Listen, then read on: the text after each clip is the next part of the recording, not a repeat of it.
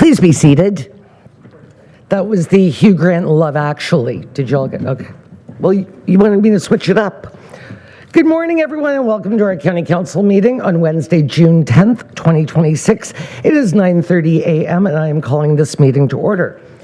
As we gather here today, we acknowledge on behalf of the County of Renfrew and our community that we are meeting on the traditional and unceded territory of the Algonquin people. The County of Renfrew was established in 1861 on these lands, which have been cared for by the Algonquin people for thousands of years. We express our gratitude to the Algonquin people for their stewardship of this land and honor their rich history and culture. We also thank all the generations of Indigenous peoples who have maintained a deep connection to this territory, and we are committed to fostering respect, reconciliation, and understanding. And if you would join me now in standing for a moment of silent reflection.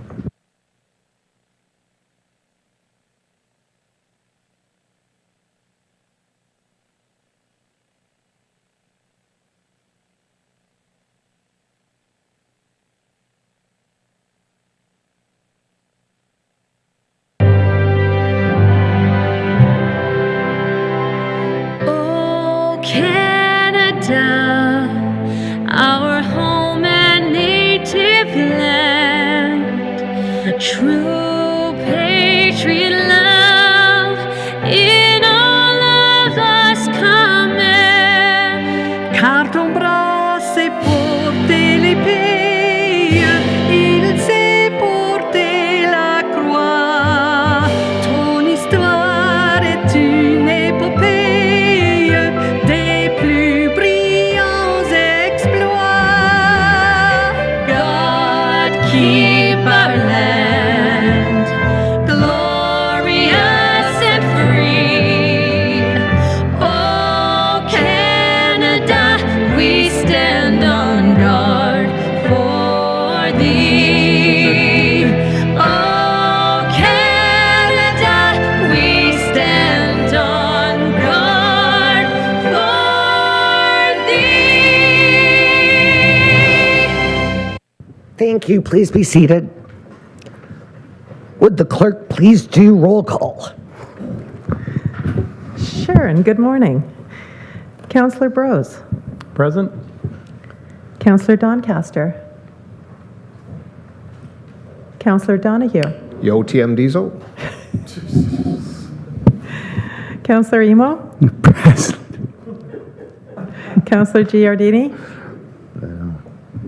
Present. Councillor Grills. Present. Councillor Hodnott. Councillor Yon. Councillor Lynch. Here. Councillor Mayville. Present. Warden Murphy. Here. Councillor Nicholson. Councillor Proctor. Councillor Service. Here. Councillor Schulist. Yo, TM Diesel. Councillor Watt. Present. Councillor Weir. Here. Thank you, and we have quorum. Thank you. At this time, is there any disclosure of pecuniary interest or the general nature thereof? I see none. I have a resolution that the minutes of the County Council meeting of May 27th, 2026 be adopted. May I have a mover and seconder, please? Moved by the member from Laurentian Valley, second by the member from Laurentian Hills. Were there any errors or omissions? I see none. All in favor? Thank you, Council. Good morning, members of Council, staff, and those joining us today. The County of Renfrew celebrated World Trails Day on June 6th by heading to Parliament Hill to attend a special banquet marking an incredible milestone, the Trans-Canada Trail reaching 30,000 kilometers in length. Thank you to Operations Chair Glenn Doncaster and Manager of Capital Works for attending. At the event, Chair Doncaster highlighted the Ottawa Valley Recreation Trail, Algonquin Trail, on the national map, officially joining the Trans-Canada Trail Network late in 2024. The Algonquin Trail initially added 132 kilometers to this world-renowned system, and it continues to grow. Which reminds me, we're 1 week into the 2026 Silver Chain Challenge, and Lanark County has pulled ahead of our friendly active living competition. It's not boo, yeah, it's boo. But don't worry, there's still plenty of time to help Renfrew County catch up. The challenge runs all through June, so grab your running shoes, hop on your bike, and get moving on trails, sidewalks, and neighborhood roads across the county. I recently had the pleasure of attending the Garrison Petawawa Business Lunch. The collaboration with Garrison Petawawa remains a key strength in our region, and events like this reinforce the importance of maintaining strong connections. I was also pleased to attend the Association of Ontario Road Supervisors event held in Petawawa. It was a great opportunity to recognize the dedicated professionals working in public works and infrastructure who play such a critical role in keeping our communities safe and connected. Hosting this event within our county showcased not only the expertise within our workforce, but also the importance of the ongoing training, innovation, and knowledge sharing across municipalities. In addition, I participated in the recent Ontario East Economic Development Commission quarterly meeting, where discussions focused on regional priorities, economic growth opportunities, and strategies to attract investment in Eastern Ontario. These meetings continue to highlight the value of working collaboratively across municipal boundaries to advance shared goals and strengthen our regional voice. June also provides an important opportunity to recognize and celebrate members of our community. June is Seniors Month in Ontario, a time to acknowledge the invaluable contributions of older adults across Renfrew County. Whether through volunteerism, leadership, or simply the wisdom and experience they share, seniors continue to play a vital role in strengthening our communities. I would like to thank all of those who support and engage seniors throughout our county, including staff, caregivers, and community organizations. June is recognized as National Indigenous History Month in Canada, an opportunity to honor and celebrate the rich histories, cultures, and contributions of First Nations, Inuit, and Métis people. It is also a time for reflection, learning, and continued commitment to reconciliation. As we recognize this important month, we are reminded that reconciliation is not just about awareness, but about ongoing action, relationship building, and respect as we continue to work together in our communities. June is also recognized as Pride Month, a time to celebrate diversity, inclusion, and the contributions of 2SL LGBTQI+ individuals within our communities. It is an opportunity to reflect on the importance of creating safe, welcoming, and inclusive spaces for all residents. Renfrew County is strongest when everyone feels valued, respected, and able to participate fully in community life. Acknowledging events like this continues to reinforce our why statement across the corporation, to cultivate a compassionate, collaborative, creative, and inclusive environment, providing our community with meaningful support and innovative solutions. Congratulations to Mayor Laurie Hodnott on receiving the AMCTO Diploma in Municipal Administration Award. This is a well-deserved recognition of her leadership and commitment to public service. It's great to see strong local leadership in Renfrew County recognized on a provincial stage, and that's why Laurie is not with us today. She is in Deerhurst accepting her award. We're also excited to see every year after premiere tonight on Amazon Prime Video. This new series, written by Barry's Bay Carly Fortune, is certain to be a huge hit. This is a really incredible moment showcasing the local stories made in the Madawaska and Ottawa Valleys on a bigger stage. Congratulations to everyone involved in bringing this project to life and putting our region in the spotlight. Craig, are you in this series at all? I am not. Okay. I'm not telling you I am. So I had to ask Craig the other day if he was in the new series Tom Green Farms, and in fact he wasn't in it, but he does get a cameo. I am in it. Oh, you are? Okay, we'll have a discussion about that We'll later. talk about the signatures later. Lots of- Autographs later. All right. I will remind those assembled here of the following: the County of Renfrew, experience our history, share our future. This concludes my address for this session of County Council. Thank you, and I look forward to the business of today's meeting. And although it's not a beautiful day to govern, it is a great day with the rain. We needed it, so welcome everyone. And at this time, you whisper. Okay. I will ask Mr. Burke to introduce our delegation. Thank you, Warden, and good morning, County Council. We're very pleased to welcome back to the Chambers Ms. Lori Huber of KPMG, who is your audit partner, to present your audited financial statements for the year. Just a couple comments. Ms. Huber and I will be here this morning. While the resolutions to approve those statements for the consolidated file in RCHC are later in the day in committees, we both may not be here. So now is perhaps the better time to ask questions when her presentation is done. If you're looking to tie our financial statements audited into our year-end reporting, I direct you to note 13 of those statements, which do tie into our reporting as we presented in April. So there have been no changes to your net surplus that was described then. And finally, just a big thank you to Lori and her team. This is a very large group project to bring these statements together, and a lot of work. And I think the team at KPMG, and especially my own staff as well, really make that easy. So thank you to those individuals as well as yourself. Welcome. So always nice to see you, Lori. Thank you, and good morning. It's hard to believe another 12 months have gone by. It doesn't feel like it was 12 months since I was standing here at the podium talking about the previous year. So in your package today, you would have seen our presentation, which is our annual audit findings, which is meant to highlight the results of our audit. I won't go through it in a lot of detail. I will make sure that we leave some time for any specific questions, either on our work from the external audit point of view or the financial statements between Daniel and I. But certainly we'll touch on the things that are meaningful to complete the fiscal 2025 year.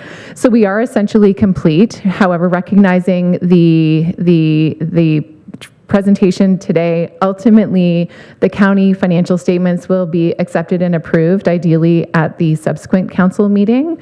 So I like to say we are done, save for the conversations that need to happen in the approvals. To the extent anything does happen in this intervening period, we need to be mindful of that. And so recognizing that we will update our subsequent events with the team up to and including that date, certainly not expecting anything to happen, but lots of things happen these days. So I just wanted to make sure that I had given you that disclaimer.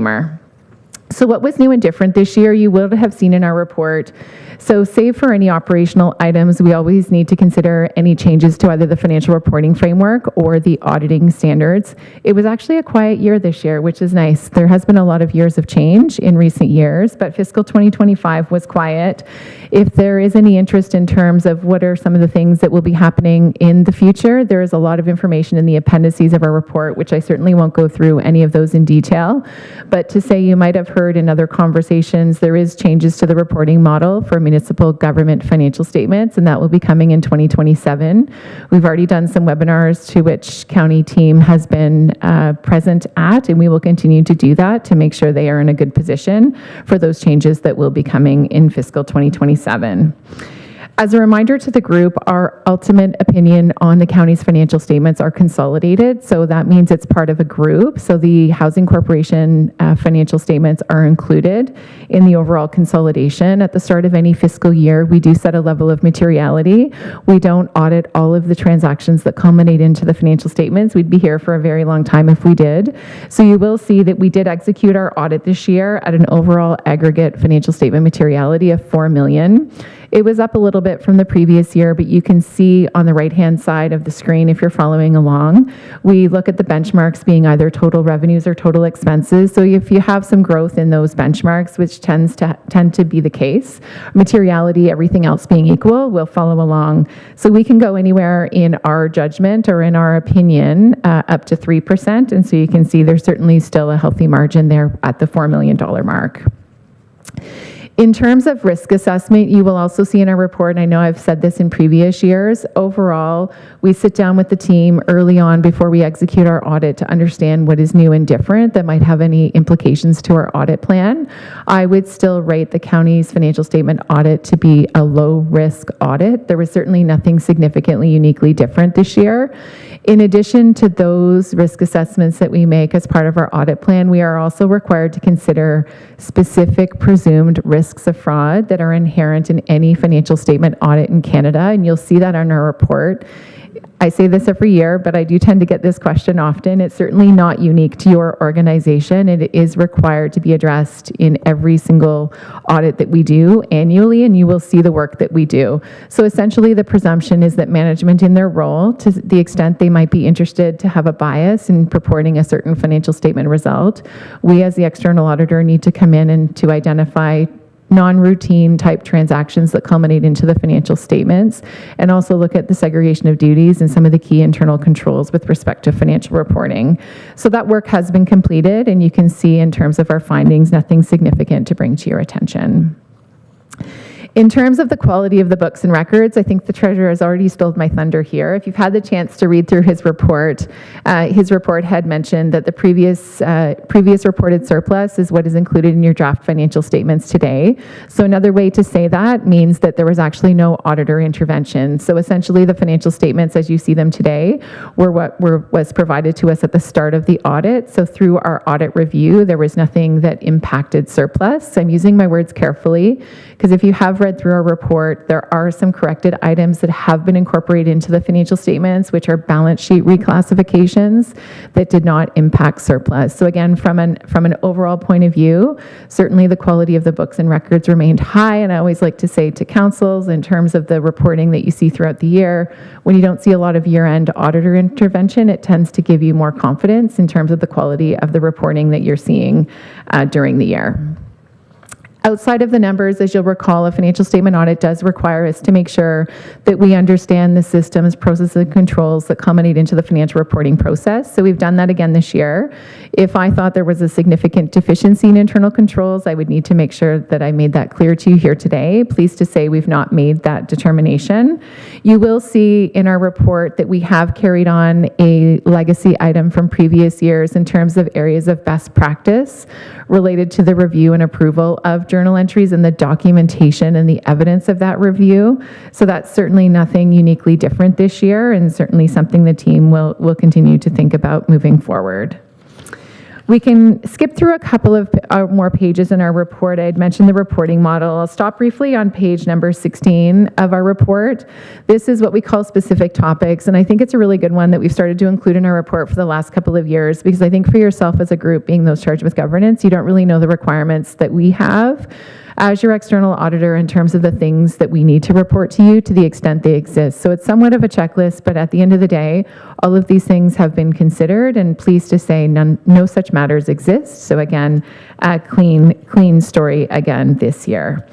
In terms of our independence, that's really the beauty that we bring to the table as that external set of eyes. And so to the extent we might provide any non-audit services to the corporation through the course of the year, we can. We just need to be mindful that we're never putting ourselves in a position to be auditing our own work. That's really the spirit of the independence.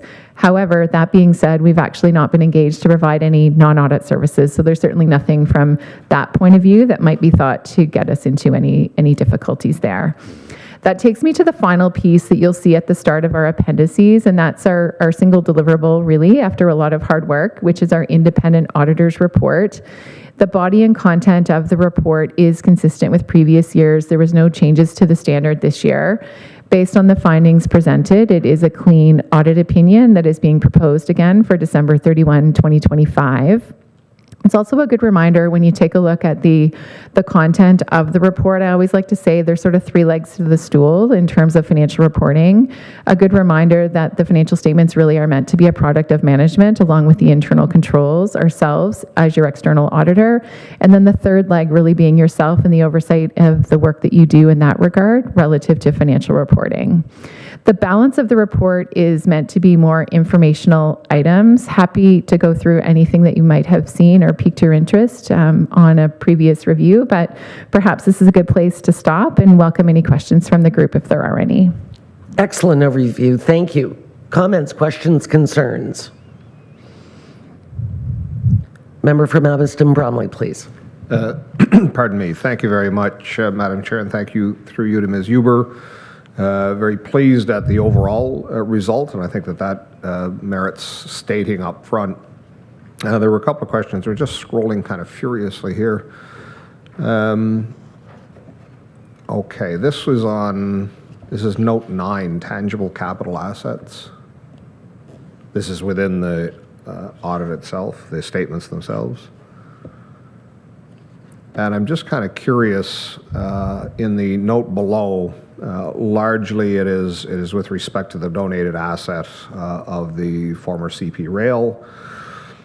And I'll note, as at December 31, 2025, the portion of the Canada Pacific Rail Corridor acquired of $51,162,828 is recorded as a tangible capital asset.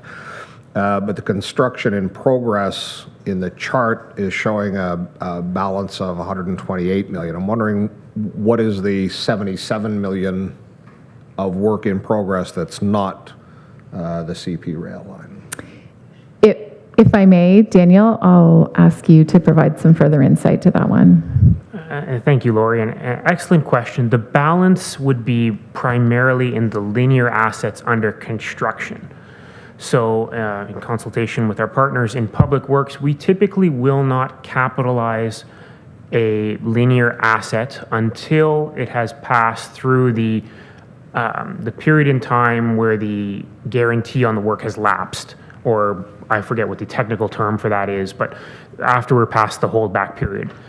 So the bulk of those jobs, and some of them are big multi-year projects on certain segments where the engineering was sitting in WIP for several years as we slowly build our way towards that. So that's what the bulk of the rest would be. Thank you for that.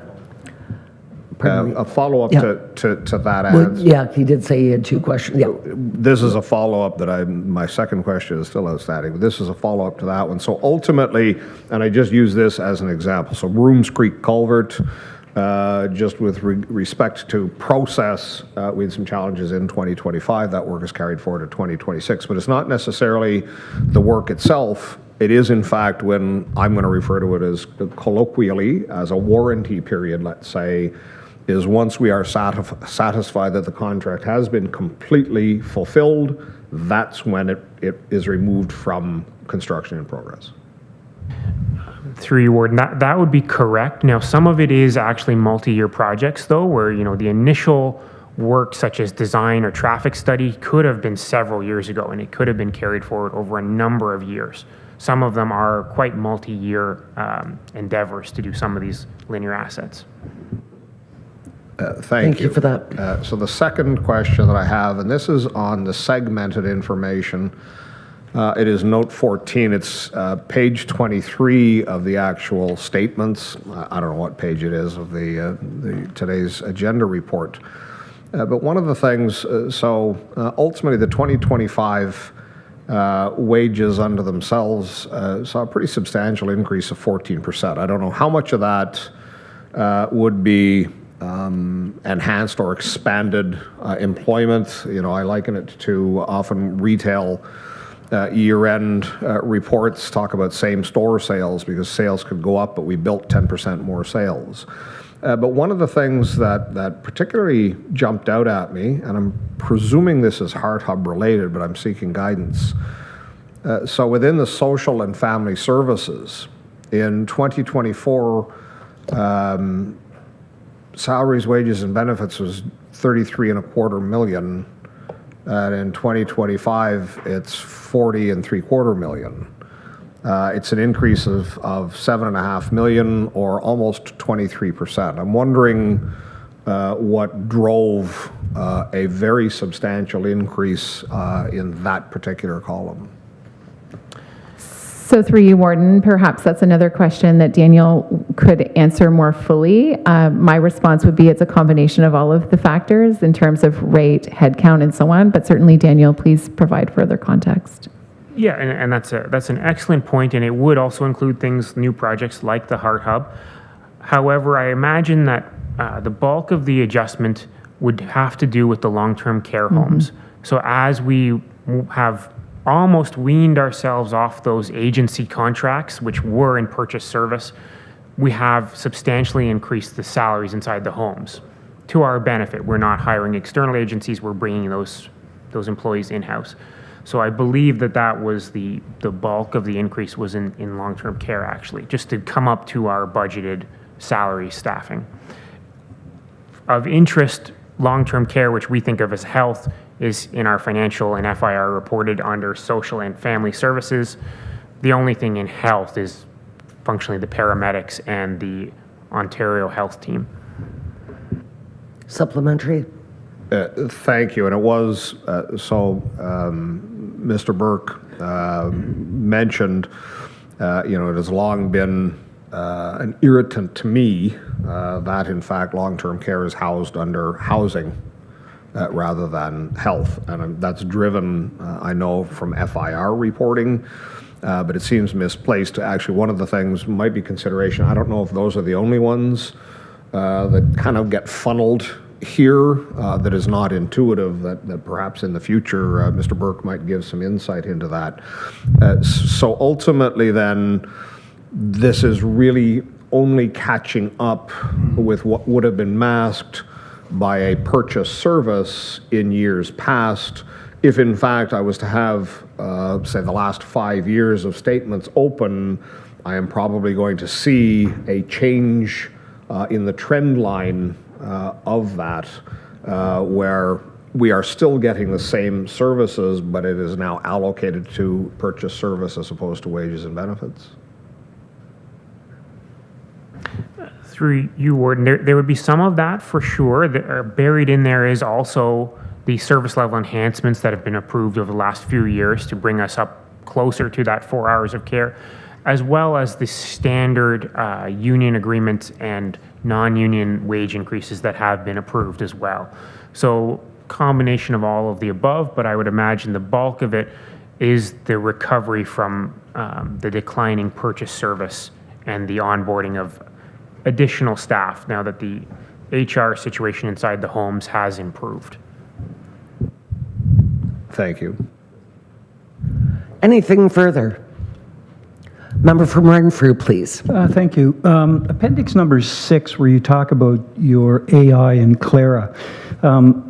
Just a couple questions. The amount of integration between your system and our system, how can we be assured that our information is compartmentalized when it's shared, and what safeguards are in place?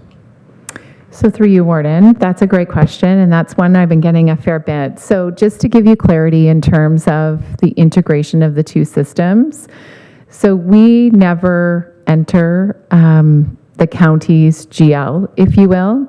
We have a portal that essentially is our liaison between client data and what we pull to actually execute the audit. It is housed in Canada.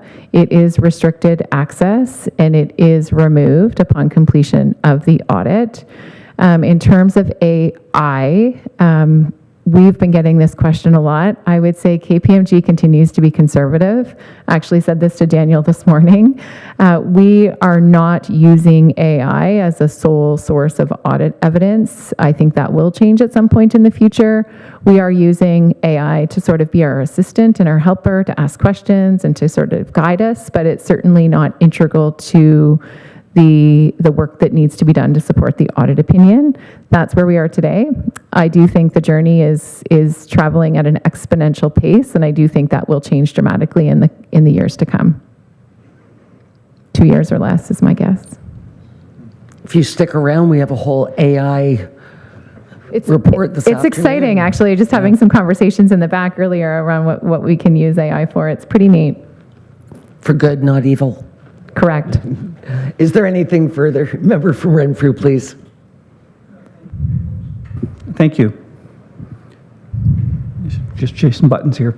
On note number 13, on page 21 of the report of the statement, it talks about our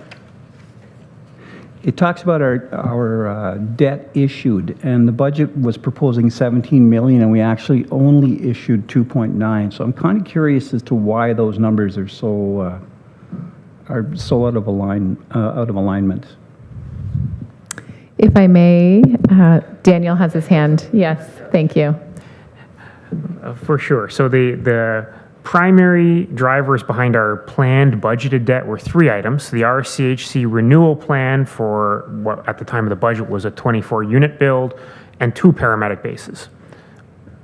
At the December mark, we were partway through a singular paramedic base. So that's the bulk of the distinction right there. I won't say those jobs are carrying forward, and the anticipated draw on debt will also carry forward in the next budget as well. Thank you, that's what I assumed, but thank you, I appreciate it. A member from Whitewater, please. Thanks, Warden. Question, start off, Lori, thank you. I appreciate the work that's gone into this in the summary, and the questions have been really good. I'm going to go off on a tangent. Last night, I was part of an audit presentation for our hospital. And in that audit presentation, the auditor, happens to be KPMG, also provided a comparison of 10 years worth of expenses and revenues, as well as comparators against other similar size, similar service providers. Is that a level of service that can be offered to upper tiers and by KPMG in this case? So through you, Warden, we absolutely could. So that would be a value add. We actually have been working hard behind the scenes to build some databases and some Power BI reporting to pull.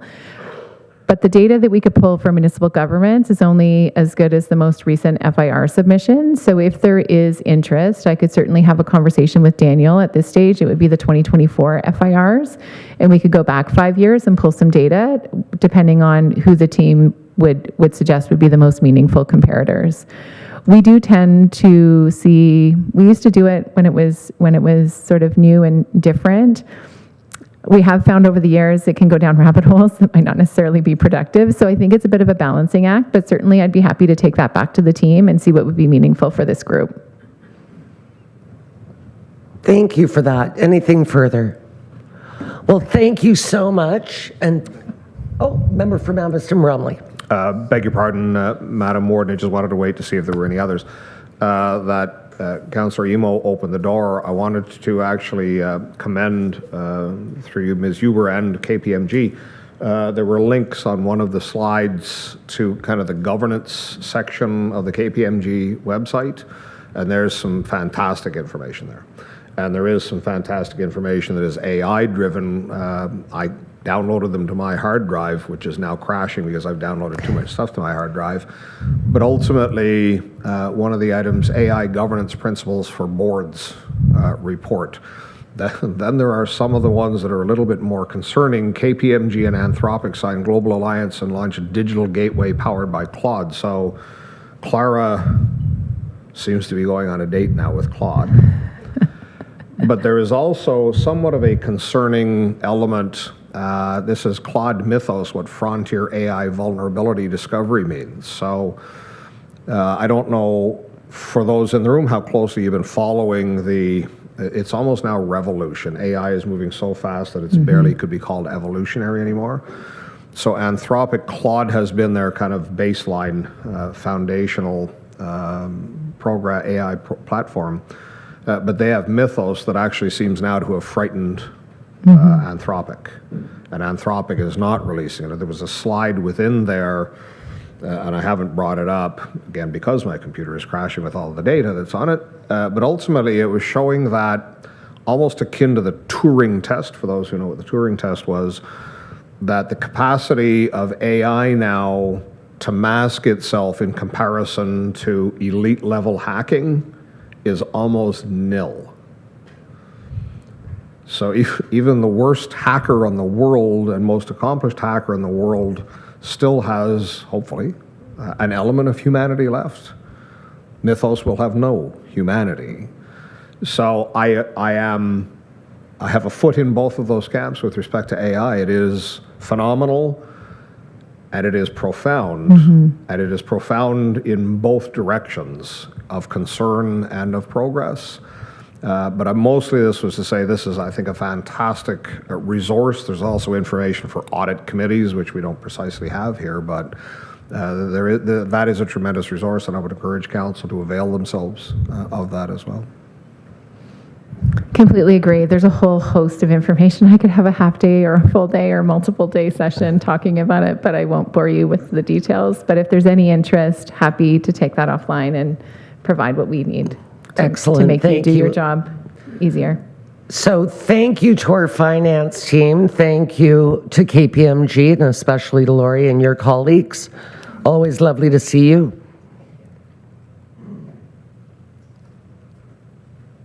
Correspondence.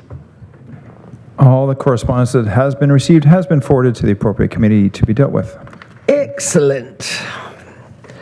And now I'm going to turn this over to Chair Bros with the DNP report. Thank you, Warden. To the Council of the Corporation of the County of Renfrew and members of County Council, we are Committee of a Whole Development and Property wish to report and recommend as follows. Item 1 is an information item, and it's just a draft of the 2027 to 2036 Forest Management Plan for the Renfrew County Forests. And of course, being a draft plan, there's an opportunity for input from anybody who would like to recommend changes or maybe other information to be included. Moving to resolutions, number 2, Upper Ottawa Valley Drive Property Surplus Land, Resolution Number DP-CC-260556, moved by myself, seconded by committee, that County Council declares surplus to the needs of the County of Renfrew, the county-owned property on Upper Valley Drive, excuse me, and described as Part Lot 29, Concession 1, Stafford, Part 249R 20207 in the City of Pembroke, and that staff proceed with the disposal process in accordance with Policy GA-02, Disposal of Corporate Asset, and the background is attached. Resolution number 3 is the Forest Sector Committee Terms of Reference Update, Resolution number DP-CC-260557, moved by myself, seconded by committee, that County Council approve minor amendments to the Terms of Reference for the Forest Sector Committee to revise quorum to be defined as a majority of the voting members of the committee and clarify that the chair shall vote only in the event of a tie. Once again, background is attached. Resolution number 4 is Care for Health and Community Services Green Space located at 425 Cecilia Street, Pembroke. Resolution number DP-CC-260563, moved by myself, seconded by committee, that County Council execute a memorandum of understanding between Kinsman Court Home for Men and Women, Pembroke, Inc., Care for Health and Community Services, and the County of Renfrew to establish a cooperative framework for discussion and preliminary due diligence regarding the potential use of the green space associated with 425 Cecilia Street, Pembroke. Again, the background is attached. Moving to bylaws, number 5 is a transfer payment agreement to fund Enterprise Renfrew County for 2026 to 2029-2030, resolution number DP-CC-260558, moved by myself, seconded by committee, that County Council adopt a bylaw authorizing the Corporation of the County of Renfrew to enter into a transfer payment agreement with the Province of Ontario for financial and program support of Enterprise Renfrew County for a 3-year term commencing April the 1st, 2026 and ending March 31st, 2029, with an option to renew for a 4th year ending March 31st, 2030 at the discretion of the province. And the full background is there for your review. Item number 6 is the official plan amendment number 51, OPA 51, resolution number DP-CC-260559, moved by myself, seconded by committee, that County Council adopt and approve official plan amendment number 55, OPA 51. Sorry, amendment number 51, OPA 51, and the full background is attached. And all of this is respectfully submitted by myself as chair and committee members. Thank you, Warden. Thank you. So we'll go back to information item number 1, number 2, number 3, number 4, number 5, and number 6, formerly known as number 5. The report as a whole. Could I have a mover, please? So moved, Warden. Thank you. All in favor? Thank you, Council. Now we'll move on to Vice Chair Lynch with the what? Dan said. The chair is here. Yeah. However, All right. we're, I missed you earlier, by the way. You snuck in, and I didn't see you. But do you want to do the report? I apologize. I can, sure. Excellent. we're ready. Consent. Whatever. Do you guys want to take it in the parking lot, fight it out? Councilor Lynch, it's all yours. Thank you, Chair. To the Council of the Corporation of the County of Renfrew, members of County Council, we, your Committee of the Whole Operations, wish to report and recommend as follows. Under Information, we're starting on page 351 of your diligence. Information number 1 was Capital Works contracts. Information is there. Number 2 is the former CN Line Trail name, and the information is there. Number 3 is County Road 51, Petawawa Boulevard expansion. The information is there. Number 4 is the PWC 202534 County Structure 201 Brooms Creek Culvert and Dam Engineering Services Contract Amendment. The information is there. And under resolutions, which is paragraph number 5, Terms of Reference Transportation Advisory Committee, Resolution number OPCC 260569, moved by Chair, seconded by Committee, that the county approve the terms of reference for the Transportation Advisory Committee. The background is there for your information. Number 6 is Rural Transit for the County of Renfrew, Resolution number OPCC 260570, moved by Chair, seconded by Committee, the County Council approve the brief titled Rural Transit for the County of Renfrew. Again, the background is there for information. Number 7, Highway 17 Extension Advisory Committee update. Resolution number OPCC 260571, moved by Chair, seconded by Committee, and you might want to get a copy for this one. Whereas the recent announcement regarding the expansion of 17 is welcomed as an important investment in the economic growth, transportation safety, and long-term infrastructure needs of the County of Renfrew.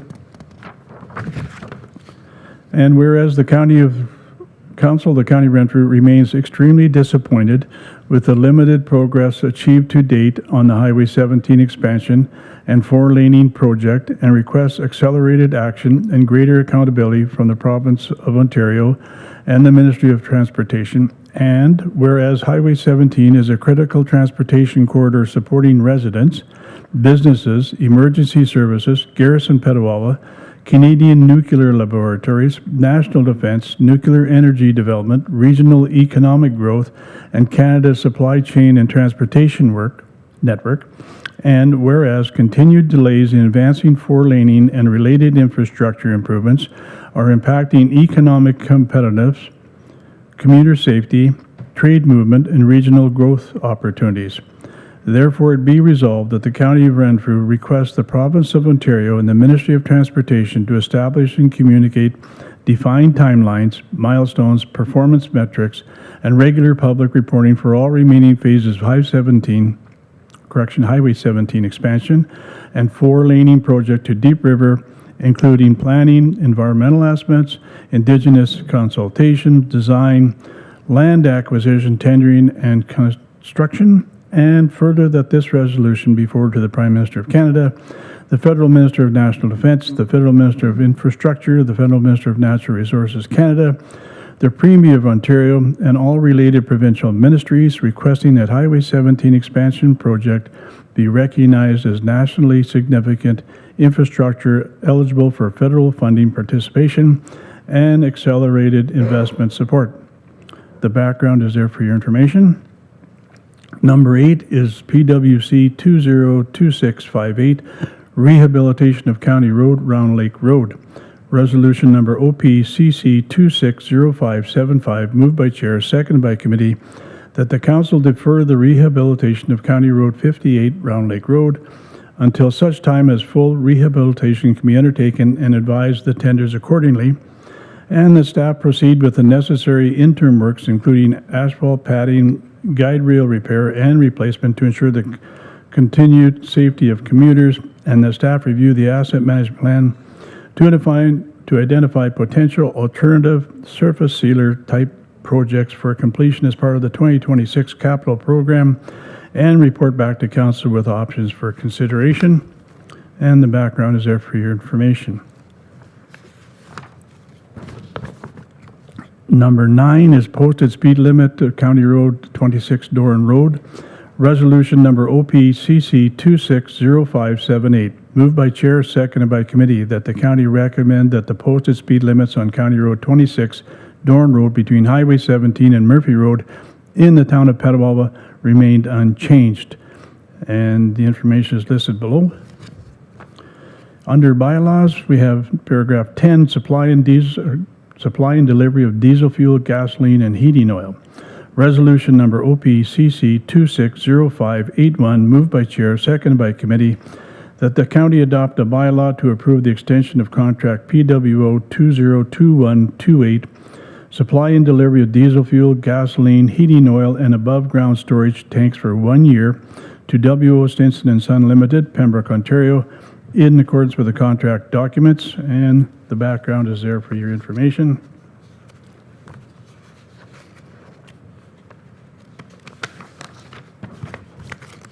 Number 11 is policy PW25, standing corn snow fence program. Resolution number OPCC 260582, moved by chair, seconded by committee. The county council adopt a bylaw to approve County of Renfrew Public Works and engineering policy PW25, standing corn snow fence program, and the information is there. Number 12 is property acquisition 386396 Madawaska Boulevard. Resolution number OPCC 260586, moved by chair, seconded by the committee, that the committee adopt a bylaw to authorize the acquisition of the following lands: parts 1 and 2 on plan 49R 21129 from 386 Madawaska Holdings for the sum of $53,680. Part 3 of plan 49R 21129 from T. Annis Holdings Limited for the sum of $27,670.50. And Part 4 of Plan 49R 21129 from 386 Madawaska Holdings and T. Annis Holdings, tenants in common, for the sum of $28,671.50. And the lands described be dedicated as part of the public highway system upon registration of the transfer documents. And the information is there, all of which is respectfully submitted by myself, Vice Chair. Thank you, Warden. Thank you. And we'll go back to information item number 1. Number 2. Number 3. Number 4. Number 5. Number 6. Number 7. Member from Petawawa, please. Thank you, Chair, and through you. I support this wholeheartedly, the resolution. I'm just wondering, with the recent discussions we've had about Highway 17 and the timelines, specifically referring to the section from Deep River to Greenwood Road, I know there has been some discussion about updating or perhaps making a more specific resolution. So in terms of this one that's going out, I guess my question is, are we contemplating a more specific and an additional resolution in terms of that particular section of the highway and advocating for its 4-laning at the same time as the construction that's ongoing? Yes. I think you should write it. But I do believe that's the direction that we sort of went on Monday to... We'll bring it to operations at the end of the month. Okay. Oh, it's being brought to operations at the end of the month, so you don't have to write it. Member from Renfrew, please. Yes, and thank you, Warden, and through you to my friend, excuse me, it's been a long-standing, I guess, thought and action that both projects would be continued to be highlighted to the ministry. That was a commitment I think we made in 2014, and we've kept that commitment in terms of, as you're aware, advancing the, and this is just for public education because you're very aware of this because you helped form it, but in terms of the strategy of talking about the improvements that are needed to from Meath Hill through to Deep River. And so that was always the second phase once there was some confirmation. And so we've been working away quietly on that. I think and making those presentations, but I think that has to become more public. And I'm glad to see that we're bringing it back to operations with a new motion to support that. So yes, it's always been a long-term commitment, and we've never wavered from it. We haven't been as loud about it, but I think that's about to change. Thank you. Yeah, so I think the idea is let's get a resolution signed, sealed, delivered before AMO, so that if there's the appetite to ask for a delegation, that we have something from this body. Member from Whitewater, please. Thank you, Warden. Like Councillor Service said, I'm in full support of this approach, and it's prudent upon us to look this far forward to try to influence this kind of provincial infrastructure for the future development of the county. And I would pile on the electrical grid is another example where we need to focus some of our advocacy in the same way, looking out 20 years, making sure that this type of provincial infrastructure Renfrew County is included in the provincial plans. As part of the discussions that happened on Monday, there was discussion about, I apologize, I'm just going to flip back here, a provincial Connecting the East transportation plan. And that... No. Sorry? Yeah, that was part of a closed meeting. Sorry, I'm reading right off the... I'm referencing the conversation, but I'll pull that back and I'll say I'm looking at the 2022 Connecting the East transportation plan that was released by the province. And this prioritizes the investment in highway infrastructure in Eastern Ontario. I suspect that they are going to be reviewing this document. In this document, it looks at Highway 17 within County of Renfrew, and only a portion of it is freeway. Once it hits Petawawa, it is now designated as arterial. So for us to strategically ask for investment on Highway 17 in the county, we are also going to have to advocate that it's recognized as a freeway requirement. I'm wondering if staff could comment, do we have the opportunity to influence the next version of this Connecting the East transportation plan? And how might we ensure that our strategic needs are recognized? I can start and then turn to Mr. Perkins. Thank you, through you, Warden.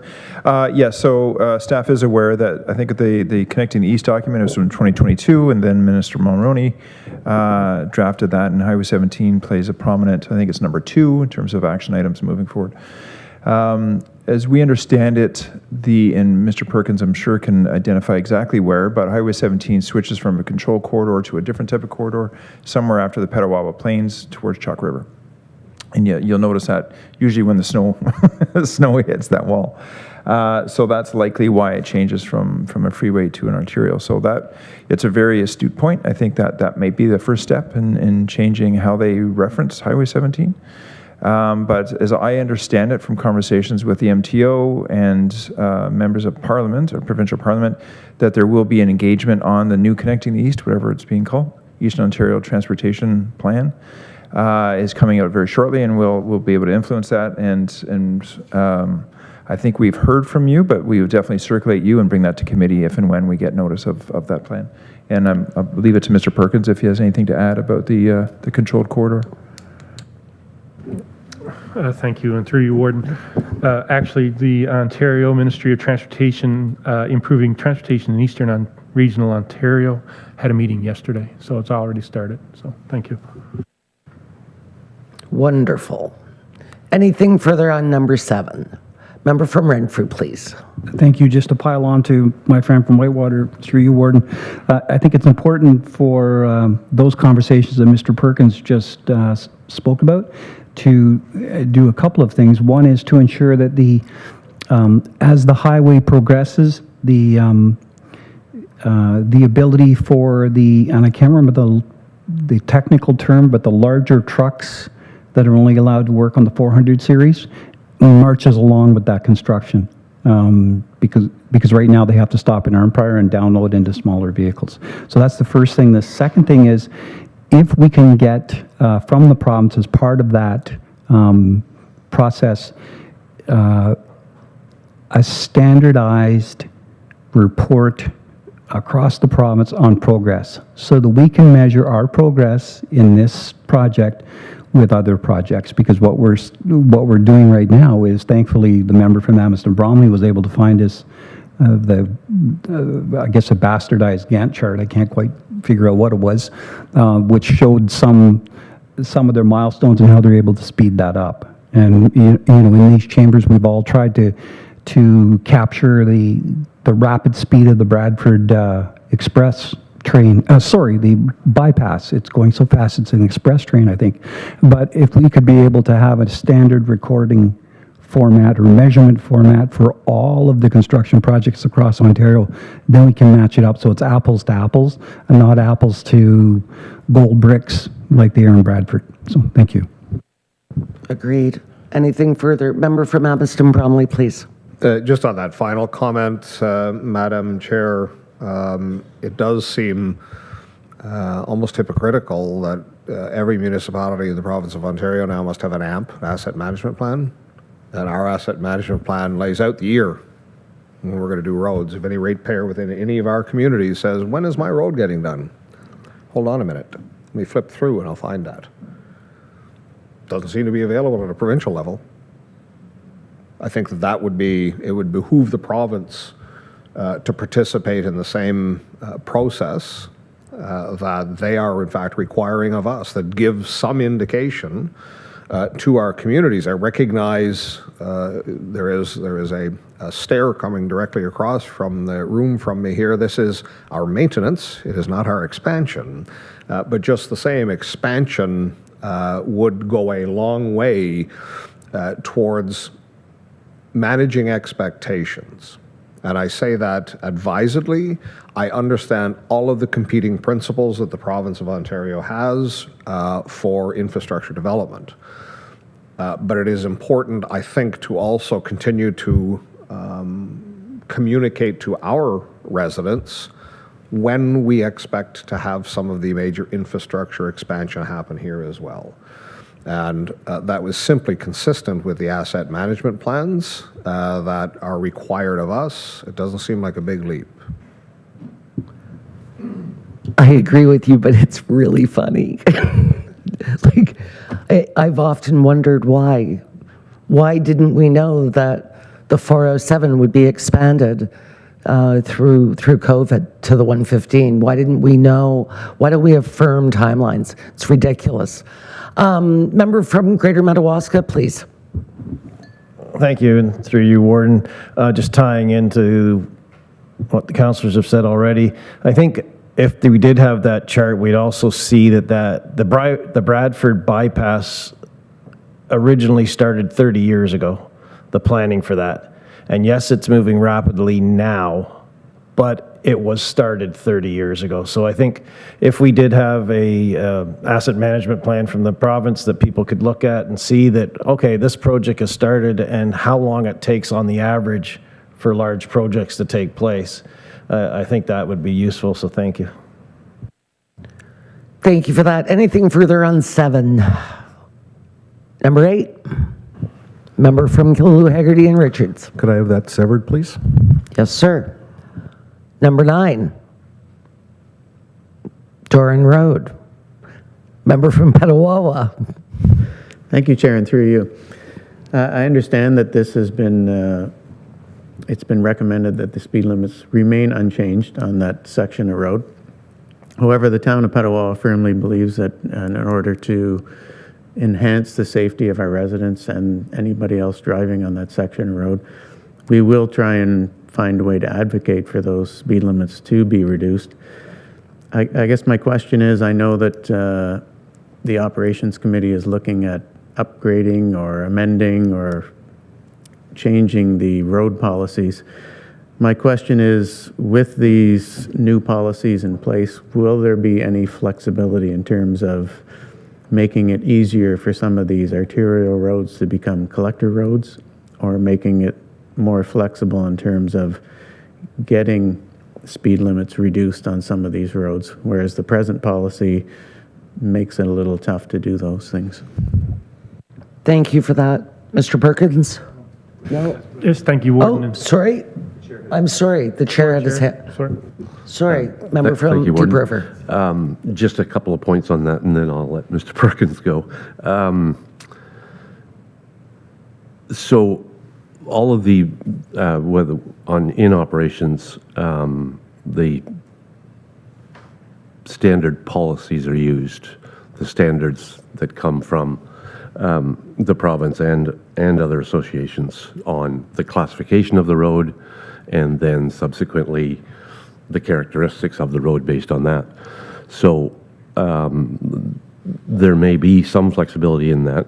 The other option that I would point out that I'm sure that the member is aware of is that the town could take over that road as a municipal road and have full control over it.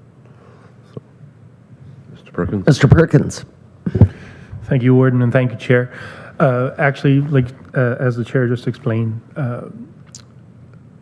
when Mr. Hanrath brings back that report, you as a council have the opportunity to do whatever you wish. Thank you for that. I'm not going to name names, but 2 people in this room witnessed one person in this room speeding on Doran Road last week, and both of them gave me hell for it. It's such a nice road.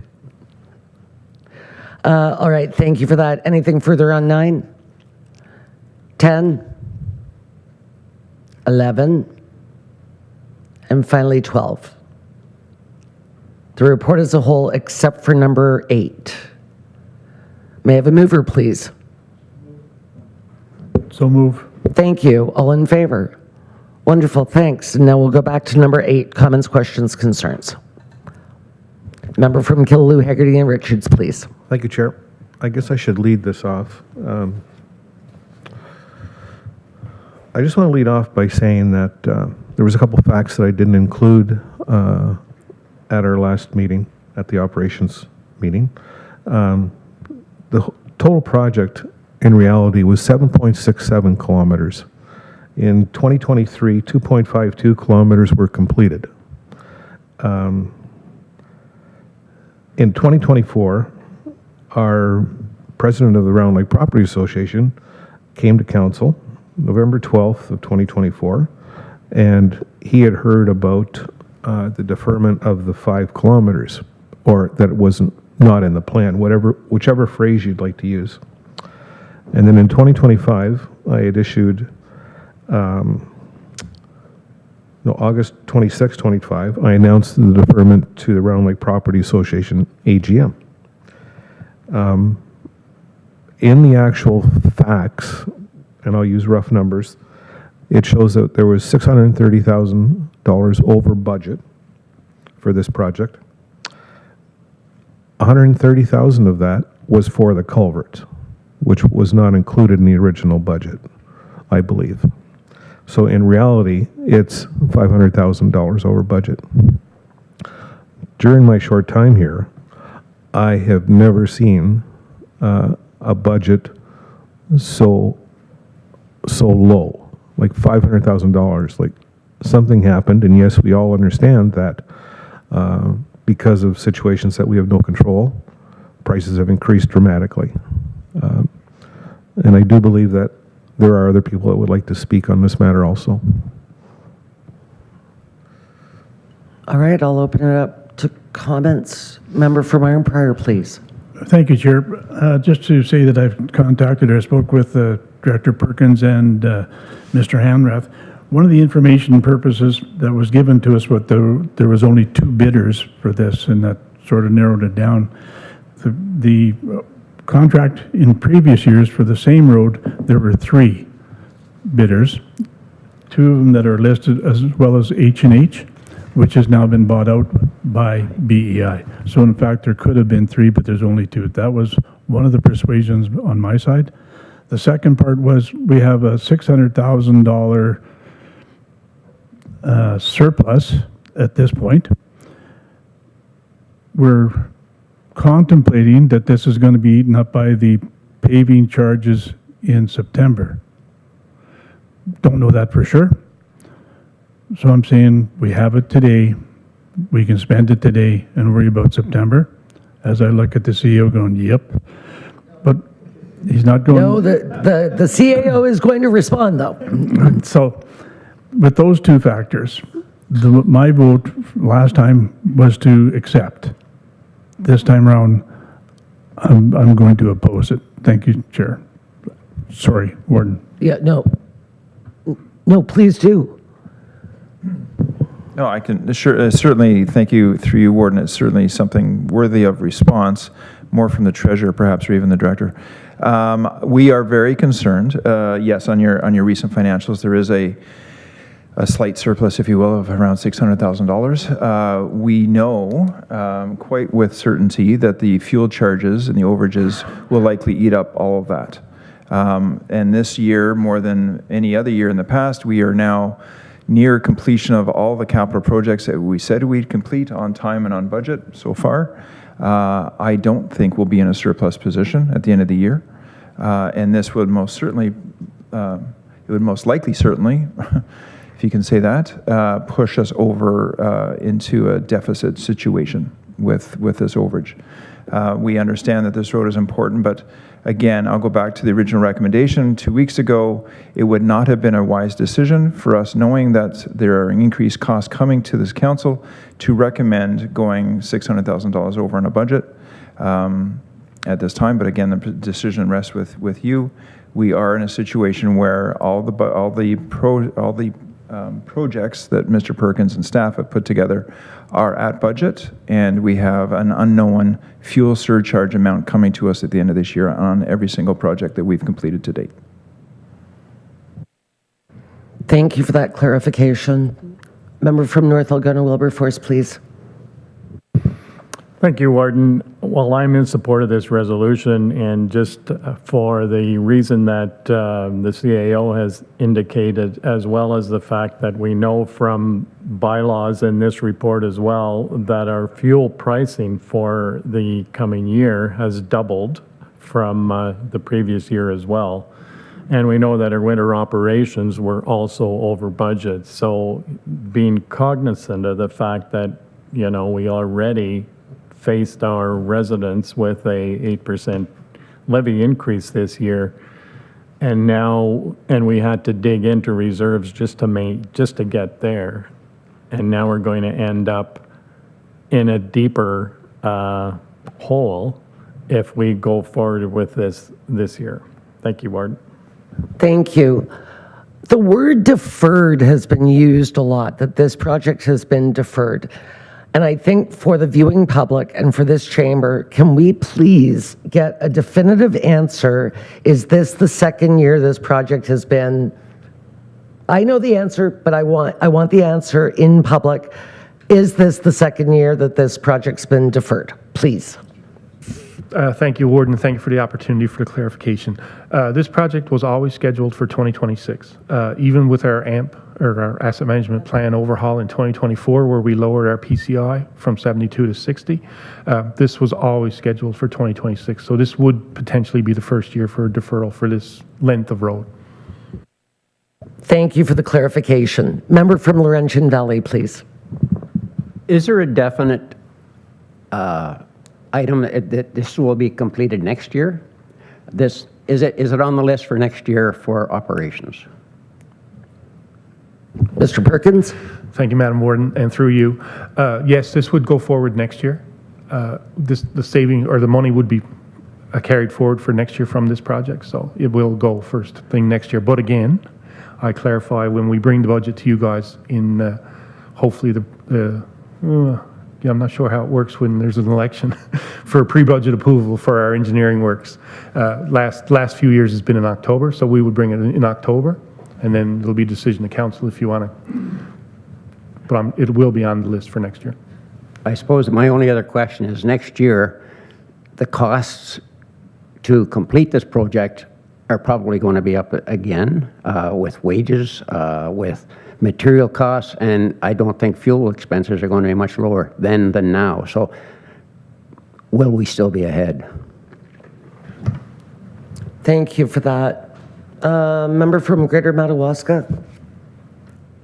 Thank you, and through you, Warden, to Director Perkins. I'm just wondering, maybe I missed it.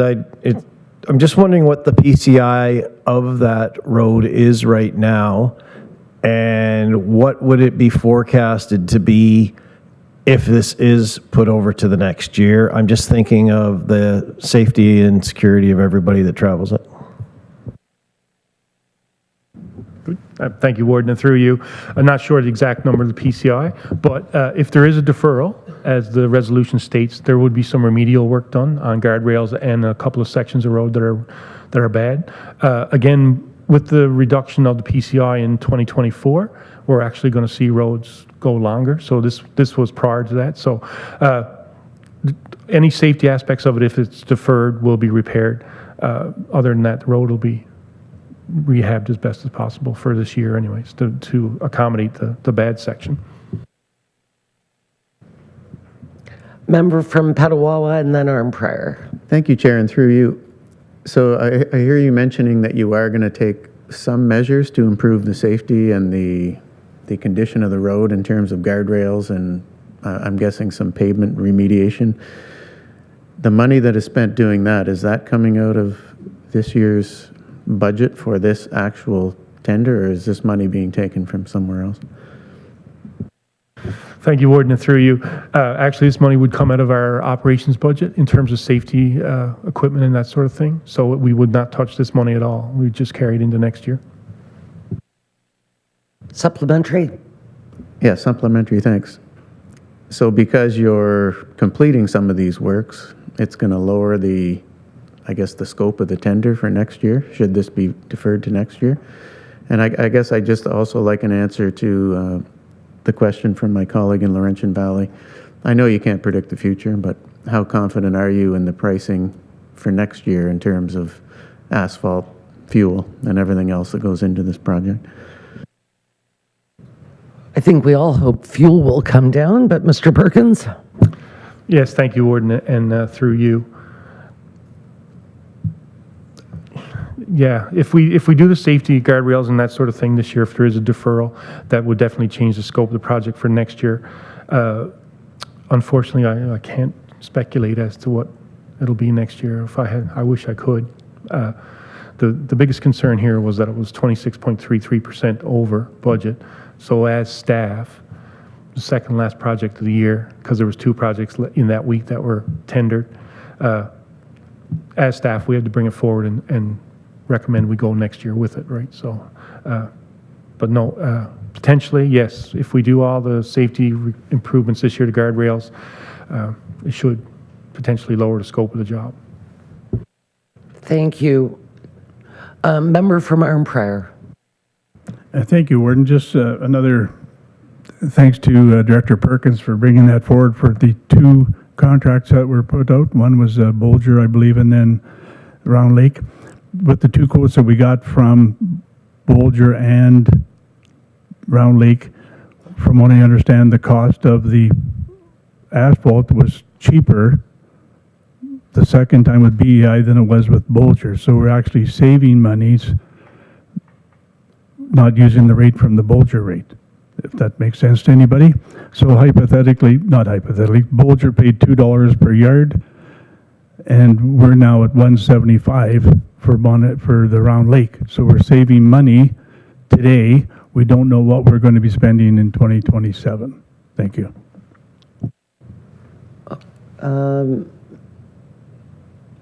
Member from Deep River, were you going to answer that, or did you also have a question? Well, kind of just. Or a bit of both. Kind of a comment, whatever. So I wasn't issued my crystal ball last week, so I can't really use that. But when we look at historically, sometimes we don't know why the prices fluctuate, whether they're going up or down. But when you look at these types of construction projects, one of the two biggest factors that we've seen in the last couple of years is steel costs. And hopefully we have some certainty a year from now on what that industry is facing. And secondly is the cost of pavement is generally tied very closely to the cost of oil. So if fuel prices are going to come down, and hopefully they will, well, Alberta doesn't hope that they do, but when you look at constructions, if that's, so that could mean, so both steel and oil prices are significant factors in a lot of the projects that we have. So I think there's going to be some more stability, but like I said, I wasn't issued my crystal ball, so I'm not sure. I've got the member from Renfrew and then the member from Whitewater, please.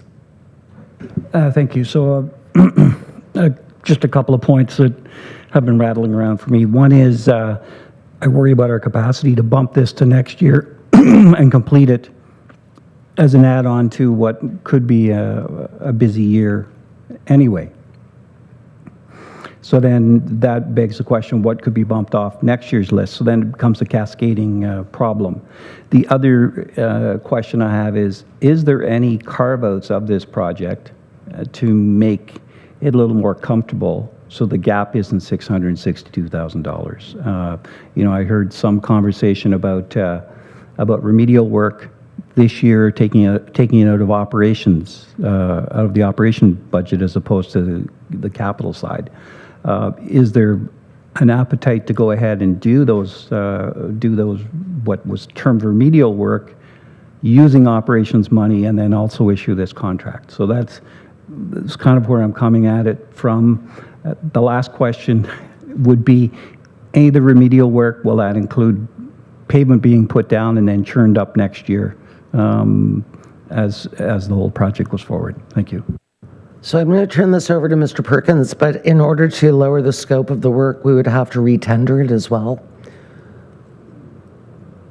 because the tender went out for those kilometers with these parameters.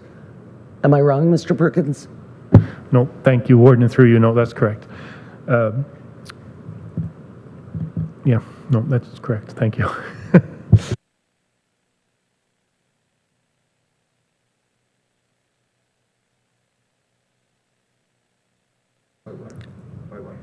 No, I think member from Renfrew had a second question that wasn't answered, though. Member from Whitewater. Thanks, Warden.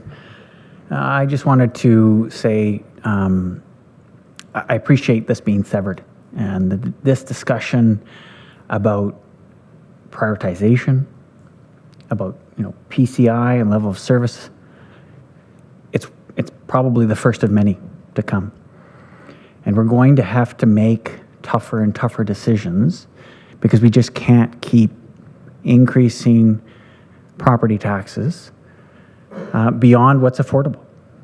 So these types of discussions, this contemplation, the exploring for alternatives, trying to understand, where's the push and pull, how does that reflect next year and the year after that? These are the types of discussions that I believe we need to continue to have, and I expect that when we do the budget again this year. What I was hoping for, just because I didn't realize it before we got into more in-depth discussions about this since the last meeting, the CAO had mentioned a fuel surcharge. And I was hoping that maybe we could just understand that contractual process that we have in place when it comes to the tendering for roads. We tender, we see a value, we approve that value, but obviously there is some changes to those costs as the price of fuel goes up and down. I'm wondering if we can just get a better appreciation for that. the percentage of magnitude that has on an overall project, not just for council, but for any of the public that might be watching. I'm going to throw this over to Mr. Perkins. Thank you, Warden, and through you. Asphalt, of course, is the largest component of all of our projects, right? So obviously there's a direct correlation to what the cost of the projects are. So, and then the fuel is another auxiliary price, right? But right now the cost of asphalt is what is the majority of the pricing for us.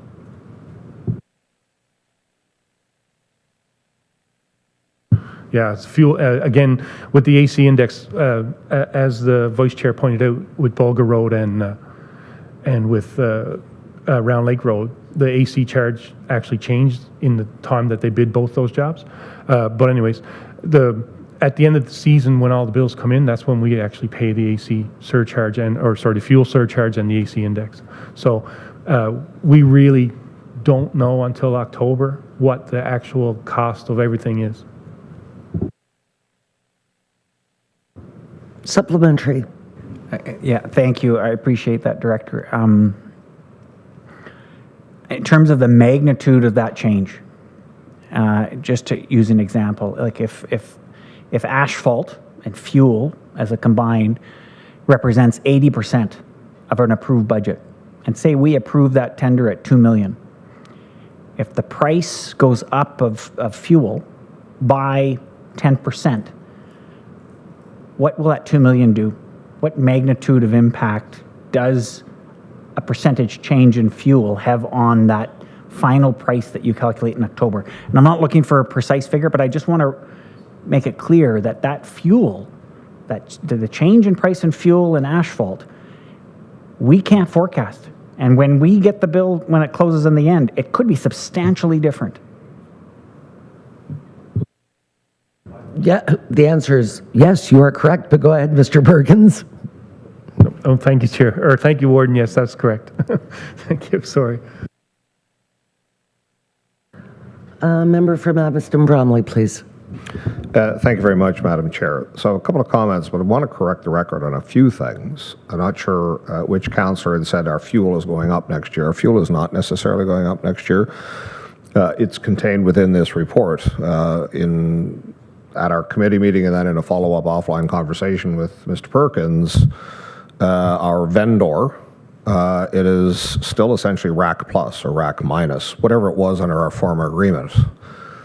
You may be unfamiliar with rack pricing. I have it on my farm fuels, but it is a little bit of an esoteric consideration. It's a little bit like the fuel surcharge or the AC index. Ultimately, there is published every day what the major petroleum vendors have as their rack price. Maybe it's $1.23 for E10 gasoline, and then your price on your bulk tanks is going to be perhaps that rack price plus 2 cents, maybe minus 5 cents if you have enough volume, and depending on where they're delivering it to. So our fuel is not going up in 2027. Our pricing is the same. Our fuel will go up if, in fact, the price of fuel across the globe is still high or is going up. That's number one. Number two, notwithstanding Councillor Mayville's comments about there being initially the Round Lake being 7 point whatever kilometers, well, Bulger Road that actually divides Councillor Brose's municipality from my municipality, I travel it when I come up here. There's a small section of it we're doing this year. It was allocated to be done this year. There's another section will be done next year, but the road is not the project. That segment is. So there has only ever been this segment that is in front of us now that in the AMP in November 2024 that reviewed, in the AMP in November of 2025 that we reviewed, it was clearly identified this section of Round Lake Road was going to be done in 2026. Nothing has been deferred that was supposed to have been done sooner. That's a done deal. So ultimately, I had outreach, and it's my understanding that almost everybody from council had outreach from the low bidder in this instance. With questions, comments. In the outreach that I had, I said, I am always open to new information, but I've not heard any in the room. I will repeat my comments that I made at at the Operations Committee a couple of weeks past, wherein certainly the residents along there have been looking for this to happen. But this is a 26.88, not 33, 26.88% overage. Staff brought that to us. We, council, can do whatever we want, but I'm staring straight into that camera and I'm saying we're looking at a pretty substantial levy increase in 2027. And here we are with staff recommending that we not go over budget on this and push it to next year. For those who are concerned that it could be more money next year, I chaired operations in 2015. 2015, I think we paved about an extra 6 kilometers, or probably somewhere on the order of 18 to 20% more kilometers than we had budgeted because oil had declined. Ultimately, it is imprecise ratio, though there is a connection between the AC index and the price of oil. There is a 1-to-1 ratio on the fuel surcharge and what fuel is. And in the outreach that I had from the low bidder, what I suggested is in 2015, there were structural issues that were driving and depressing the price of a barrel of oil. It's entirely man-made today. It could end tomorrow. As far as the President of the United States is concerned, it's ended 10 times already. It'll probably end 3 times this week before it's up. So I would say that in fact, it is somewhat rolling the dice to push this project to 2027, keeping in mind that we have a margin of $600,000 from what we thought it would cost. But there is the least risk. It is said, I think, that the blackjack table favors the house the least at the casinos. This is the blackjack table. There are some pretty substantial odds that this might come in cheaper next year. As far as our capacity, to Councillor Emo's comments, this is a done deal. Like, unless we're changing the scope, all of the preliminary work is done. Last comment, and again to correct the record, when Councillor Mayville had suggested that the Tomasini culvert, the $125,000, that's a whole separate line item. The very top line is on page 359 of the agenda report. It clearly shows that the budget for the construction of this was just under $2.3 million. The bid was just under $2.9.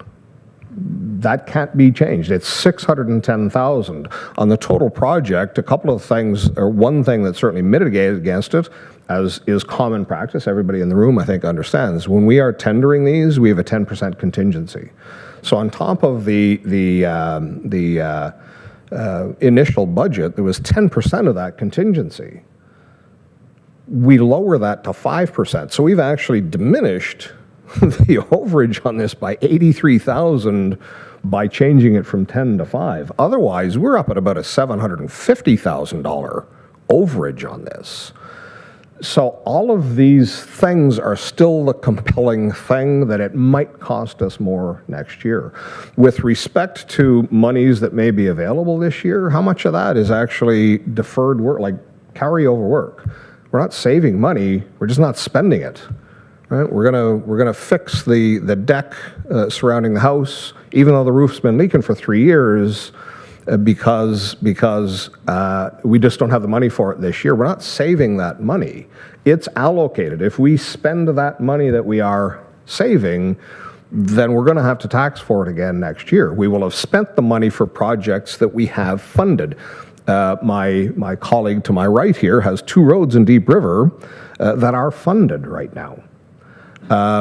So that's where we're saving the money. Almost every project, every road project on this year's roster is over budget. The proponent, the actual low bidder on this, was a successful bidder on 7 of the capital projects. Across those 7 capital projects, it was just under $400,000. All of them are over budget, and we still carried forward with them. And I think it was something on the order of about 5% was our total overage on those 7. If in fact Round Lake goes forward, it will now be 8. But the overage goes from 5% to 10%. That's a pretty substantial jump. So I don't have that crystal ball either, but I do know that this is substantially over, and What is the risk of pushing it? Yeah, the risk is not that it's going to cost the same thing. That's no risk. We'd spend the same next year as we would spend this year. The risk is that it might be more. But I have some certainty that there is a value even in establishing that we are fiscally responsible in this room for all of you ratepayers at home. This is the appropriate decision. I treat this much like I treat replays in professional sports. The call on the field was to defer this. There'd better be some compelling evidence to suggest that we change our minds from that, and I have heard none in the room. Okay, thank you. Member from Greater Madawaska, please. Thank you, and I'll be quick, Warden. To Mr. Perkins, just wondering, do we have a vehicle count per day that uses this road? Secondly, do we know what is the average type of vehicles, whether it be large commercial, motorcycle, regular cars, whatever? And then I'm just going to go one further. Have we received complaints from the residents about accidents or damage to their vehicles on these things? I'm just going back to safety issue again. Thank you, and through you, Warden, take me some time to compile that. But no, I have not heard any direct complaints on that road for that situation. But as for the average daily traffic numbers, and that, it'll take me a little while to get that put together for you. Okay. Member from Madawaska Valley, please. Yes, through you, Warden. I just want to be on record here. I'm not a fan of deferring any projects. I think we got very competitive bids and local businesses, and I'm really, like I said, you don't win with deferring any project as far as I'm concerned. Thank you. Thank you. Is there anything, member from Renfrew, please? Yeah, just, we've talked about this a lot, so just in terms of should this motion be defeated, then is there the opportunity to make a motion for this project to go forward? Or does that have to go back to committee, or what's the process? I want to make sure I understand procedurally. And I think everybody else may need to understand that. I think through you, Warden, I think our staff understands if this motion is defeated, then that means that you've accepted that the lower bid will be accepted, and it will go ahead. I mean, but the issue now is that we would have brought this to committee and identified how this is going to be paid for. This goes beyond delegated authority. It's outside of budget. 28.66% or whatever you referenced earlier, 88. The understanding is that the project would go ahead. We would have to seek a resolution from council. Then it would then direct staff to accept the lowest tender.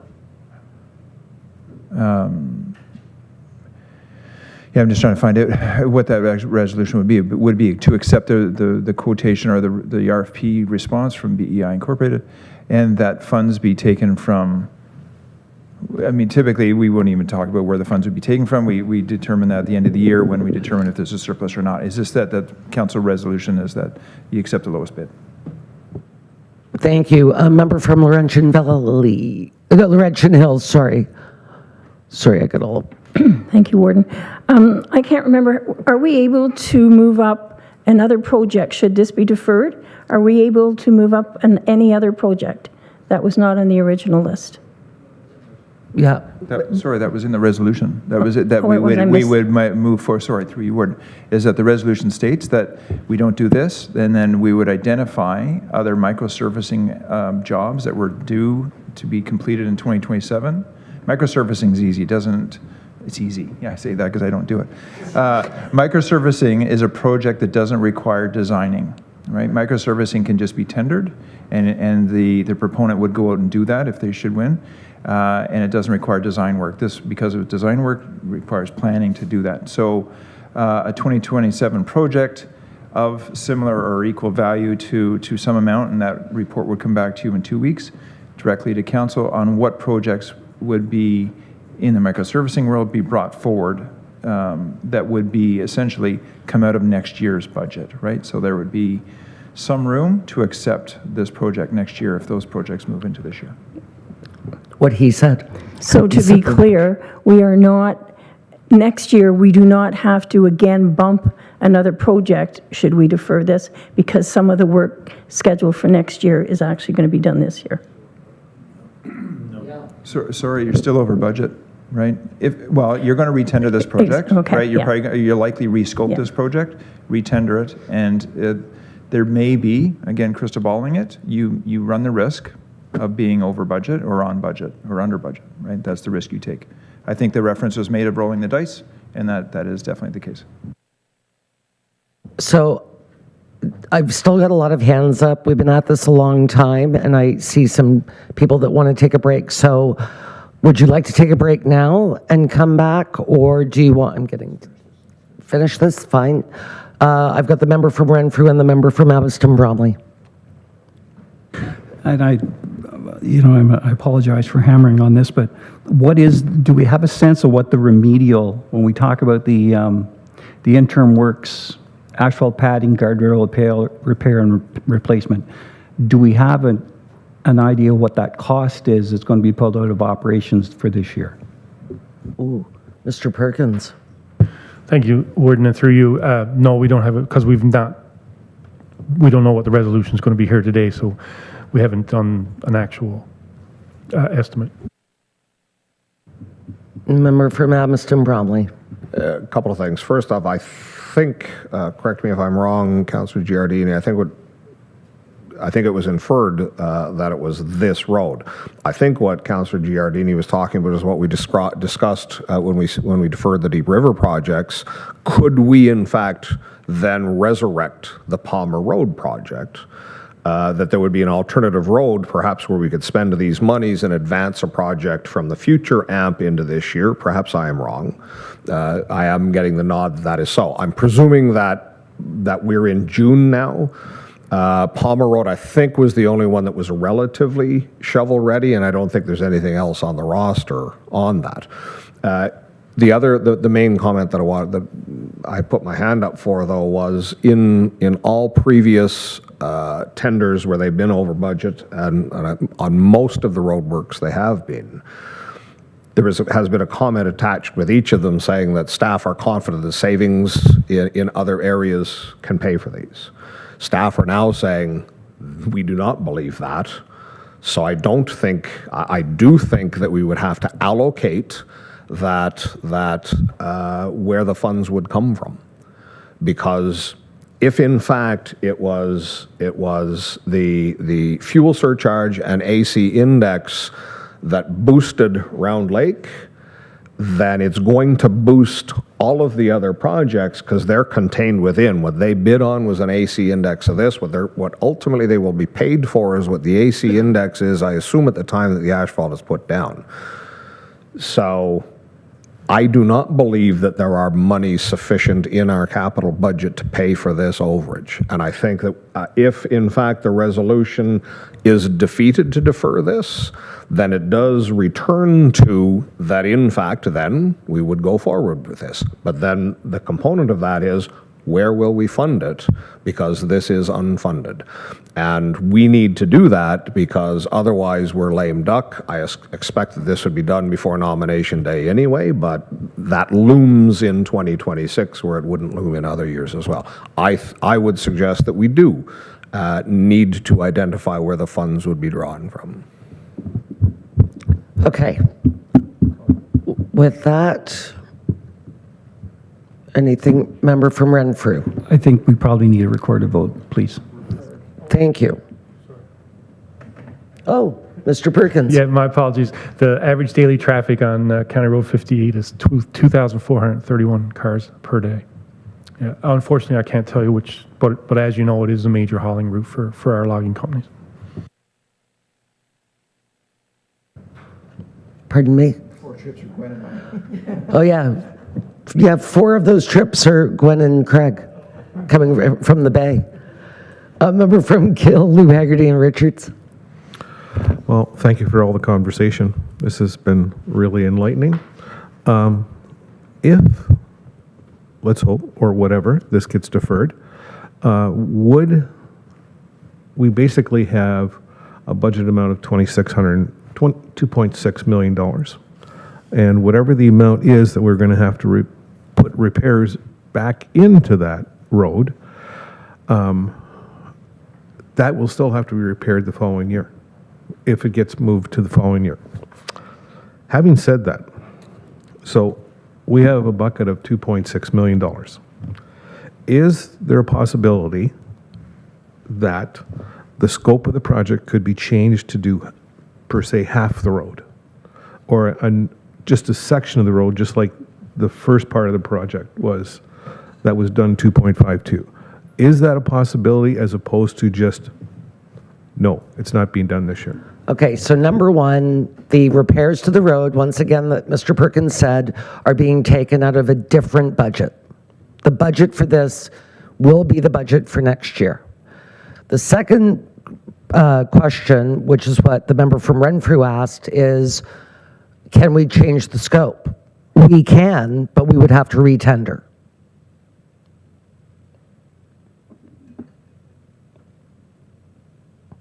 Okay, now are we ready with the record? Oh, they're ready. All right. Would the clerk please call the vote?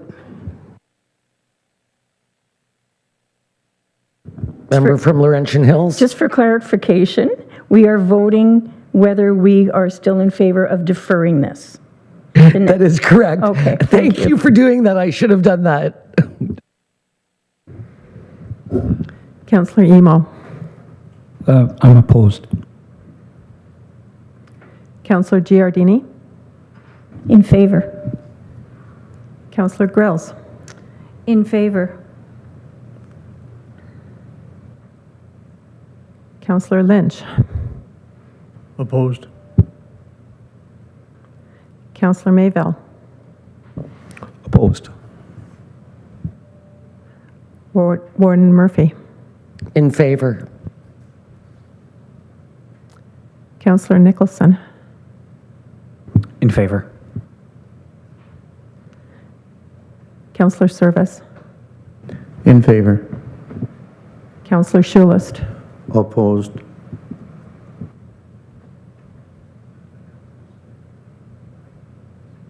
Councillor Watt. In favor. Councillor Weir. Opposed.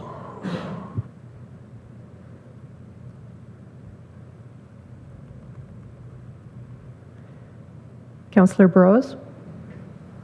In favor. Councillor Doncaster. In favor. And Councillor Donahue. In favor.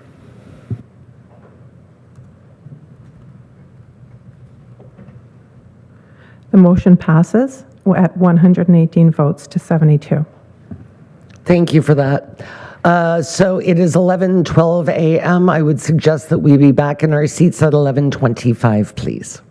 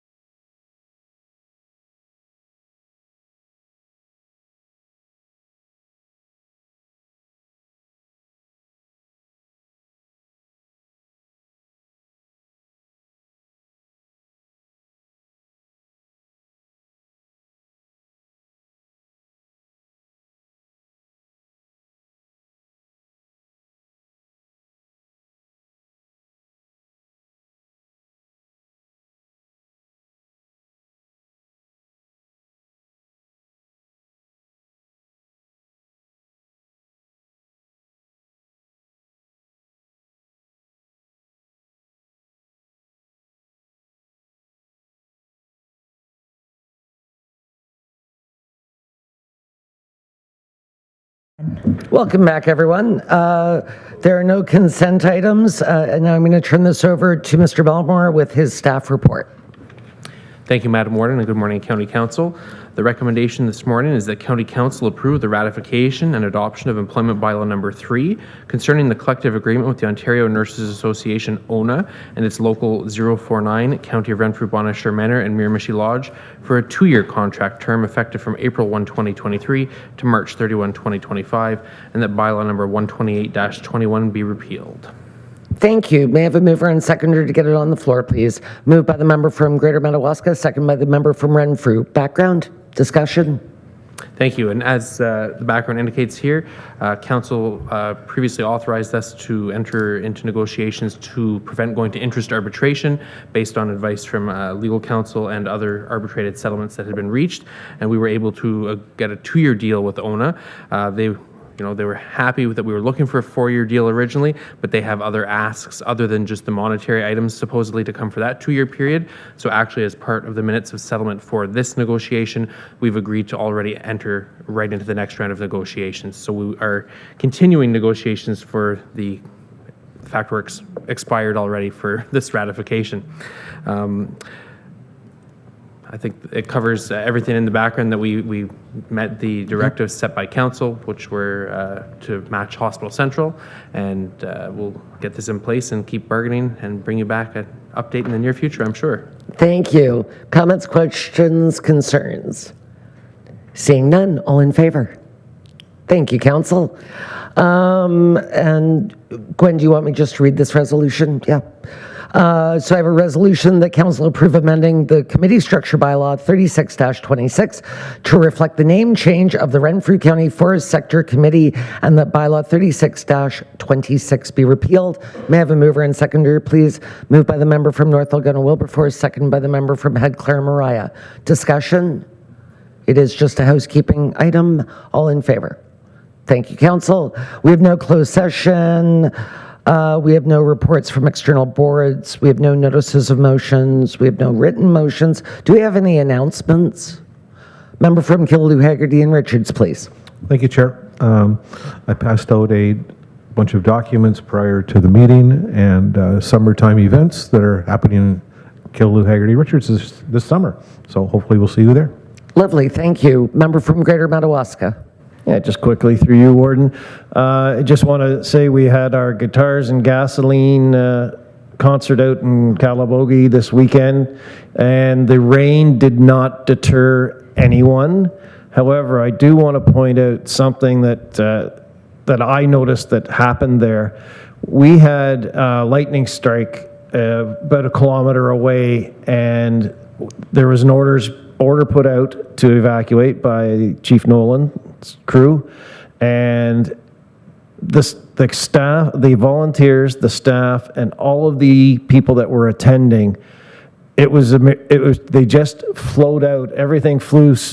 They flowed out to their cars. They took shelter quick, and a lot of that had to do with our paramedics.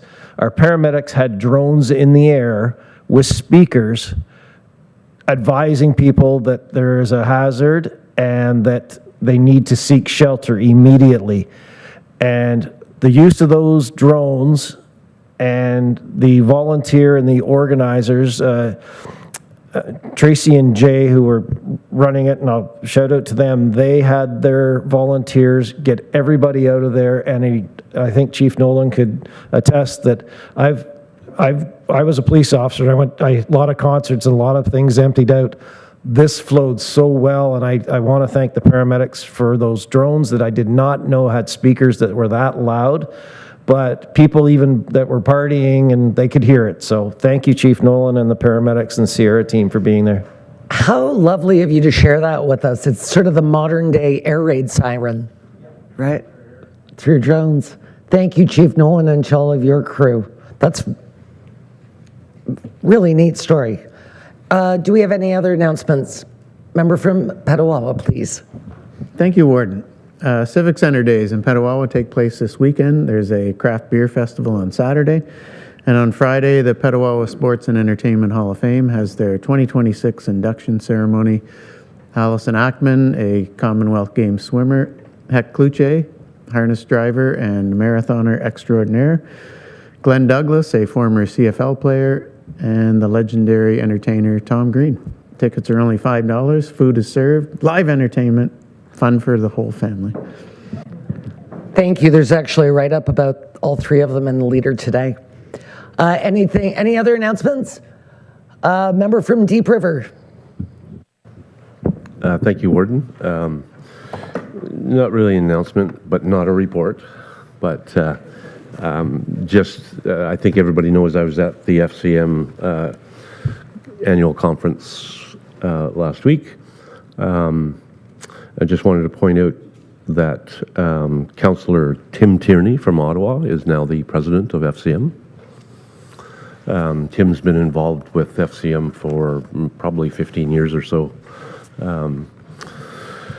So that was that. I will put together a written report for my colleagues. I just wanted to point out one thing. I did, at the opening of the conference, there was an Indigenous market that was set up, and I was able to purchase a wood carving of an arrowhead, but inside the arrowhead is engraved a bear's face. It is the coolest thing. I'll bring it, I have a picture, but I'll bring it in and show everybody. It's just, as soon as I saw it, I have 7 or 8 artist drawings of bears in my house, so when I saw this thing, I had to buy it. But one of the things I noticed at the conference and in Edmonton proper is it's due to probably the percentage of the general population that is Indigenous, but everything that happens, every step you take, whether it was at the conference or it's in the city, has an Indigenous component to it. It's Indigenous culture is part of culture. That's what it is.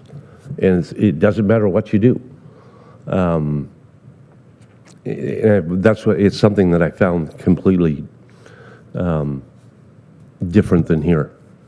And I do believe it's because of the percentage of the population.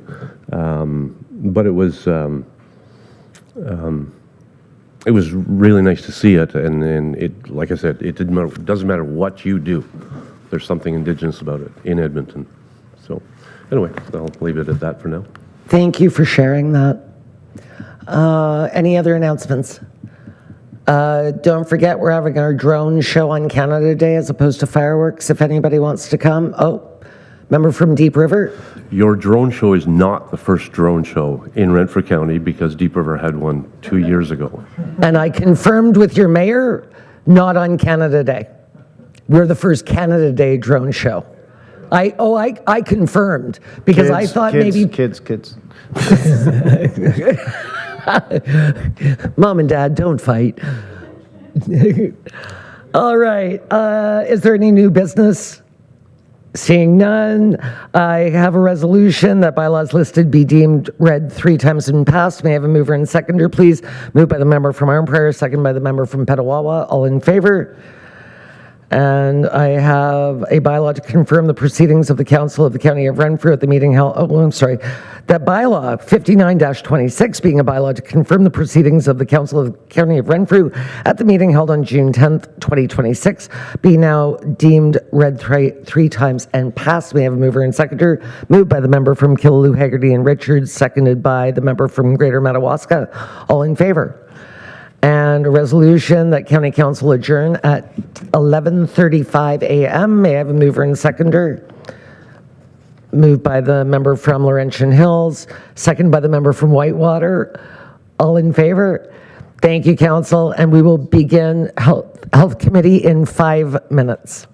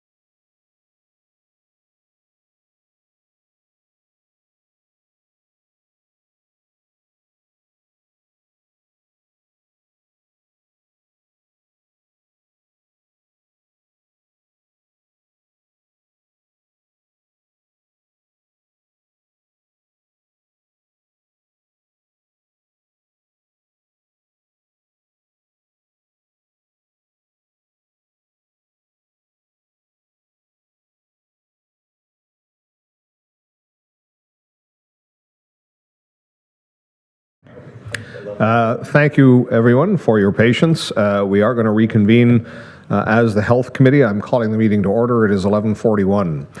I would invite first Ms. Van Starkenburg. Has the roll been called, please? Yes, thank you, Chair. We have quorum. Outstanding. Thank you. I would invite disclosure of pecuniary interest and, if there is any, the general nature thereof, please. The chair recognizes none. With that, I'd seek a motion to adopt the minutes of the Health Committee meeting held May 13th, 2026, please. Councillor Brose, seconded by Councillor Purcell. Any errors or omissions? All in favor? Those are carried. I would seek a motion that the Board of Health minutes for March 31st, 2026 be received, please. Councillor Weir, seconded by Councillor Mayville. We do have several members of the Board of Health present. If there are any questions or comments. I see there are none. All in favor? That is carried as well. I'll complete this. There are no delegations and presentations. There is, however, a change to our agenda this morning. There is a very time-sensitive issue that has come up that is requiring us to move into a closed session. And as part of this closed session, Chief Nolan actually has a meeting that is going to be conflicting with us in short time frame. So I am going to advance the closed session to the front of this meeting, whereupon we will recommence then at item number 6. But in order to receive this closed session, which did come after the agenda were circulated within that time frame, I'd now seek a motion to suspend the rules procedure. Moved by Councillor Nicholson, seconded by Councillor Watt. All in favor? That is carried. So with that, then, bear with me. I'm going to have to go back to the email that Ms. Van Starken for the wording here.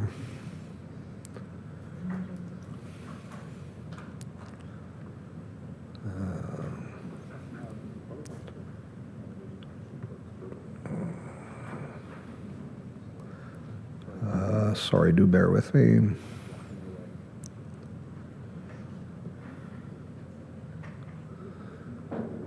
Oh, Lord, my computer is freezing up again. I wonder if someone would be so kind as to read, Ms. Van Starkenburg, if you could read the resolution, and I will seek a motion then. Yes, thank you, Chair. That pursuant to Section 239(2) of the Municipal Act 2001 as amended, the Health Committee move into a closed session for the following reason. I, a trade secret or scientific, technical, commercial, financial, or labor relations information supplied in confidence to the municipality or local board, which, if disclosed, could reasonably be expected to prejudice significantly the competitive position or interfere significantly with the contractual or other negotiations of a person, group of persons, or organization. And it's for the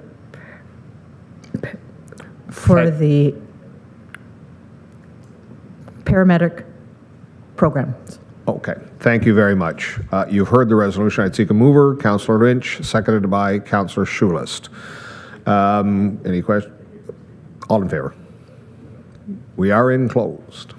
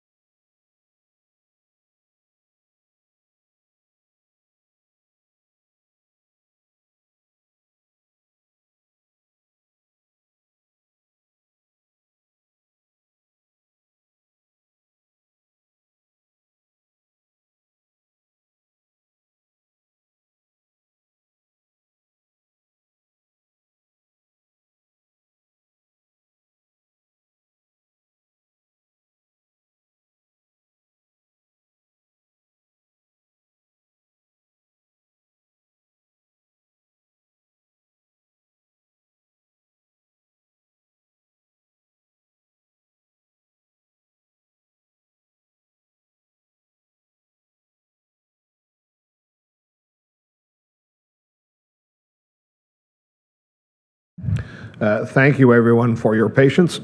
Excuse me.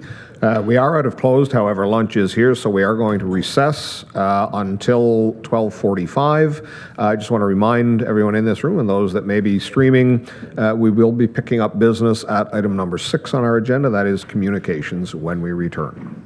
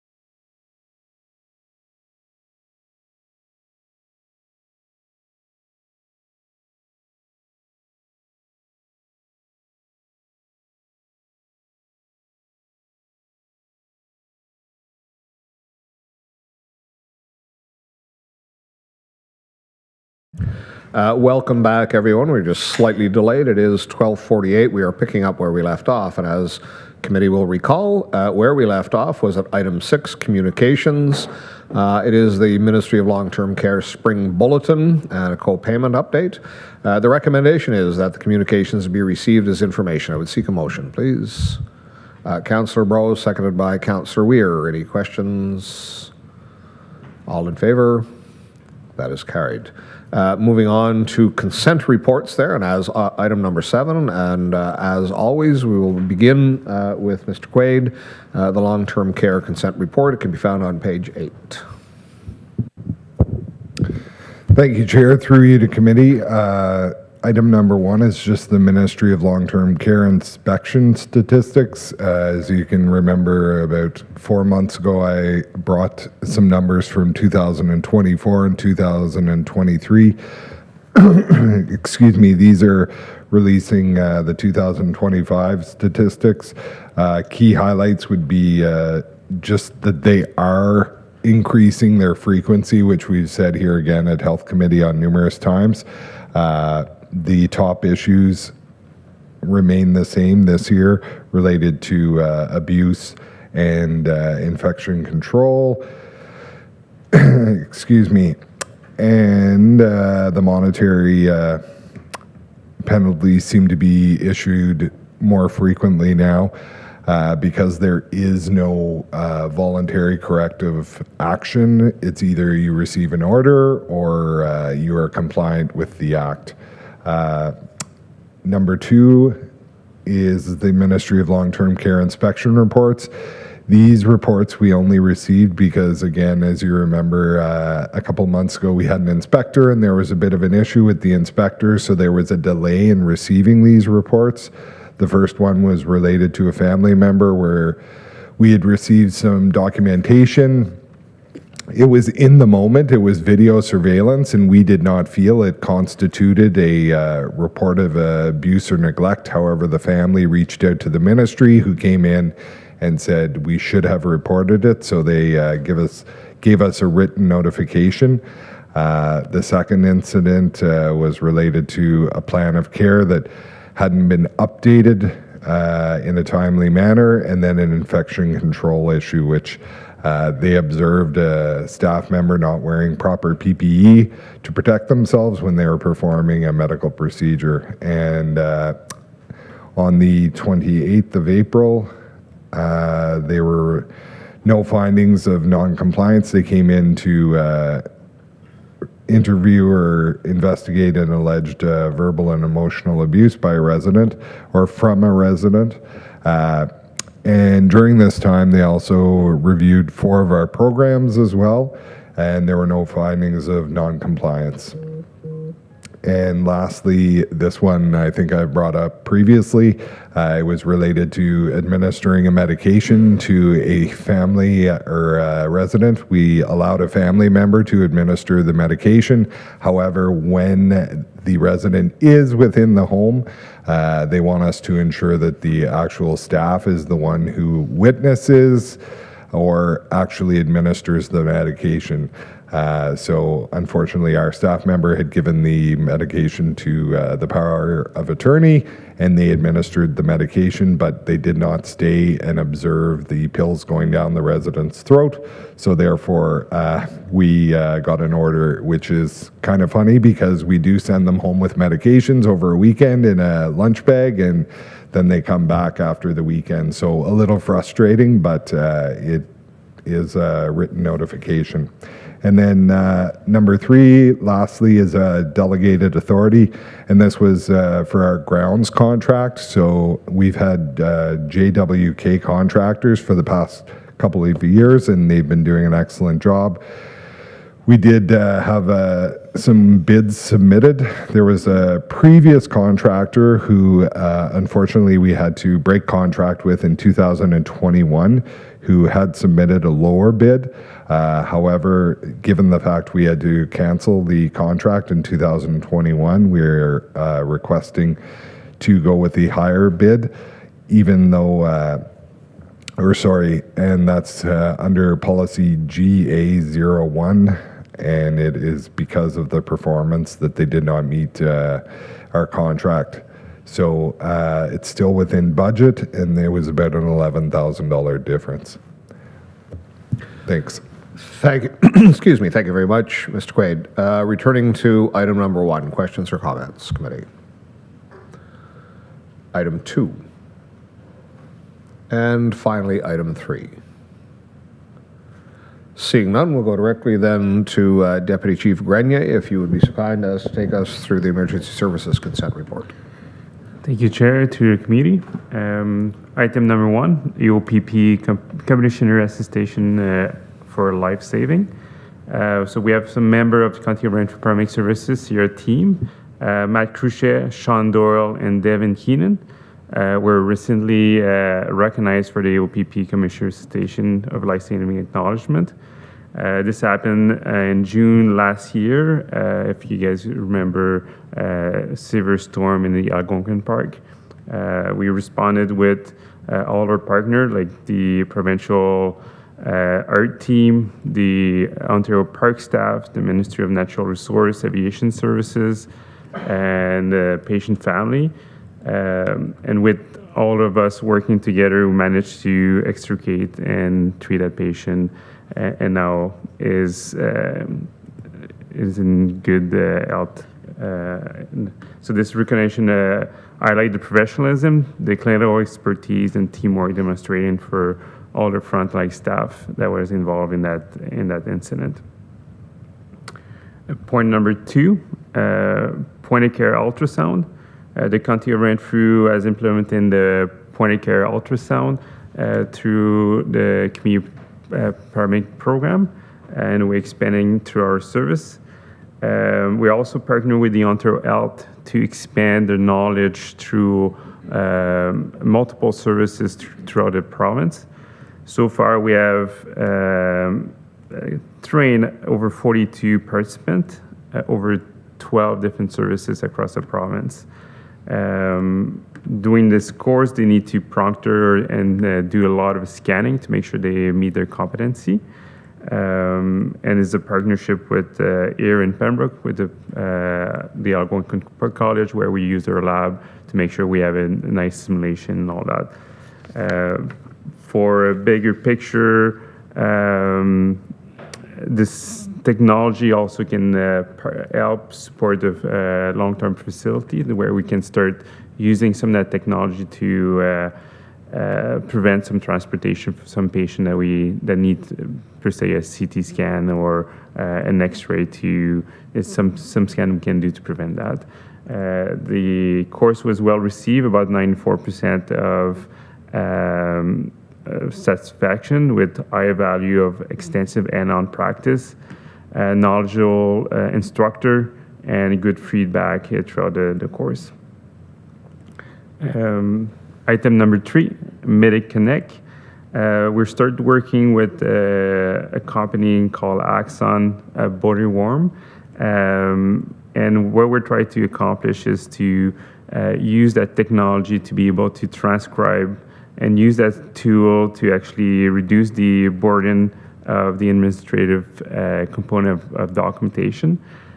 Also, the cognitive load on the paramedic when they arrive to a scene, while keeping the high quality of patient care that we're offering.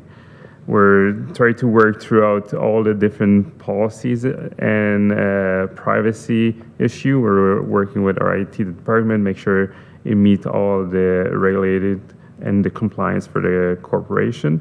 We're also working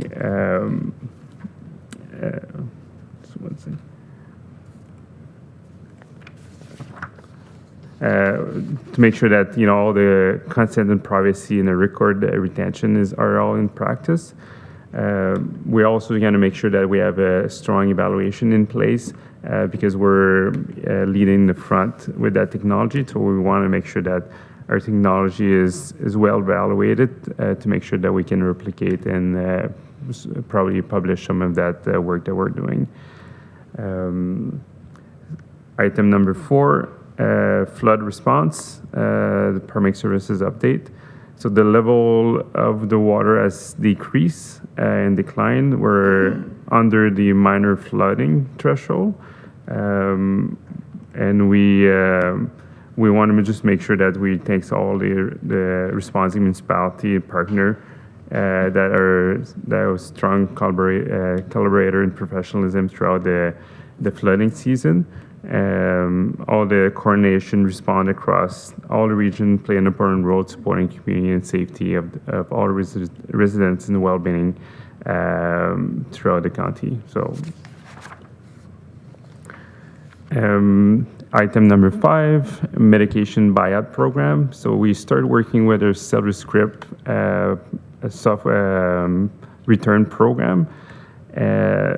And this has give us a really good opportunity to return all our expiration medication for credit. And so far, we received $3,200 of credit based on the purchase of medication. So if we continue that, like over next year, we hope to increase that credit. So it's cost saving for logistic department. Item number 6, the CR team status update. So over the past 12 months, we have about 95 deployment across a range of operational challenge. We treat more than 278 people. Paramedic were providing high quality care extended from spring season to the flood response and we did about 277 wellness assessment during that flood response. And to make sure that everybody was safe in their home, they had all their medication, and they didn't need to be room for their own, just from a safety perspective. We also were invited to Tiger X 2026. That was a large-scale multi-agency training exercise at the CFP Trenton. And we work with the Coast Guard, the United States Coast Guard, the OPIVA response team, and the 424 Squadron. Our team members train across land, air, and water environment. And this exercise strengthened our calibration and gave us a better perspective around how to communicate in that complex multi-jurisdictional response. And give us some better tool to respond in our backyard in the Algonquin Park. Item number 7, Ebola virus response. As you know, Ebola is an outbreak in Angola, and the risk of travel. So our dispatch center is starting to screen on travel history, potential contact, and symptoms, and all that information will be communicated to our paramedic as started last week, and we want to make sure that all this is continued because the risk is a potential, even if we know that nothing in Ontario or in Canada at this moment, but the screening and to make sure that we have preventative measures in place are important for our paramedic safety. And finally, item number 8, the Paramedic Service Week was May 17th to May 23rd. The County of Renfrew participated in Paramedic Service Week, aligned with the Ontario Association Paramedic Chief. The theme this year was Better Care, Start Here, which highlight the trust, compassionate, and evolving role of paramedic into the healthcare. We went through multiple different domains each day, so naloxone awareness, overdose response education, our peer support team for paramedic wellness, new hour orientation and teamwork, community paramedicine in home and patient care, partnership in Renfrew County and District Health. And I think that was successful and well received by the paramedic services this year.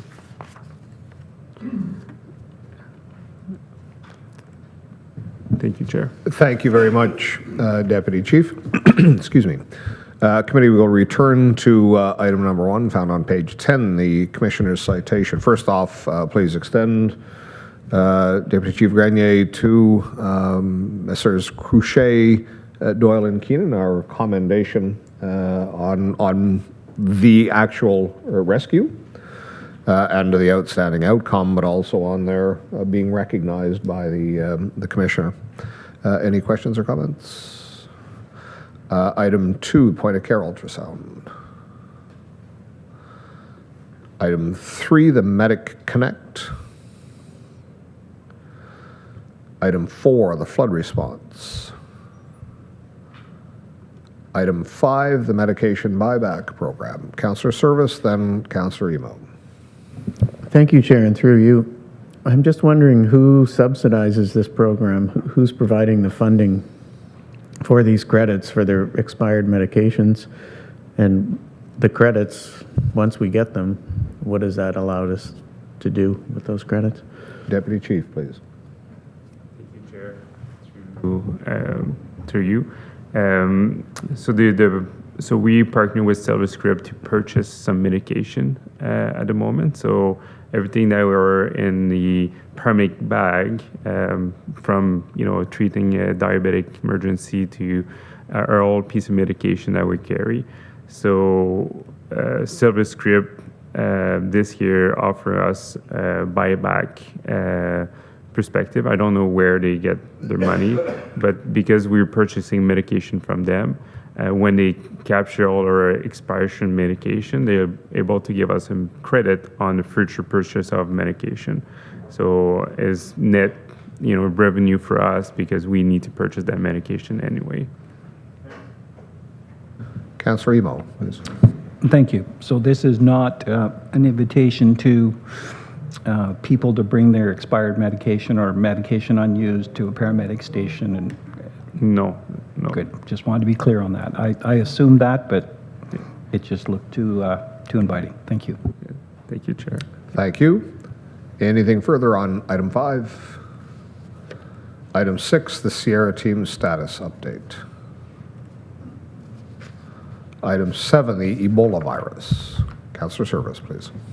Thank you, Chair, and through you. I'm just wondering how we would know here in Renfrew County if there is somebody who's traveled to one of these affected countries and then have now entered Renfrew County. Are we able to track that, and are we going out to do any screening with any of these individuals? Deputy Chief. Thank you, Chair, through you. This is a good question.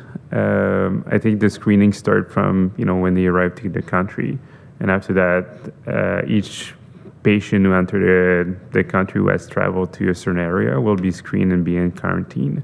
That information will probably go to the public health of the region to make sure that they respect the quarantine, and if they have to go to an hospital or be treated, that's this is where the screening will start. But from a screening, and I don't think that a region would be aware of where that person will go, but they have really strict standard in place from a quarantine and to ensure the symptom of any sort expand in that regard. Thank you. Anything further? One thing, and I thought perhaps, Councillor Service, this might have been what you were bringing forward. Often, and I shouldn't say that, but I know that I was sitting on the Board of Health, and I can't remember whether it was the 2014 outbreak or the 2018 outbreak, but there was a contingent from Garrison Petawawa actually traveled to, and at that time, I don't know, I think it was perhaps Sierra Leone, Liberia, not positive of that, but there was a pretty substantial team, medical team, that was at that outbreak from Petawawa. So there was a direct vector. I think often in Renfrew County, we think we are insulated or indemnified from some of these things that happen across the globe. But in that instance, there was. You're unaware of any direct connection out of the garrison at this point? Councillor Service, let the record show that he is shaking his head. I forgot I had to put that on the record. I am unaware of any direct relationship with Garrison, Petawawa, and any of these countries. Yeah, and in fairness, this was not like a confidential or a secret mission. I'm quite convinced that you would be aware, and likely we would be aware.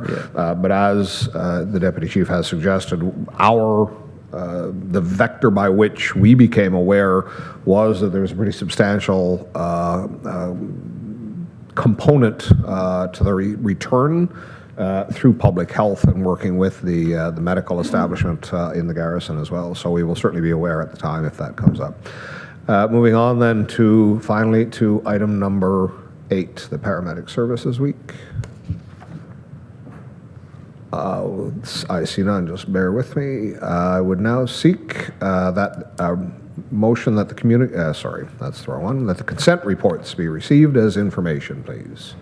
Councillor Watt, seconded by Councillor Service. All in favor? That is carried. We have 2 discussion reports as well. So once again, Mr. Quaid, you will kick things off with a long-term care discussion report, please. Page 16. Thank you, Chair. Through you to committee. Resolution, multi-sector service accountability agreement, Schedule F, form of compliance and declaration. Recommendation that Health Committee recommends the County Council authorize the Warden and CAO to sign the Schedule F Declaration of Compliance issued pursuant to the Multi-Sector Service Accountability Agreement for the County of Renfrew Bonashare Manor Senior Adult Day Program. Thank you very much. I'd seek a mover. Councillor Brose, seconded by Councillor Lynch. Background, please. The background. Bonashare Manor has been operating a senior adult day program in Renfrew since February 1997. The program is available to residents in and around the communities Monday to Friday, 8 to 4 p.m. Access into the day program is through the Ontario Health at Home. And for the continuation of funding the Bonashare Manor Senior Adult Day Program, Ontario Health is requesting the signed Schedule F Declaration of Compliance for the period of April 1st, 2025 to March 31st, 2026, as attached. Thank you. Any questions or comments? All in favor? That is carried. Thank you. That was a single item from long-term care. I would turn once again Deputy Chief Grenier for the Emergency Services Discussion Report, please. Thank you, Chair. To the committee, the bylaws cross-border agreement for Lanark County. The recommendation is that L Committee recommend that the County Council adopt a bylaw to enter into land ambulance cross-border agreement between the Corporation of the County of Renfrew to the Corporation of County of Lanark for the provision and payment for land ambulance services. Thank you. I'd once again seek a mover, please. Councillor Weir, seconded by Councillor Doncaster. Background, please. So the background is the province is a seamless service delivery model. What that means is the closest available paramedic services, regardless of the municipality boundary, is required to respond to emergency call. These cross-border response most commonly occur in a rural area where crew from a neighboring municipality are closer to the incident or to the local resources are temporarily unavailable due to increased call demand. Although the provincial legislation recognizes a cost-sharing agreement for cross-border services ended in 2015, 7 municipalities, including the County of Renfrew and the County of Lanark, have mutually agreed to continue the practice. The proposed agreement is a 10-year term expiring in December 31, 2036. Thank you very much, Deputy Chief. Questions, comments? I'll start with Councillor Doncaster, please. Thank you, Chair. My first question was around, it's stated that I guess the accounts are reconciled once a year kind of thing. Is there any historical data on how many calls are being done in both directions? I'm quite convinced the data exists. I don't know if it's been compiled, Deputy Chief. Yeah, the data exists. I don't have the specific number with you. We're talking about $15,000 a year in terms of exchange of money. And so with the County of Lanark and the County of Renfrew, we're both cost sharing. So we have a plus minus $15,000. Is it plus or is it minus? So we're charging some money to Lanark, and we're paying around $15,000 to Lanark. Okay. And follow up? Yep. Same issue, obviously. I'm just wondering if we, quite some time ago, we had an agreement with the City of Ottawa. Have we reopened that can of worms and tried to come up with an agreement with the City of Ottawa? It's been difficult to find the can opener. What I will say is that's consistent with what the Deputy Chief had identified. So through to 2015, the Ambulance Act actually mandated that there be a financial reconciliation. We are obligated, our paramedic services, as all paramedic services right across the county, are participating in the seamless delivery of emergency service. The province, as a 50% funder, 50% less, whatever, from last year. Ultimately, this is appropriate. It was unclear to anyone why the Ambulance Act, in the amendment in 2015, removed that financial reconciliation be a mandate. From this one, I certainly am pleased that we continue to see paramedic services will do the proper and just and equitable thing, whether we are told to do the proper and just and equitable thing or not. Deputy Chief, anything you wish to add?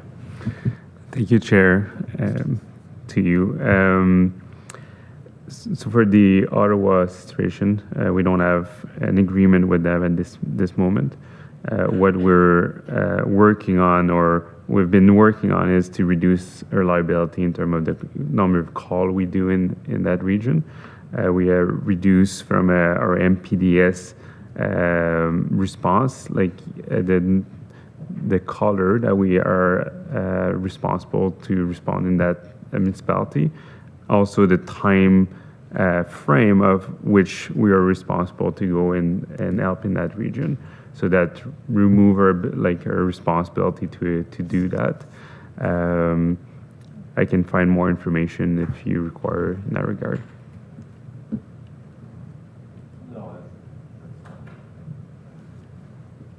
I'm glad I gave you the opportunity to jump on your soapbox on that issue, but no, I just wondered if we had reopened that concept to see if the City of Ottawa would pay, because that's pretty much a one-way street in that direction. So in fairness, and as a reminder, MPDS, Medical Priority Dispatch System, has substantially changed some of the pressures that we were experiencing. There have been some other changes. One of the things with the seamlessness is the closest ambulance responds to a call. Where there is an imbalance in this is typically there is much more transfer from Renfrew County or even direct bypass that is going directly into the City of Ottawa. So essentially, if a County of Renfrew ambulance is at a hospital in Ottawa, it is effectively considered a City of Ottawa ambulance if they are utilizing substantial amount of their ambulances, or in a code 0 where they have none available, then our ambulances are considered the City of Ottawa ambulances. So that continues to be so. I'm quite certain that there would be an imbalance there, but the irritant remains. From 2015, there has not been an agreement, a direct bi-party agreement with the City of Ottawa. Anything further? All in favor? That is carried. I now seek a motion that the discussion reports be received as presented, please. Councillor Watt, seconded by Councillor Giardini. Further and final opportunity for any question, comment. Seeing none, all in favor. That is carried. Thank you. There are no deferred reports. There are no verbal reports. There was, in fact, a closed session, but we did tend to that up front. Is there any new or other business? With that, then I would seek a motion to adjourn, with the recommendation being that this meeting adjourn and the next regular meeting be held on Wednesday, August 12th, 2026. Councillor Weir, Councillor Mayville. All in favor? That is carried. And Councillor Giardini, 5 minutes. So let's say 1:25 then. That gives us 7 minutes. 1:25 sharp.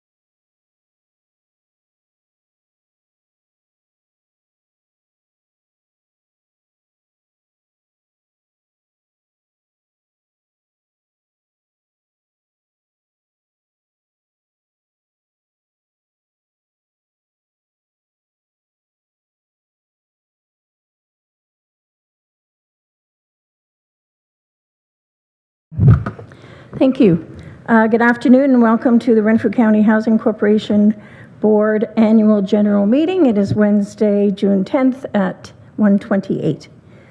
I'd like to call this meeting to order, and Ms. Van Starkenburg, has roll call been taken? Yes, thank you, Chair, and we have quorum. Thank you. Are there any disclosures of pecuniary interest and general nature thereof? Seeing none. There are minutes, recommendation that the minutes of the April 8th, 2026 meeting be approved. Can I get a mover and a seconder, please? Moved by the member from North Algona Wilberforce, seconded by the member from Martin Prior. Any errors, omissions? Seeing none, all in favor? Carried. Delegations and presentations. We will have two this afternoon, and the first one, I will ask the Chief Operating Officer, Ms. Patrick, to introduce the delegation, please. Thank you very much, Chair, and through you to the board. Good afternoon, everyone. It's my pleasure to invite Jennifer Dabrowski, Community Housing Manager, and Kevin Raditz, Real Estate Manager, up to the podium to provide a brief overview of the Renfrew County Housing Corporation Annual General Report for 2025.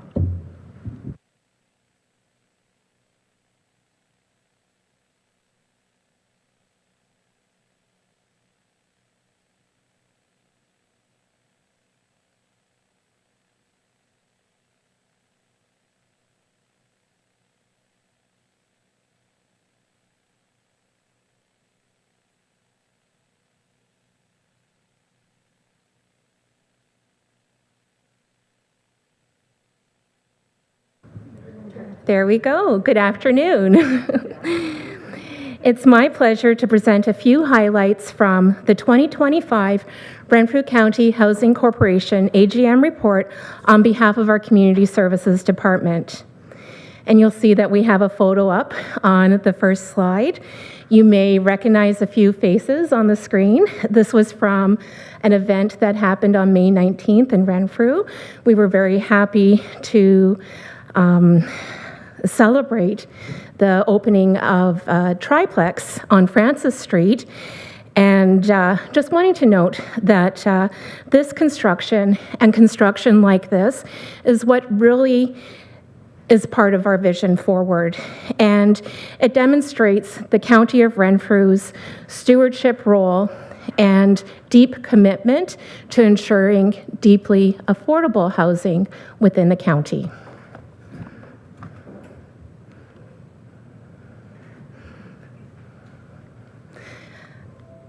Just wanted to take a few moments to review with you what's fundamental for the services that we provide.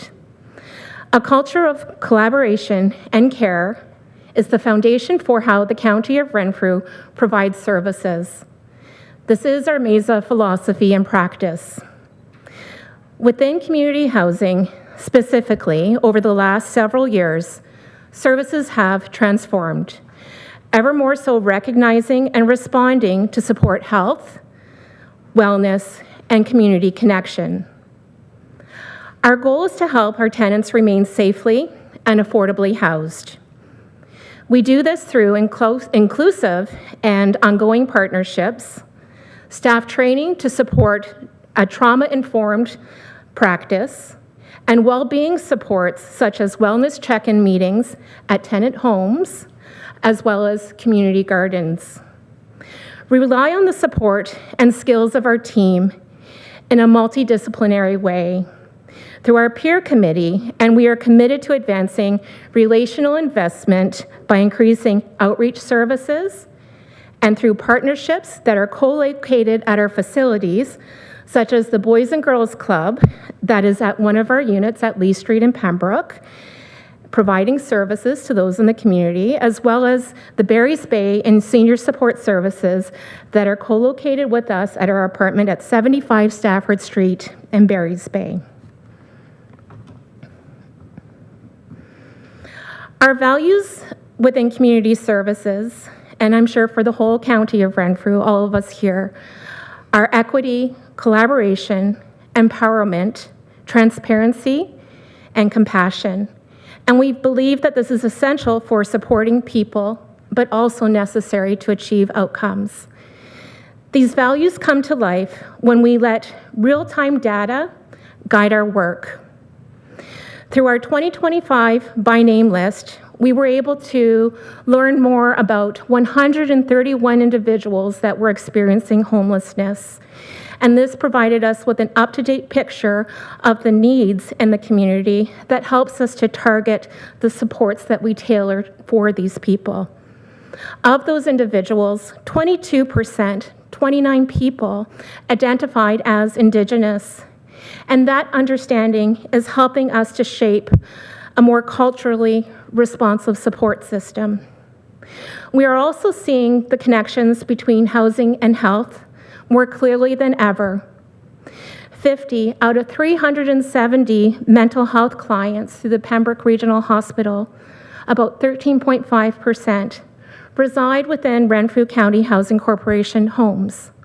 And for us, this reinforces the importance of working collaboratively with our health service providers, including our hospital providers, partners. 142 tenants were supported and continue to be supported by the County of Renfrew's Community Paramedic Program within Renfrew County Housing Corporation. And this service is helping us to deliver more integrated wraparound care that promotes health and housing retention. Together, this work is improving alignment across community housing, health, and emergency services, and is directly informing our vision forward priorities and the system improvements that we are committed to advancing. This slide here captures 6 ways that our Community Services Department moved forward in 2025. And I'll take a few moments to walk us through each one of these areas with a quick example. First, we strengthened integration across our programs and service areas. And I believe a good illustration of this is embedded in our practice of cross-program case conferencing. An example, when we're supporting a family tenancy, we bring Children's Services, Ontario Works, or Community Support Services, and community housing staff together to help that family navigate the individualized supports and benefits that may be available to them. We advance modernization and data-informed initiatives. We recently onboarded a data program called Invisio, which is helping us to track measures and outcomes that are aligned with our community services strategic plan. And we're now onboarding a Corey to replace our current tenant management software, Yardi. And we believe that Corey will give us an improved ability to customize our data needs, and we believe that will be really helpful to inform decisions moving forward. We're also moving forward with bringing our annual information review system online, and this will provide tenants with another convenient option for reporting their information compared to the current paper process. We expanded collaboration with our community partners. We're meeting them more often to coordinate supports. And because of those relationships, and because we are meeting frequently and talking frequently, the relationships are becoming ever so well developed, and this is helping us to respond more quickly and effectively. We responded flexibly to an evolving health crisis, and we continue to adapt our services to meet the changing health and wellness needs of our tenants. A good example is our response to high content supports. Throughout 2024, you may recall that we built up our staff skill and technical level that helped tenants deal with this very complex issue. We did this through working in a pilot with the Pembroke Regional Hospital Mental Health Services to learn more about how to best support people that may be struggling with high content issues or hoarding.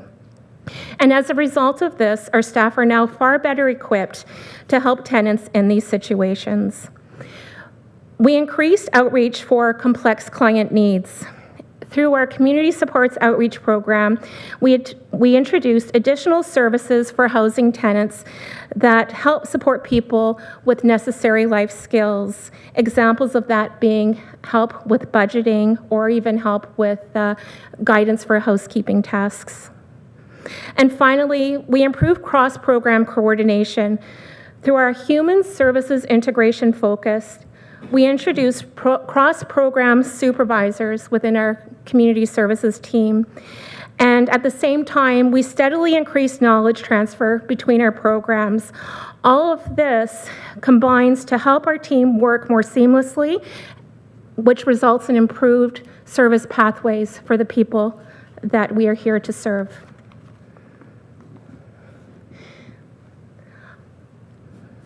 This slide offers a glance of our community housing waitlist statistics, and you can get a closer look at that on pages 25 and 26 of the AGM report.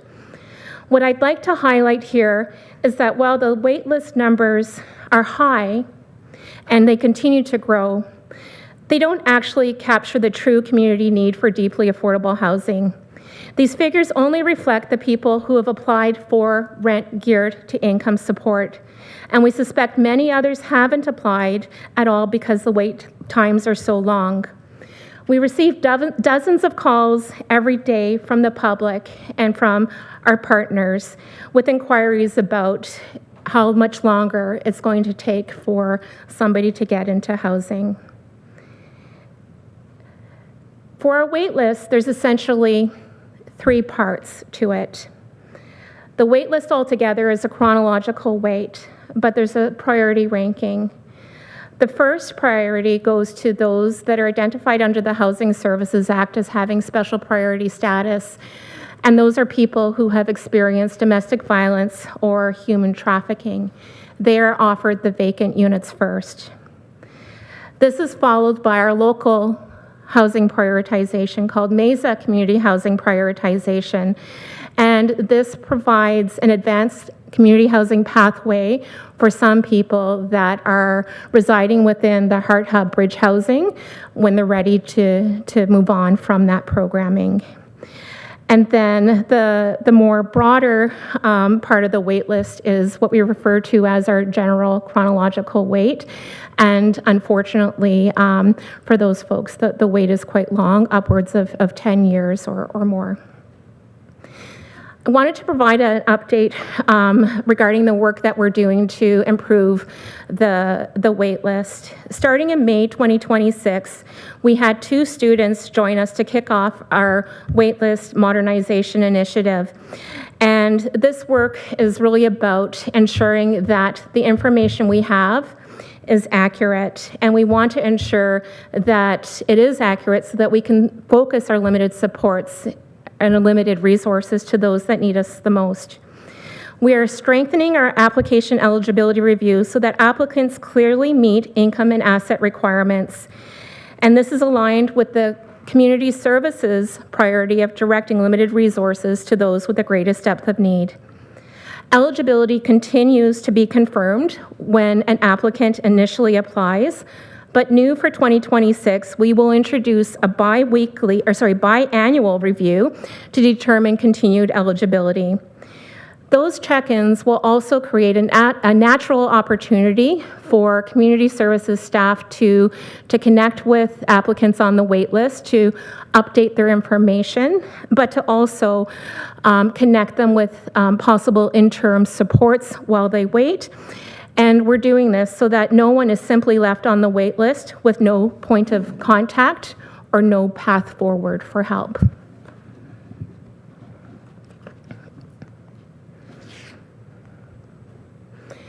This slide here provides an overview of our rent affordability and homelessness prevention programs.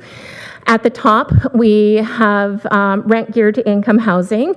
So, of course, that is within Renfrew County Housing Corporation, but there's also units within 5 nonprofit housing providers across the county of Renfrew. And we'll look over at number 3. Rent geared to income is also for the rent supplement program. So as I mentioned a bit earlier, there is income criteria that must be met to qualify. The asset limit to qualify for housing, one's family must be having $50,000 or less in assets, and there are certain, exemptions there, such as owning a vehicle or locked-in retirement plans and so forth. And then the income part of it is defined within the Housing Services Act, and more information about income levels and rent amounts are on page 23 of the AGM report. But I just wanted to highlight that the maximum rent for one bedroom within Renfrew County Housing for 2025 was $863. And the annual income cutoff for the one-bedroom unit was $38,500. The Emergency Assistance and Homelessness Prevention Program, funded through HPP from the province of Ontario, is delivered through the Community Supports Division, and this helps connect people with urgent financial assistance so they're able to stay housed or they're able to acquire a home. And this can help with expenses such as utility disconnection fees or last month's rent. The Rent Supplement Program, we also refer to this as private market rent geared to income. And for 2025, we assisted 74 households on average, and the average monthly subsidy was about $540 for those households. The Rent Allowance Program for 2025 assisted about 210 households. 70% of those households were households without children. And the amounts that we issue for households without children is $300 per month directly over to the landlord. And for households with children, the amount is $400 per month. And lastly, we have the Emergency Minor Home Repair Program, and this program is for low-income homeowners and can help with essential repairs. So that could include something like a roof repair or even an accessibility modification at a doorway so that somebody can get into their home. And for 24-25 fiscal year, we assisted 20 households, and for 25-26 fiscal year, we assisted 8. And last but not least, I wanted to take this opportunity to thank all of council for your continued leadership and support for the programs and the people within community services. I also would be remiss if I did not recognize the heart of everything that we do, that being our County of Renfrew staff. And I say County of Renfrew staff because it really is, inclusive to all of the County of Renfrew staff. When we're supporting people in housing, there's community services, we have finance, we have development and property. It certainly is a team approach. And I think we can all reflect upon the county's why, knowing that our services do cultivate a compassionate, collaborative, creative, and inclusive environment, providing our community with meaningful support and innovative solutions. Thank you, and I'll pass the mic on to my colleague, Kevin Raditz.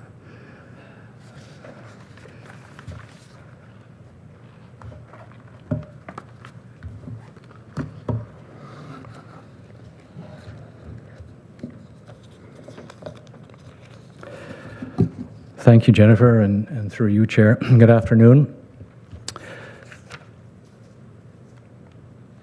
So in our housing portfolio, we have 1,032 residential units, and that translates into about 1.1 million square feet of real estate.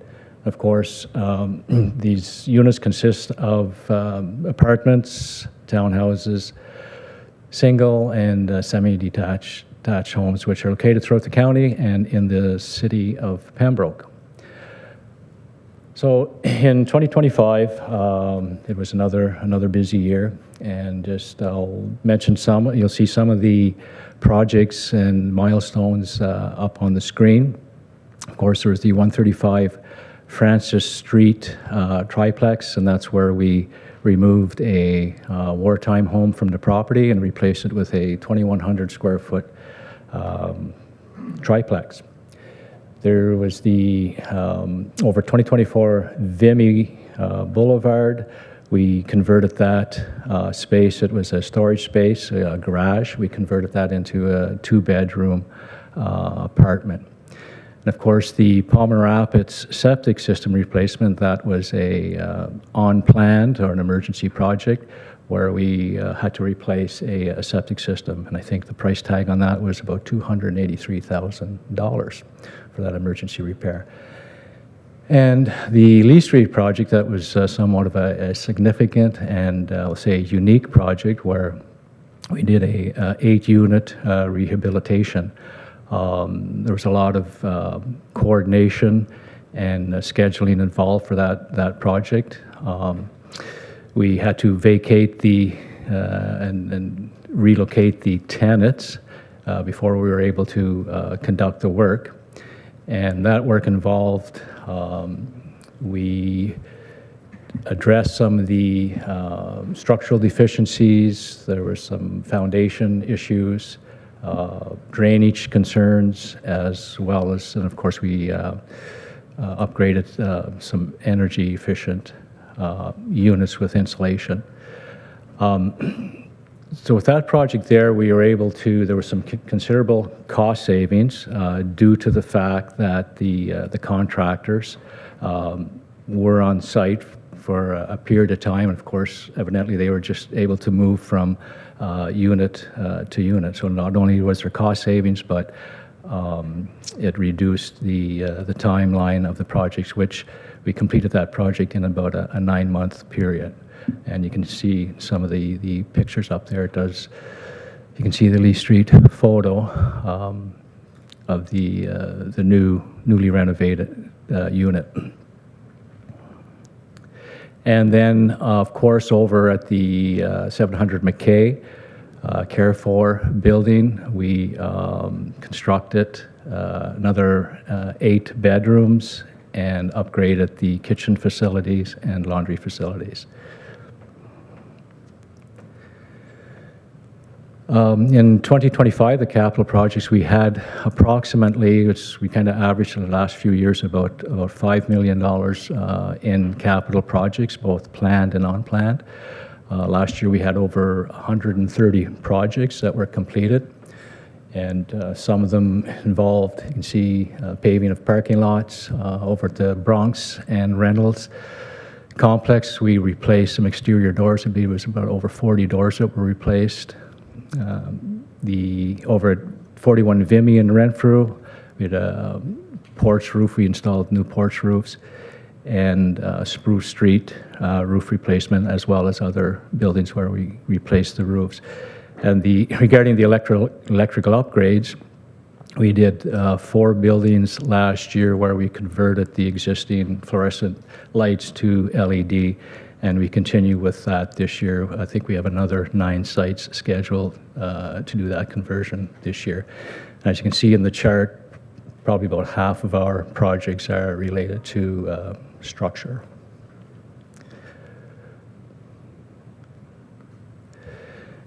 And of course, every year we encounter and deal with emergencies or on-plan projects. But one good news story, as you see up there, 2025, we had no fires. And as of 2026 to date, knock on wood, no fires, and we trust that trend continues. But of course, we did respond to multiple building system failures. You can see in some of the photos up there. In the top right-hand corner, we replaced some furnaces with high-efficiency furnaces. We replaced some electrical panels that were damaged due to water. And of course, the middle picture was one of those emergency projects where the sanitary sewer line failed. It was a 60-unit apartment complex. And as you can see in the picture, the original sanitary line, which was located underneath the slab of the building. Of course, it was approximately about 50+ years old. It had failed. So in order to address that and correct that, repair that sanitary line, we had to cut through the 8-inch slab in the hallway, probably about 20 inches wide, and it was about 50 feet in length. And so it was a considerable emergency project, but I think we were able to have that restored within about a 3-day period. And of course, we did have some storm and sanitary backups over at Sullivan Crescent, and last year there was a total of 73 sewer backups in the portfolio. So on the operations and maintenance side of the business, we continue progression from reactive to proactive maintenance model, which we've had some success with that. We are able to, in 2025, we maintained a vacancy rate of about 3 to 4%, which is about 35 to 40 units. And as you can see, we completed 102 vacant units. We repaired them and turned them over. As I indicated earlier, 2025 was a busy year. You can see where there was over 3,700 work orders, which averages about 300 work orders per month. And if you look at the chart, you can see about 50% of that, half of that is related to electrical and plumbing. And then, of course, in the portfolio, we completed 100% inspections, building inspections in the portfolio. And I'll maybe just elaborate a little bit on that. It's a considerable time-consuming exercise. We estimated that there was probably over 1,000 staff hours involved in this annual exercise. And what that consists of, we have the building infrastructure coordinators. They will do inspections within the units. So they go to the unit and do a walkthrough, a visual inspection, and they have a inspection list for a report, which is about 80+ line items on that report, and the information is documented on that report, supported by a lot of pictures. And then, of course, it doesn't end there. Because of the items that's identified, there's work orders created in order to address some of the priority issues or priority items. And sometimes it's not only a work order, it translates into small projects. Again, a very time-consuming exercise each year, but very important. And in 2026, some capital projects. Again, we have about $5 million scheduled for this year, consisting of there's probably 70+ projects, planned projects. Of course, there will be some emergencies and unplanned projects as well. I believe it's seven units to date. We have moved to the digital keying systems. It's a fob system. We did a pilot project in one of the units where we've replaced and modernized the laundry equipment, the washing machines and dryers, which were currently coin operated, and we upgraded them, replaced them to modern technology. And of course, we have several roofing projects and insulation projects this year, upgrades to elevators, and we anticipate doing possibly another triplex, replicating the 135 Francis project. And also we continue with balcony inspections and some complexes where we'll be actually removing the balconies. Oh, sorry. Okay. Sorry. In the revitalization strategy, vision forward, we continue to incrementally increase unit density by converting wartime homes to triplexes or possibly even quadplexes. We're going to replace units that have been a higher priority that has been identified for divestment through our building condition assessments. We received that report in 2024.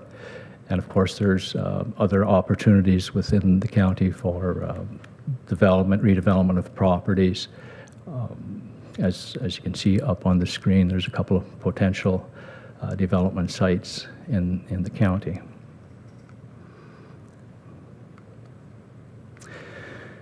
And moving forward into the future, some of our priorities, we want to continue with the transition to proactive maintenance and long-term asset management, continue with supporting tenant, the well-being through safe and secure and well-maintained communities, improve accessibility, energy efficiency and long-term sustainability, while reducing maintenance and operating costs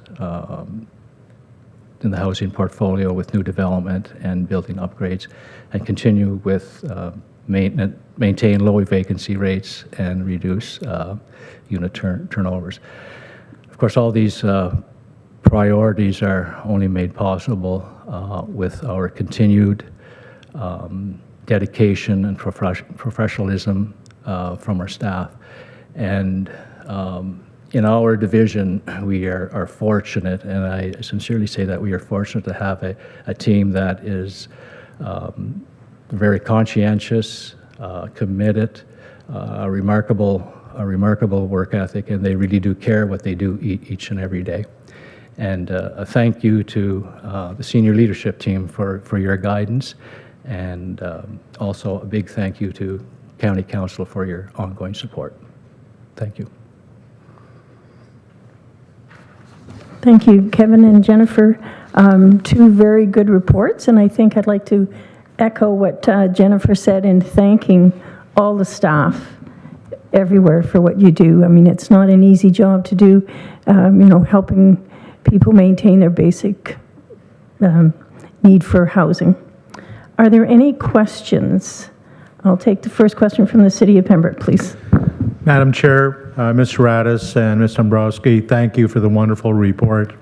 I live in an area where there's social housing is sort of all around me.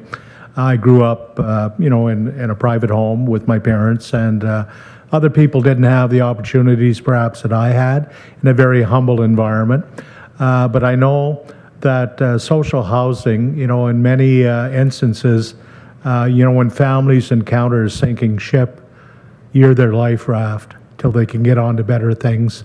And I know particularly that two individuals that I knew that I kind of grew up with, they're a little bit younger than me, they ended up in social housing due to circumstances beyond their control. And I remember one young boy, he had 3 paper routes in order to help his mother offset the costs of the rent. And I mean, as I said, you were their life raft till they could go on to better things and be rescued.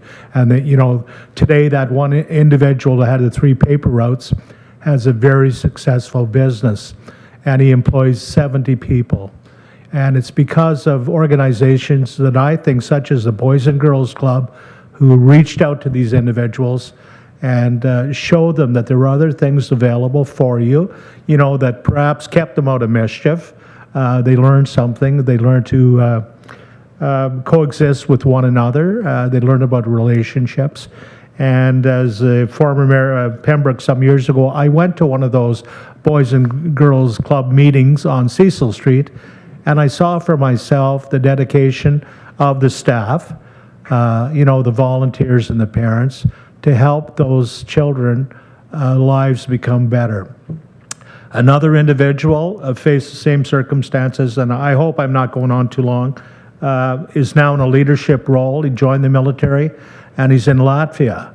And I mean, if it wasn't for, folks such as Renfrew County Housing Authority and the excellent staff to keeping the buildings in shape, whatever, and your interest and your commitment, those folks probably wouldn't have had that chance. Councillor Watt and I were talking earlier a little bit during the break. We've been friends. Well, I think we've been friends for 60 years. And we were just discussing about small, councils as opposed to this county setting. And he said to me, what do you think? I said, well, you know, our situations are different in a smaller community council. But I said, this group are professional. I mean, you know, we're very fortunate as municipalities that we have the Renfrew County group, such as this one, to help us carry on and make life better for everyone. So thank you very much. I appreciate it. Thank you for sharing that. Are there any other member from Arn Prior, please? Thank you, Chair. Thanks, Melissa. Thanks, Kevin. Melissa, the question you had was, or didn't, one of your statements was that you review the applicants to bring their applicants or applications up to speed every 6 months or semi-annually. Geez, what a day. Been a long day. Semi-annually. People that are in the residence today, do we do a semi-annual or annual update on what their income is? Like, hypothetically, I got in there, I was a Tim Horton server, and now I'm the manager. So my wages have tripled. Does that get taken into account and then I get moved out, or how does that work? Thank you. Yeah. Thank you. Through you, Chair, to Council. For current tenants, we have a process called annual information review, and that's when we have tenant households confirm a lot of information as to who all is living there, any special needs they may have, along with their financial information. So we focus over on assets, and assets are self-disclosed to us. And then income, we require verification of income. Most commonly, that is their income tax assessment for the previous year. So most definitely, we do evaluate their income to determine the level of subsidy that they may receive. For those whose income is higher, they can continue to reside within Renfrew County Housing Corporation because it's the Housing Services Act that speaks to the social assistance part of it, the rate of subsidy. But it's the Residential Tenancy Act that protects people's rights to continue living within their home. So if somebody's income is now high, and I think it's great, a lot of tenants, have been able to increase their incomes, they still have a home with Renfrew County Housing, and we appreciate that people, are reluctant to move because the rents are just so unaffordable in the community. When we think about, what a one-bedroom costs in the private market, or a two-bedroom or a three-bedroom, despite income increases within RCHC households, it still isn't enough to have people venture out along the housing continuum. Thank you. Are there any member from North Algonquin Wilberforce, please? Thank you, Madam Chair, and thank you, Jennifer and Kevin. Excellent presentation. I think I have a question for each one of you. Kevin, I know that I was really pleased to see that 100% of the unit inspections have been completed, and I'm just guessing that that may have had some impact as to the reduction in the fires, and hopefully being proactive, that helps keep that number at zero. And for Jennifer, I was just curious as well. I know there's a new program where rather than move toward eviction as quickly as maybe we did in the past, there's more intervention now, more support. And I'm just interested year over year what that reduction in eviction notices might look like. Thank you. I'll go first. Thank you for that question. Through you, Chair. Yeah, we're optimistic, and said we hope the trend continues where there are no fires. Regarding the building inspections, we would think that there's some dividends being paid through those inspections.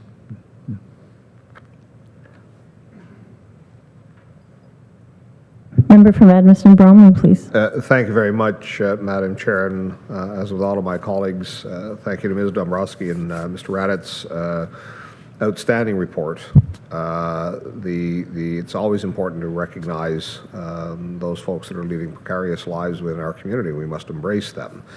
There was one question I had on the capital projects page. So it appears that vacancy turnover is just under $3 and $10 of our capital expenditures. Is that kind of consistent with rental properties?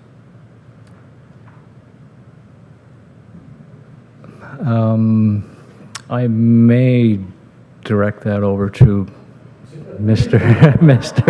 Davis. I do like to involve as many staff as possible.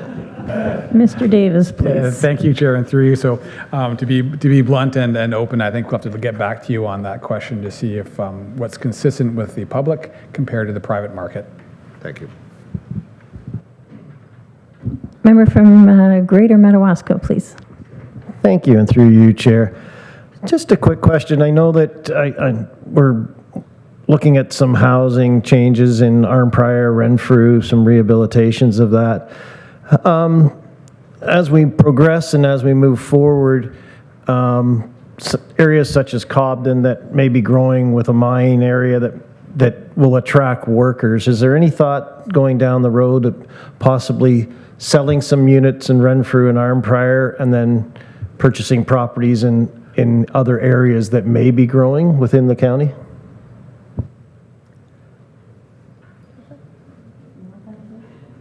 Mr. Davis? Sure. No, I don't mind, Chair. You're going to give me whiplash here. No, I don't mind, Chair, and thank you, and through you. So when we look at our portfolio as a whole, our 1,032 units, we typically look at rebuilding what we have in those locations. Other locations like your municipality where we may not have our RCHC units, we'd be looking for partnerships. We've engaged with some partnerships already to see what we can do in your municipality and any municipality in Renfrew County. We've talked openly about a Care For partnership. We've talked openly about a Arnprior Regional Health as a partnership to expand our portfolio while Deep River 2, thank you, CAO. While we look at these units, I think we've talked about this in the past during our Vision Forward or 5-year plan. When we replace a unit with 3 units, this is when we can look at internally with our CAO and Director Patrick, what can we divest ourselves with after that. So it's not a matter of building more than 1,032 units. That's not our standard. But we have an opportunity now to divest ourselves with units like we talked about openly about the 24 units at Nelson Street. With those monies, we then can look at the partnerships and then build some other locations. Yeah, and like it does benefit that we have municipal lands and other municipal lands in our portfolio. Okay, thank you. Ms. Dombrowski would like to answer one of the questions from. Yeah. Thank you. Through Chair to Council. Thank you, Councillor Brose, for raising the point about the efforts that we are doing to help people stay within their homes.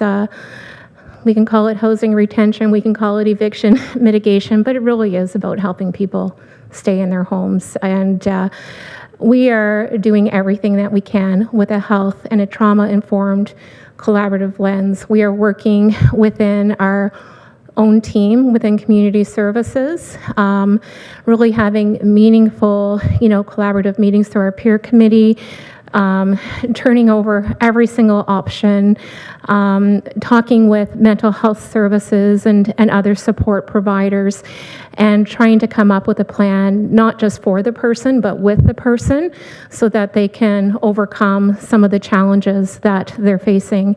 I'd like to say that we're very close to having a no eviction policy within Renfrew County Housing Corporation. And I talk about it very generically because this has to do with people, and of course, all the circumstances are individual, but that is our mission, to keep people in their homes. Thank you for that. Are there any other questions or comments? Member from Renfrew, please. Thank you very much. An excellent report, and I really enjoy just comparing numbers. So I'm curious if you can offer some insight into the graph that shows households that moved out of RCHC units. Last year were 65, and this year were 95. So that seems like a pretty significant increase, and I'm just wondering, what you can offer on that, please.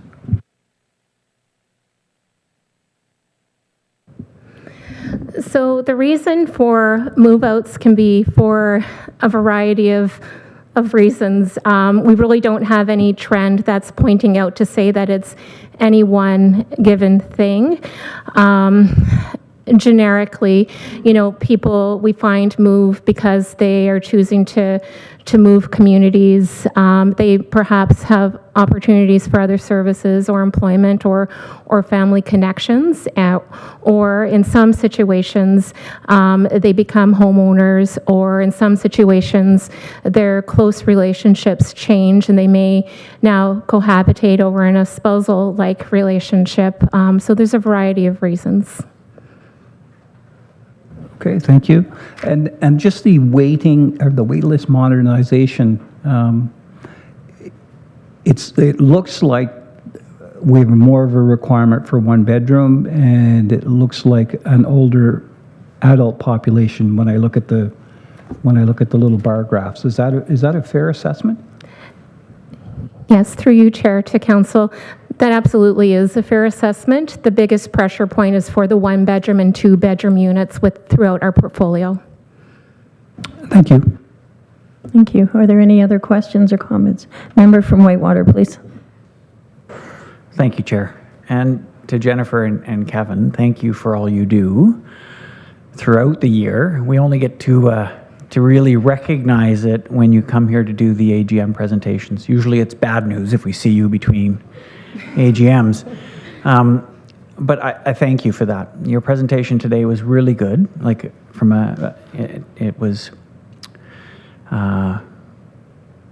really spoke to the improvements that we're making in the process.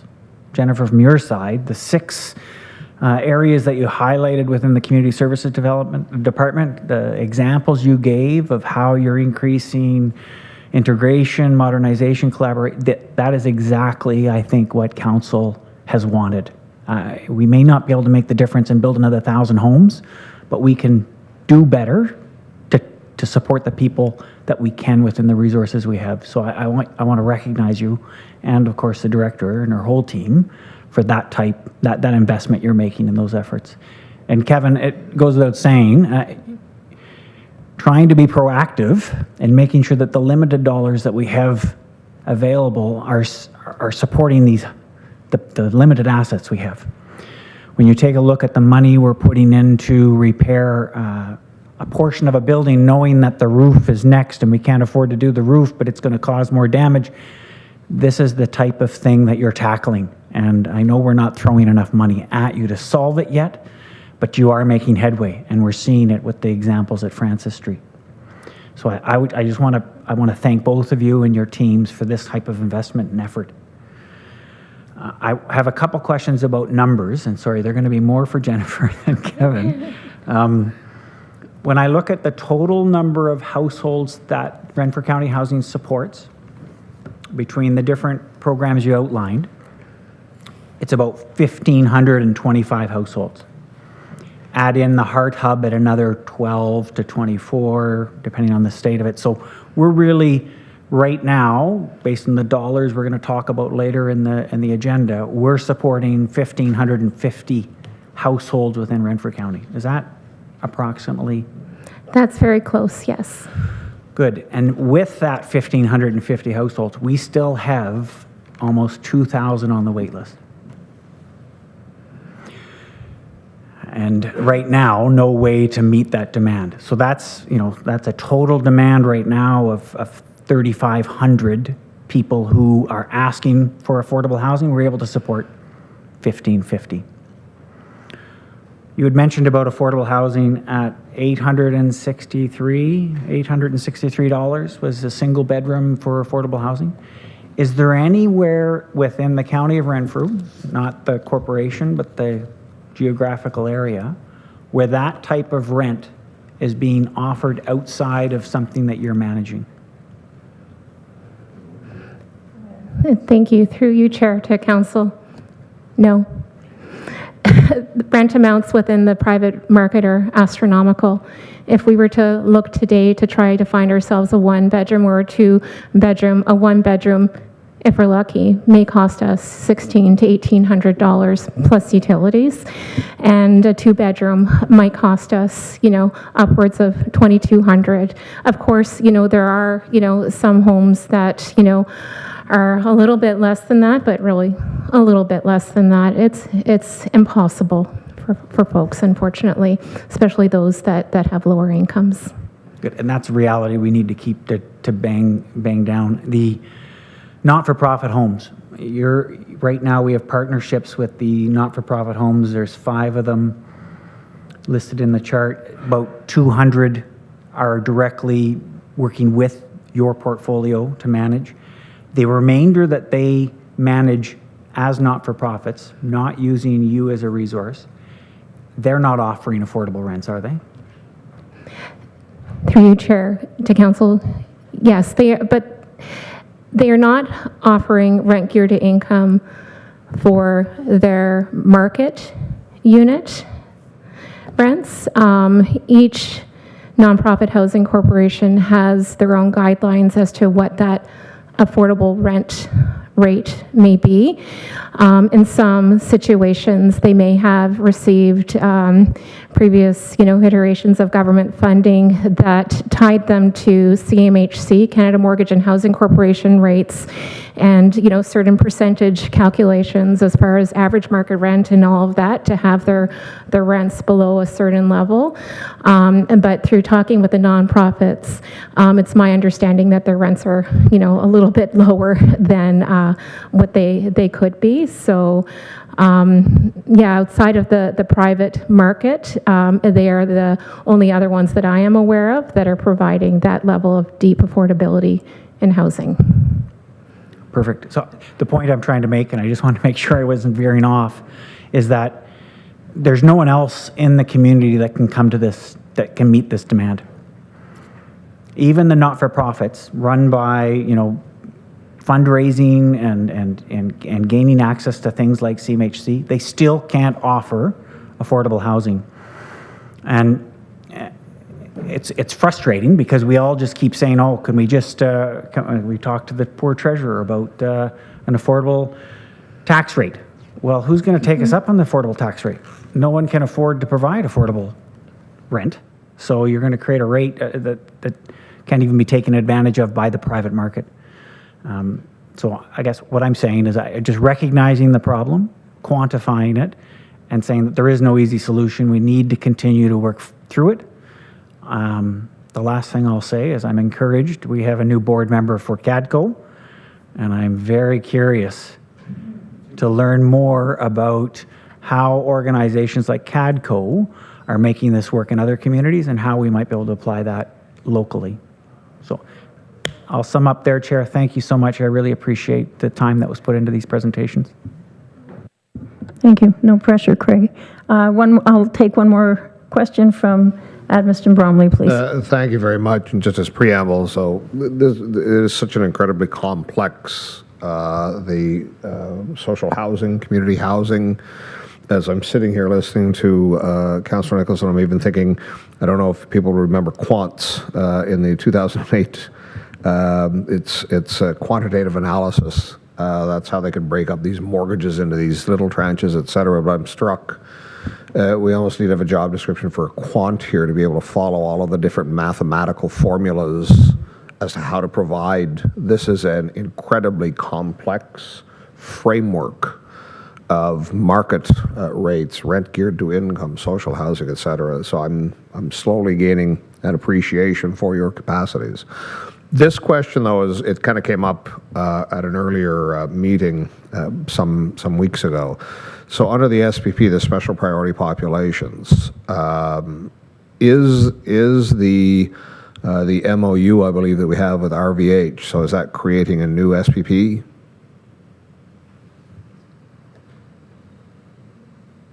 Ms. Patrick, please. Thank you, Chair. Through you to Councillor Donahue. It's a very good question.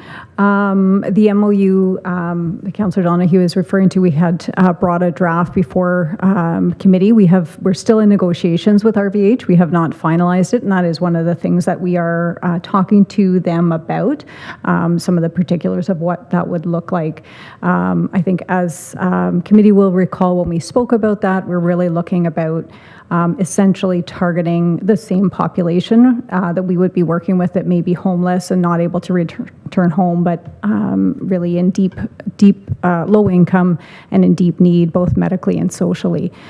So that may look like one of our MESA prioritizations or potentially it could be SPP. So that's one of the things that we're still working on, but I can bring back an update at a future meeting. Thank you. Thank you. I think that's it for these presentations. I think I know the general consensus here is that it's a very emotional portfolio that you have between the two of you, and we thank you for everything you do, and good luck for another year. Did you have anything else you wanted to say? No? Thank you. Okay.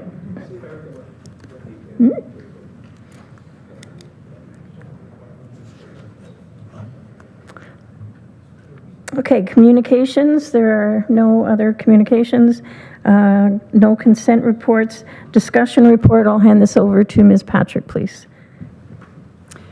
Thank you, Chair, and through you to the board. So we have 3 resolutions. May I go ahead and read the first one, Chair? Yes, please. Okay, thank you. So through you to committee, resolution number 1, audited financial statements. The recommendation is that Renfrew County Housing Corporation Board of Directors approve the audited financial statements for the Renfrew County Housing Corporation for the year ended December 31st, 2025. Can I get a mover and a seconder, please? Moved by the member from Petawawa, seconded by the member from North Algona Wilberforce. Background, please. Thank you, Chair, and through you to the board. So earlier in the meeting, Lori Hubner was here to present an overview of the financials, which included that of the Renfrew County Housing Corporation. The financial statement is attached in the package, and we're happy to take any questions if there are any. Are there any questions on the financial statement? A member from Whitewater, please. Thank you, Chair. And I suspect that this may be bounced over to our treasurer. So in the report, there's a note number 9 that talks to municipal subsidies. The page number 16 is on the bottom of the page. In it, it talks about the comparison to 2024, 2025 between a number of the different programs. And I see the $6,700,000 of base funding, which I just wanted to confirm my understanding that that is property tax. And second question is the capital portion of funds that are used to reinvest, are they included in this chart, or they're somewhere else in this report? 2 questions. Mr. Burke, please. Thank you, and good afternoon, Housing Corporation Committee. So it's very difficult to draw a clean line between where the RCHC as a corporation ends and the county as a municipality begins. So of that $7 million, or we'll say $7 million in direct subsidy, the lion's share would be property tax requirements. However, of course, a portion of that belongs to the City of Pembroke, as well as there is a federal-based subsidy in there as well. So if you were to look at our internal financial statements, what you would see is a housing department, and from there, there's an expense of transferring dollars into the RCHC Corporation. So mostly property tax. The portion of that is capital in the 2025 year is only about $300,000 or $400,000 as we continue to consume the internal reserves of the RCHC Corporation. When you look at this in 2026, should you still be here looking at these things, you will notice that the property tax component will jump to about $9 million And the bulk of the jump will be, of course, capital contributions. Thank you, Chair. Thanks, Treasurer. Some of us will and some of us won't. Are there any other questions on that? Seeing none, all in favor? Carried. Item 2, please. Thank you, Chair, and through you to the board. Item number 2 is the annual general report. The recommendation is that the Renfrew County Housing Corporation Board of Directors approve the 2025 annual general report as presented. Mover and a seconder, please. Moved by the member from Laurentian Valley, seconded by the member from Killaloe, Haggerty, and Richards. Background, please. Thank you, Chair, and through you to the board. I think Mr. Raditz and Mr. Dombrowski did an excellent job of overviewing the background. Just I'll express as well my thanks to the board for their support in the 2025 year, as well as to all the staff. Definitely, as was mentioned by the managers, it's very much a collaboration, multiple county departments really working together to try to meet the needs that we see in our buildings, in our community. So thank you. Any discussion, questions? Member from Renfrew, please. Yes, thank you. Just a comment. I was trying to get the question in earlier and I wasn't fast enough. On page 18, it talks about the by name list. And it says there are 131 community members and that 29 of them identify as Indigenous. And so I'm wondering if that's a potential partnership for homes in the near future. I'm guessing those 29 are not members of Algonquins of Pikwakanagan First Nation. They're some of the other communities in our community. Is that a fair assessment? Ms. Patrick, please.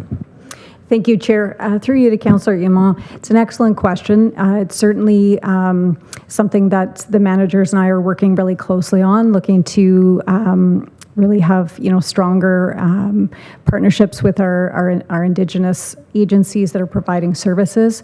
We've held a number of meetings recently with some of our agencies that provide Indigenous health services that are off reserve, as well as we do work closely with the Pikwakanagan services as well, and really looking to understand those numbers and what the needs are, both on and off the reserve.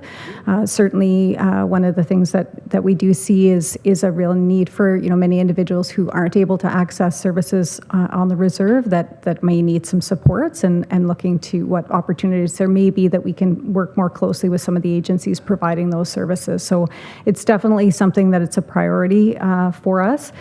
These numbers always have been high. In fact, I think when we did the last point in time count, which was back in 2024, the percentage was about 40% of people experiencing homelessness were Indigenous. The numbers down in 2025 to about, I think it was 22%.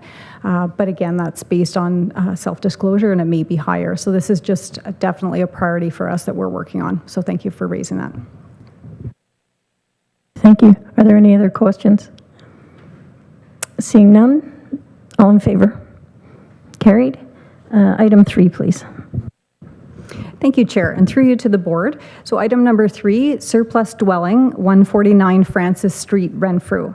And the recommendation is that the Renfrew County Housing Corporation Board recommends to County Council that the single-family dwelling municipally known as 149 Francis Street, Renfrew, be declared surplus, and that the board approve a capital project to construct a triplex on the site with a total project budget of $900,000. Mover and a seconder, please. Moved by the member from Head Clark-Mariah, seconded by the member from Greater Madawaska. To the background, please. Thank you, Chair, and through you to the board. So as we, Mr. Davis and I discussed with the vision forward, certainly we're looking for opportunities to have some incremental densification. We have 56 single-family homes in the portfolio. We had really great success with the Francis Street project that we had the ribbon cutting for earlier, and looking to replicate that model where possible, and where we have, of course, the need to replace some aging structures where the repair costs are no longer economical. So we've identified that at the 149 Francis Street, this would be another location which would be an opportunity for us to do another triplex, very similar model, and again, add 2 units to the portfolio. Thank you. Thank you. Are there any questions or comments? A member from Petawawa, please. Thank you, Chair, and through you. I love this idea and I love this vision. I'm just wondering, it sounds like by the condition of the house that it's not going to be uprooted and trucked anywhere and nobody's going to buy it. It's just something we're going to tear down. So in terms of funding the new project, because we're creating a triplex, are we going to look for 2 other properties that we can divest ourselves with to fund this project? Or is this funded with funding we already have in place? Mr. Davis, please. Thank you, and through you, Chair. So right now, we are still looking to move this house. So it's still on our portfolio in the sense of the whole project schedule to move this house. So that's, I'll kind of leave it at that for now. And when we look at rebuilding a 3-for-1, like what we did in Francis and what we're planning on doing here, we will, like we mentioned just before, working with Andrea Patrick, our treasurer, to divest ourselves of other units to make sure we have more in the hopper to move forward. Thank you. Any other questions? A member from Renfrew, please. Thank you. I just wanted to add something. I sent a note to Ms. Patrick, Mr. Kelly, and the warden and Mr. Davis. On the weekend, I found the other home that was taken off the other Francis Street, and it's on a foundation at this point, and they are building around it. So it's, I think it's something for us to make sure we remember to speak to the ministry about. We're not wasting any resources. There is the opportunity for some who want to take on at least that home. I'm not sure about the state of this one, but they were able to start rehabbing it, and it looks like they're going to cut some walls out of it and add pieces to it. So it's a really good news story in that sense. Thank you. Any other member from Whitewater, please? I can hardly see you behind that chair that's in front of you. I did it on purpose, and then you can't see me when I start to nod.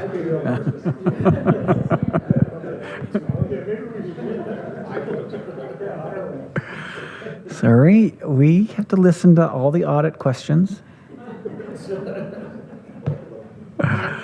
Okay, Chair, the 2 questions, and it's similar vein as to what has already been asked, but I just wanted to,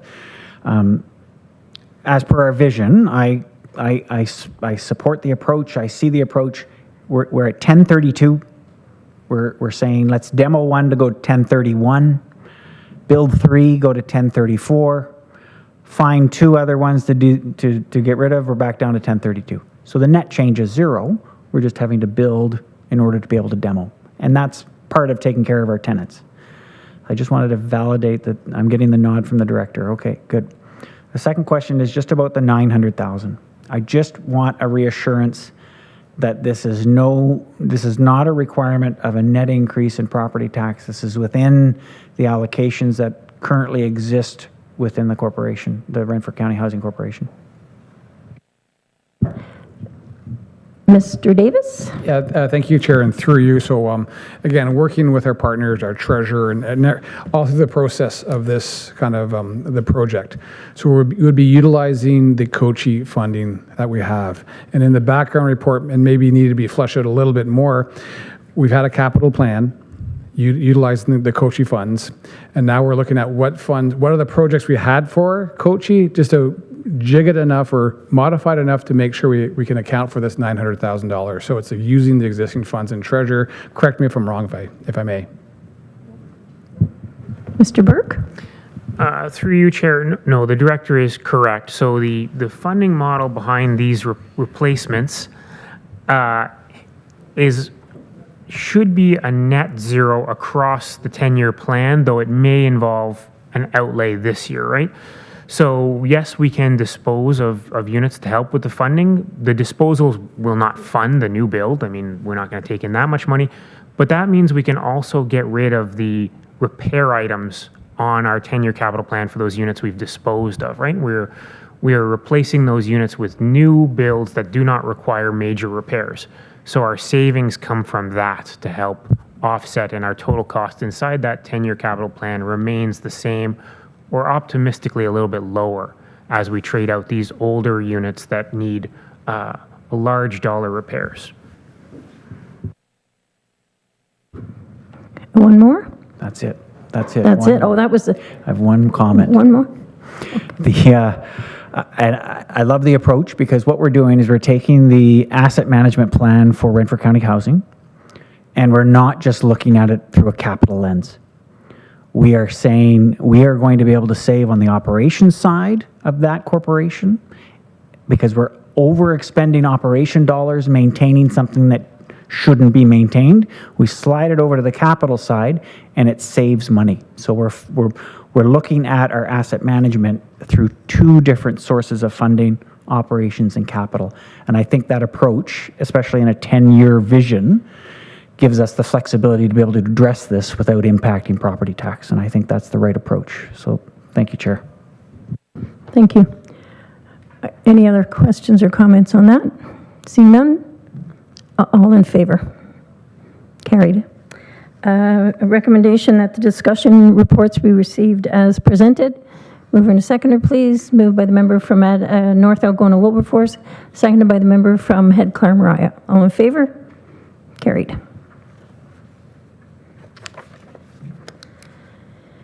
There are no deferred reports, no verbal reports, nothing for a closed session. Is there any new or other business?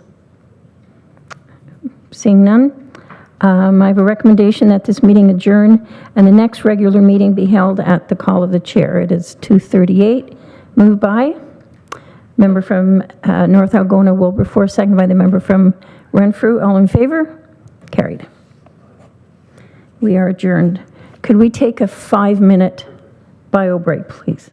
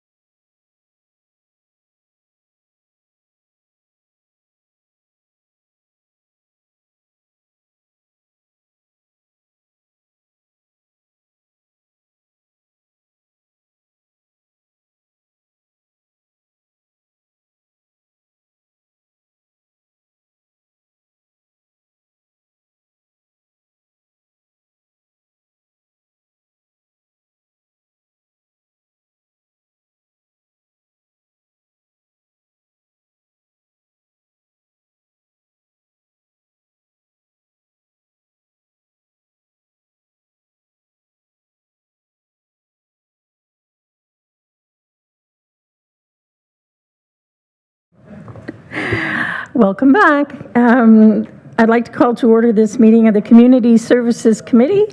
It is Wednesday, June 10th, and it is 2:50 p.m. Ms. Van Starkenburg, has roll call been taken? Yes, thank you, Chair. We have quorum. Thank you. Are there any disclosures of pecuniary interest and general nature thereof? Seeing none. Could I have a recommendation that the minutes of the May 13th, 2026 meeting be approved? Could I get a mover and a seconder, please? Moved by the member from Arn Prior, seconded by the member from Pembroke. Are there any errors or omissions? Seeing none, all in favor? Carried. I have a recommendation that the closed minutes of the May 13th, 2026 meeting be approved, and if so, are there any errors or omissions? And if so, we'll have to go into closed. Are there any? Seeing none, all in favor? Carried. Did I get a mover and a seconder? I did not. Could I get a mover and a seconder? Moved by the member from Killaloe, Haggerty, and Richards, seconded by the member from Renfrew. All in favor? Carried. There are no delegations. Communications, there are 4 items there. Are there any questions on any one of those? Seeing none, I have a recommendation that the communications be received as information. Moved by member from North Algona Wilberforce, seconded by the member from Laurentian Valley. All in favor? Carried. Consent report. The agenda includes written items of important information that were provided for your review. There are 2 consent reports. One is the Community Services consent report. Second is Corporate Services. I have a recommendation that the consent reports be received as information. Could I get a mover and a seconder, please? Moved by the member from Admiston Bromley, seconded by the member from Head Claremoraya. Is there any discussion on either one of those 2 reports? I'm looking right at you, sir.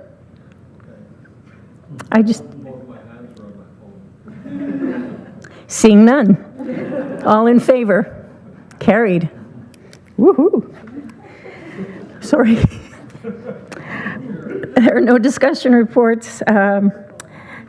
There are no deferred reports. My French is coming out. Verbal reports, no. We do have a closed session, and the recommendation is that pursuant to Section 239(2) of the Municipal Act 2001, as amended, the Community Services Committee move into a closed session for the following reason. C, a proposed or pending acquisition or disposition of land by the municipality or local board, Cecilia Street Housing, at 252. Can I get a mover and a seconder, please? Moved by member from Admiston North Algona Wilberforce, slip of the tongue. Seconded by the member from Greater Madawaska. All in favor? Carried. Okay, and I'll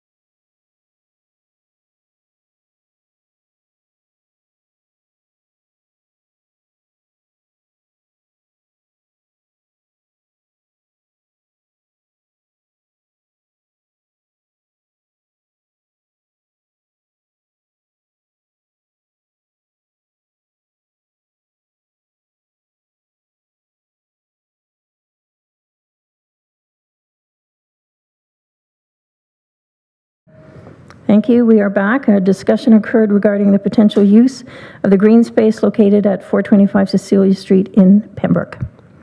Thank you. There's no new or other business. Seeing none. A recommendation that this meeting adjourn and the next regular meeting be held on Wednesday, August 12th, 2026. Can I get a mover and a seconder? I'm just looking at Valerie there, see if she wants to raise her hand. Yeah. Moved by the member from Brunel, Lindock, and Raglan, and seconded by the member from Arnprior. All in favor? Carried. We are adjourned and will reconvene in 5 minutes at 3:06. Thank you.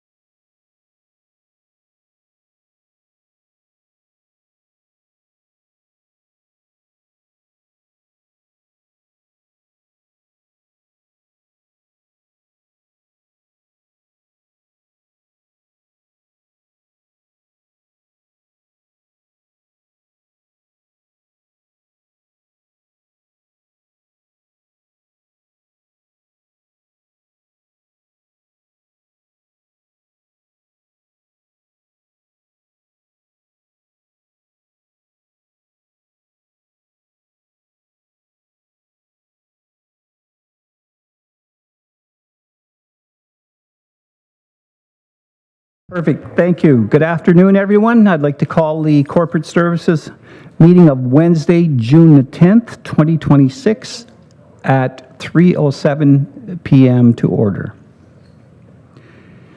Ms. Wilson, has roll call been taken?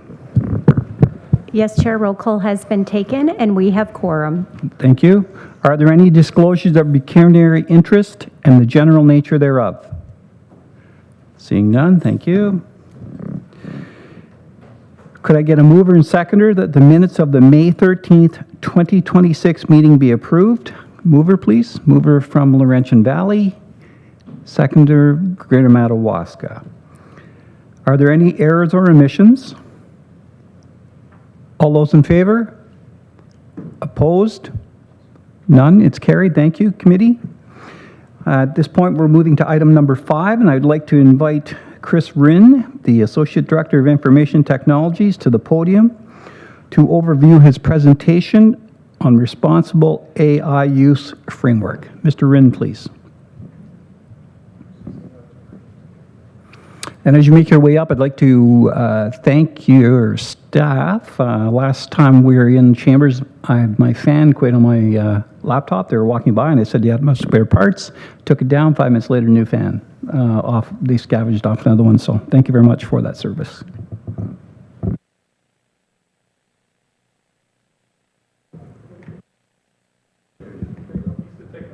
There we go. Thank you, Chair. Through you to committee. Before I jump into my presentation here, I'm just going to maybe give a little bit of background as to where this came from and how it came to be. The county belongs to a group that's called the Eastern Ontario IT Collective, and it's basically made up of all the members of the Eastern Ontario Wardens Caucus. And it's primarily just IT managers and directors. We all get together and work on common goals and issues that we all are facing. And one of the items that we highlighted last year that we started working on was we needed a responsible use of AI. Not only is this been mandated by the province with the EDSTA Act, the Electronic Data, geez, I always get it mixed up, Act, and we also used a consultant, the Perry Group, to help us put this together. And my presentation today will overview the summary, executive summary report that's in your package that can be found on page 76.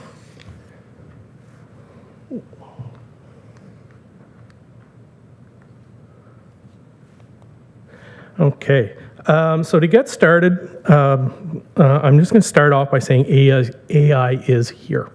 If you use a computer, you use a cell phone, you use anything, AI is baked into everything nowadays.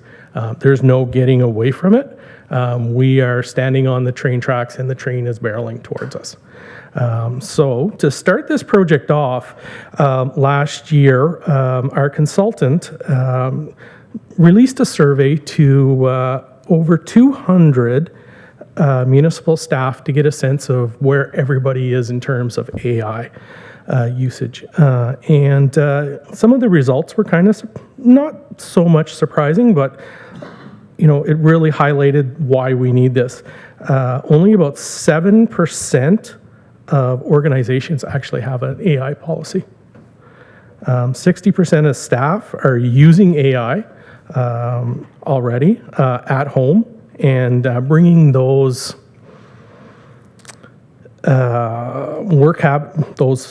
what they're using it for at home into work with using for their work habits and that sort of stuff.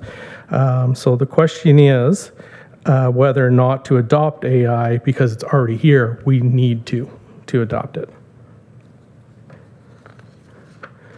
So again, basically why this framework was created.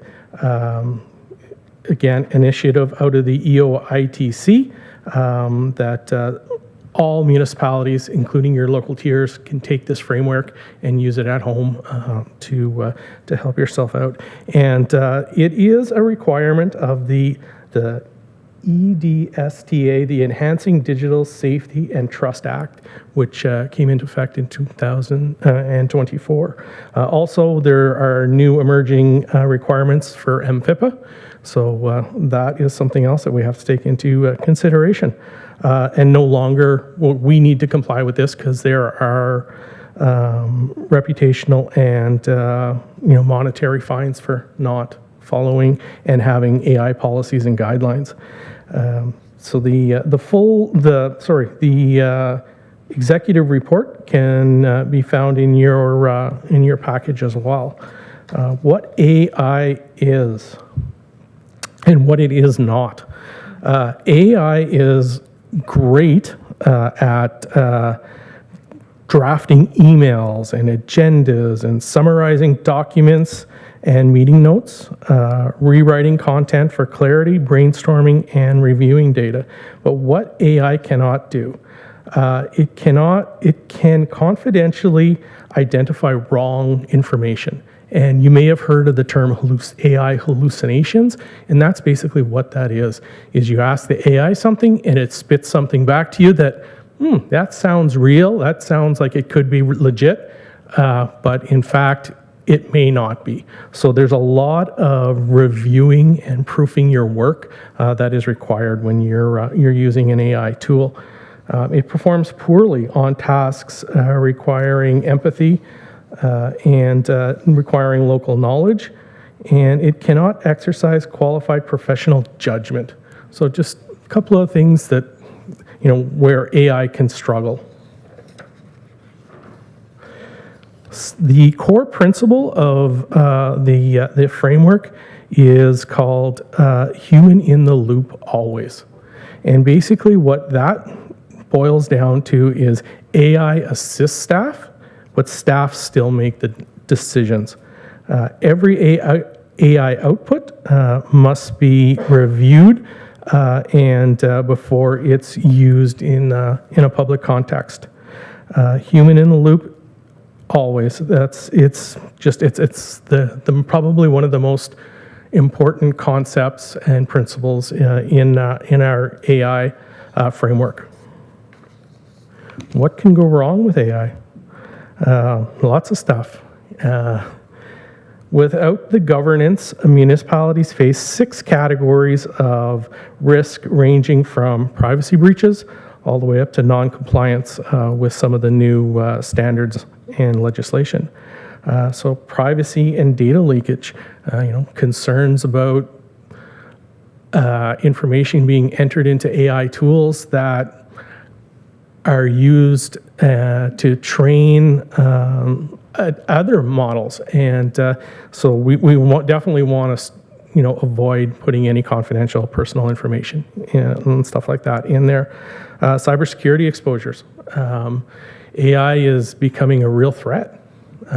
We're constantly getting new advanced attacks that are getting harder and harder to detect. And as AI grows and gets smarter, it's going to get really, really hard to keep that stuff out of our network. Accuracy and accountability gaps. Again, goes back to human in the loop. We always need to make sure that we're verifying the information that the AI tool is providing us, and make sure that we're good with the content. Loss of public trust. Algorithmic bias. A lot of the AI tools out there, it's picking up information from everywhere in the world, and there's lots of sites out there that will try and introduce bias into the prompts or in your content that you're getting back to serve their own needs. So there's something, again, to be very cautious of. And regulatory non-compliance. Bring that back to MFIPA and the Enhancing Data and Safety Trust Act.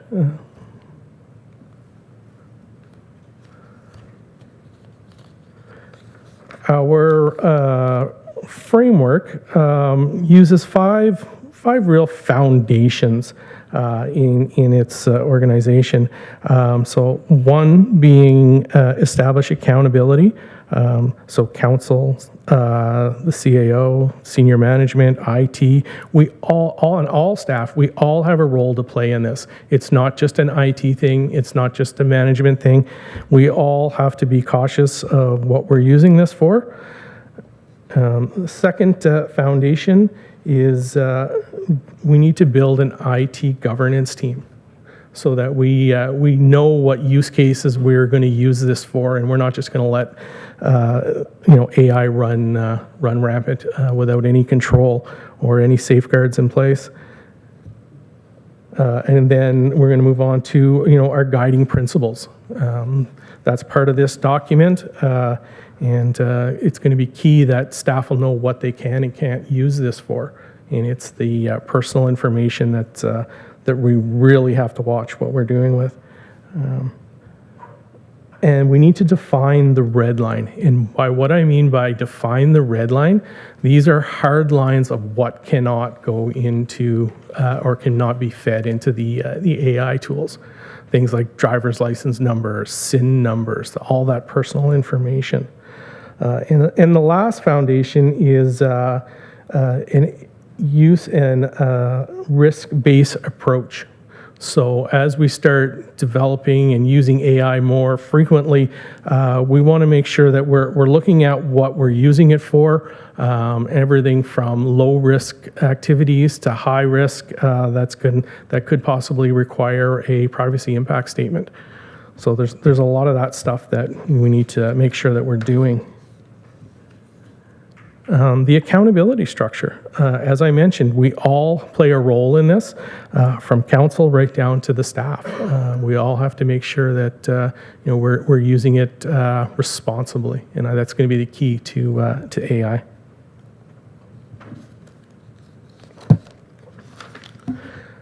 Some additional guiding principles. These principles were taken directly from the Privacy Commissioner from Ontario. Accountability, privacy and confidentiality, reliability and trustworthiness, human in the loop, there's that term, even they're using it.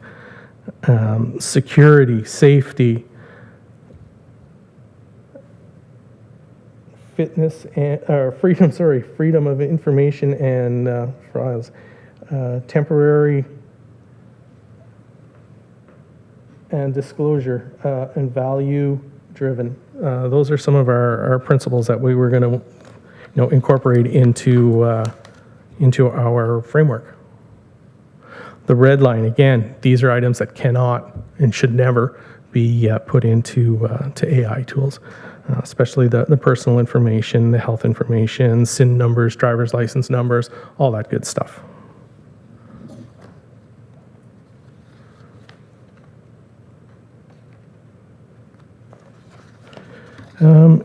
The next slide kind of talks about our risk-based approach to AI use cases, and we kind of did this as like a traffic light. So green is your low-risk activities, like this is for internal use only, drafting some emails, that kind of stuff.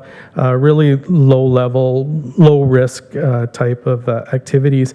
And the second tier, the yellow or the medium risk, this is information that could be released to the public. So we want to make sure that we're starting to really verify what we're putting in there, and you're going to want to have some senior leadership team approval, CAO approval. And then the last tier is the red or the high-risk areas. And these are things that we may want to have a privacy impact assessment done before we start going down the road of using AI for these types of cases.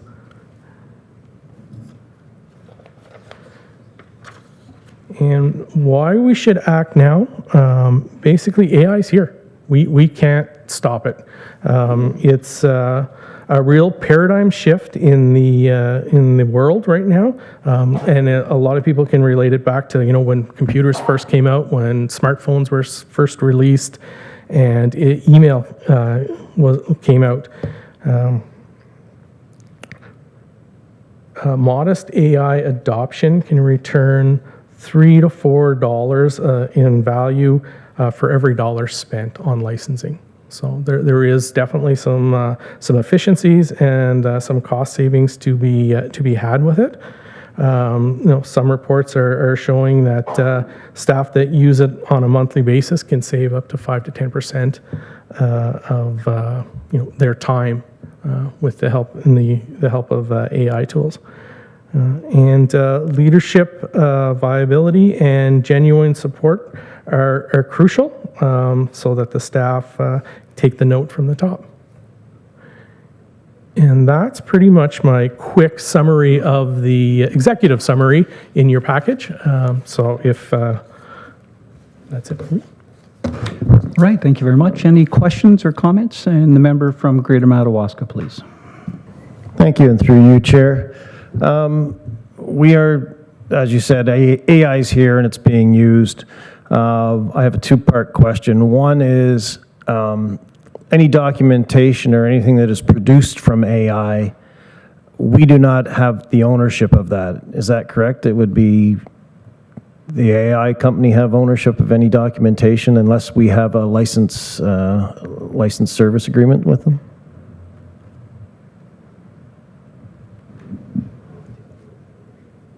I'm really not 100% sure on that one. Maybe Craig would have some more information. Mr. Kelly? No, thank you, Chair and Chris, and thanks for the question. So we've been working hand in hand on a lot of things. We were actually just at a workshop last week about AI with a local administrators group too, and talking about next steps. AI generally, OpenAI or the new Anthropic, Claude, are super agents or super Google searchers, right? So OpenAI doesn't own any data. They're assembling it from inputs that the open licensors put into it. We use a number of different agents here, right? Some of us have ChatGPT accounts, but we've, as a corporation, have adopted Microsoft Copilot as the accepted use because they're a little more protected. ChatGPT is not protected. Claude is very protected, right, in terms of software. Microsoft's in the middle. What we draft on those agents is if it's protected by an account, right, a paid account in ChatGPT's version or a license like Copilot, it is specific to us. It doesn't get shared out to the broad masses, as we understand AI at the moment. If I type in, write me a report on AI today, because I have a paid account, it is secret. It is proprietary to my account and doesn't get shared to build the matrix, if you will. If I have an open account or a free account, which many people do in the community, and they type in, how do I get from 9 International Drive to Toronto? That is an information that gets fed into it, and if you ask it many times, then it finds the better route to get to Toronto, and it feeds that algorithm moving forward. So, to your question, if I ask that question, I think what's happening here mostly is we don't take everything that AI builds for us, if it's a report or if it's an opinion or if it's a picture. We download that information to our servers, to our desktops, or to our drive. Then we have ownership of that. So it's two-part. Sometimes we do, sometimes we don't. But most of the time we download that information. Then all of a sudden it becomes a file. And then I would say it's open to interpretation and NFIPA and everything else that we have. Supplementary. Yeah, thank you. So that gets to my question then. So that we do have some licensing service agreements or through the county with Copilot. Yeah, Chris can answer that. Yes, we do. Yep. It's with Microsoft Copilot, is what we're piloting. Yeah. Okay, thank you. And Mr. Bromley, please. Thank you very much, Mr. Chair. This is quite fascinating. The first question I have. So, through you, Mr. Chair, Mr. Rinn said that this is the executive summary. I wonder if the report is available, because this is something perhaps that is going to be the foundational document within Admast and Brumley as we're starting to wrap our heads around AI as well. Is that available? Absolutely. The full framework is available, and I can send that out to any of the lower tier municipalities. And inside that framework, it also you're going to get a sample policy, so you don't have to build it from scratch. There is a incident response plan template and a sample prompt library to help you maybe use the AI tools a little bit more effectively. It's a fairly large document, but I can certainly make that available to everybody. Okay, thank you. The other comments, and I'm picking up kind of on what I had suggested this morning during the presentation of the audited statements of the governance web page that KPMG has. And I'd identified that Mr. Kelly had recognized Claude. Claude is still a horse and buggy. Mythos is now the rocket engine that's going to truly disrupt. And speaking of, or in picking up on Mr. Rinn's comments about some of the particularly white collar, let us say, like some of the computers and software that have dramatically advanced how business is done, the speed of business, if you will, and a lot of those routine and data sensitive things. This, in my estimation, is a whole different level. What I'm hoping quite soon, the U.S., I think, is beginning now to take the tentative first steps. But I see some sort of agency that's going to be akin to the International Atomic Energy Agency. This thing has capacities that no other technology before now has had. And this is an analysis from KPMG's website, and this probably means more to you, Mr. Rinn, than to anybody in this room. What used to take weeks for skilled human red teams now happens in minutes with Frontier AI. Attackers who gain access with Mythos-class capability, whether through leakage, distillation, or computer's release, will operate at a tempo most corporate SOCs were never designed to match. And on the page before that, it says, engineers with no formal security training asked it to find a vulnerability and received complete working exploits by morning. Right, the next day, it delivered these things. This is a Pandora's box, make no mistake, that has been opened and is released. And I agree with the comments here. There is now no stopping this or stuffing it back into the box, but I think it's incredibly valuable that this is a starting point. We need to have enterprise policy on how we're going to use it.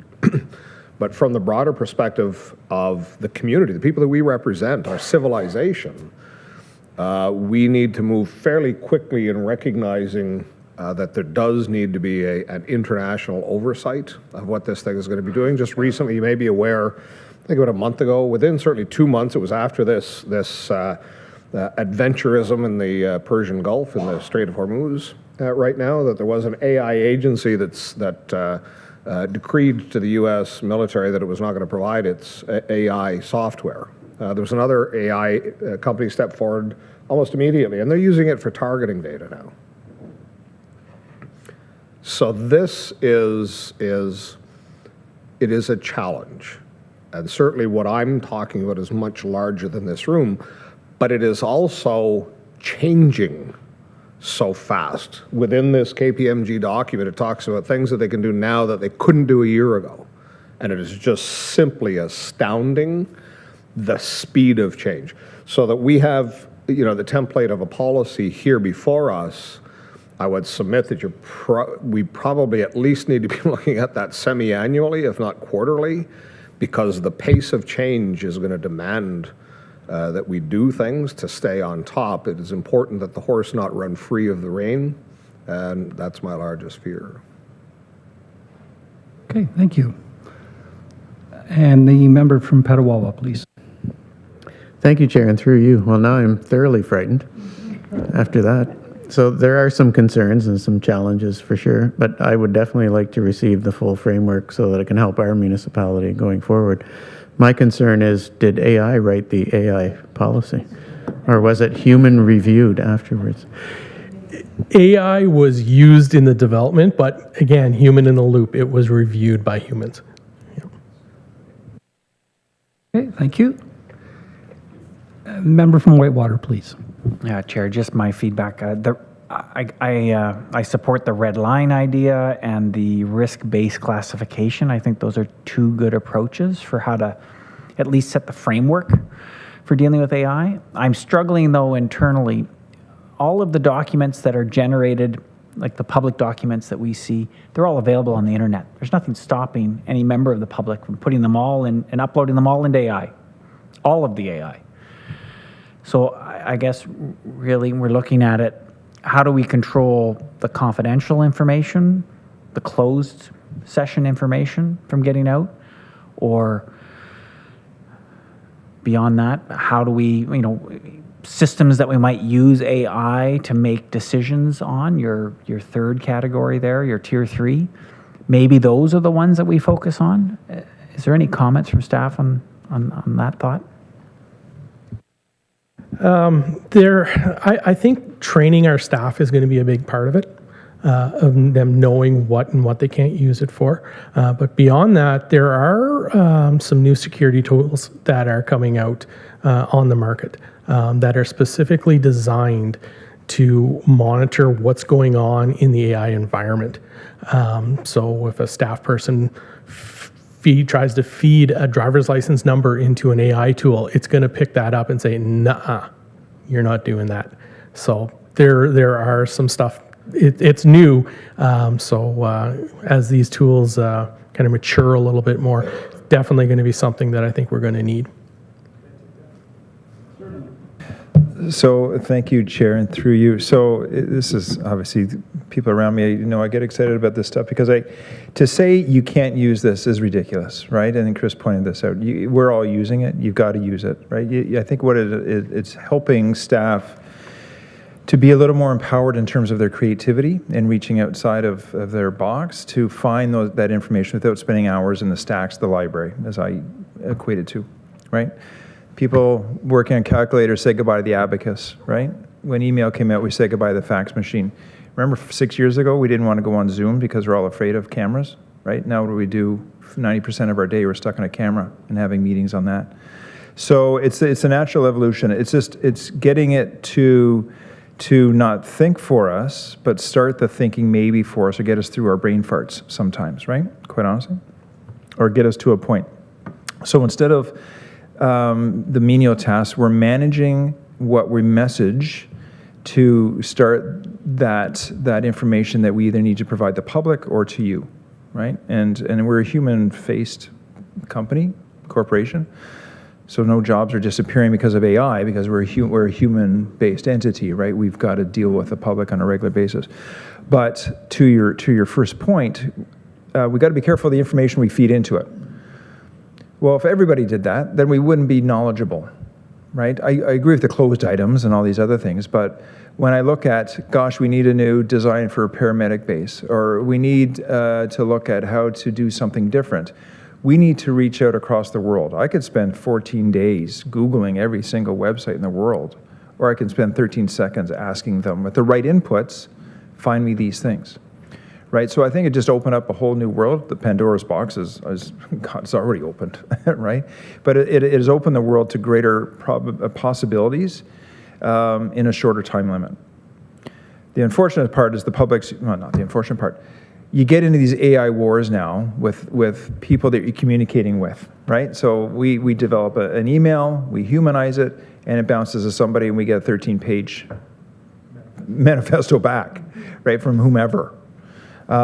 From either upper tier, lower tier, or people in the public, right? We're seeing the M dashes coming from everywhere, the telltale sign of an AI written letter. So we have to, as we've said in our own reports, and I've said it before, we have to own the words we say, and Chris has pointed that out, that human loop. So we better be darn sure that when we say something, and we've generated it off, that we back every single word in that, right? And we've read it and reviewed it. So that's just all my concern, right? We're all using it in some fashion to get to the information there. If my colleague in emergency services is using it for good as well, right? Their paramedics use it if in need of establishing a care before they get to the site. Sometimes they will use their own GPT based on the inputs based on medical textbooks and everything else from around the world. What is the level of care I need to establish before I get to that site, if it's outside of their knowledge, right? I might use it if someone asks me a quick question right now. What is the, how many housing units do we need to know? About 13 seconds, I'll have the answer for you. So we're not waiting for a minute to go back. So the world is changing very fast. We've adopted this here at the corporation. It's finding those guardrails that we need to put in place to make sure that people are using it safely and not keeping stuff on this phone that has a driver's license and SIN number and everything else on it, and protecting the organization. Okay, thank you. Is there anything further? Okay, we'll move on to item number 6. Thank you very much, Chris. Really appreciate it. We have 2 communication items. We have the 2025 financial statements and of the Renfrew County District Health Unit, and we have the package from OMEX, the Ontario Municipal Insurance Exchange, providing details of their financial position at December 31, 2025. And could I get a mover and seconder that the communications be received as information? Member from Keilor Haggerty Richards, second by a member from North Laguna Wilberforce. Is there any discussion or questions? Member from Amherst Bromley, please. Thank you very much, Mr. Chair. I think that Mr. Burke may have identified this when we had our discussion about the reserve accounts, specifically WSIB. Oh, he's not here. No, I don't have any. Well, okay, I'll throw this to Mr. Belmore. So I know that and I think that we're all familiar with this with the insurance. There is the certain sunsetting or time frame of when a claim can be made.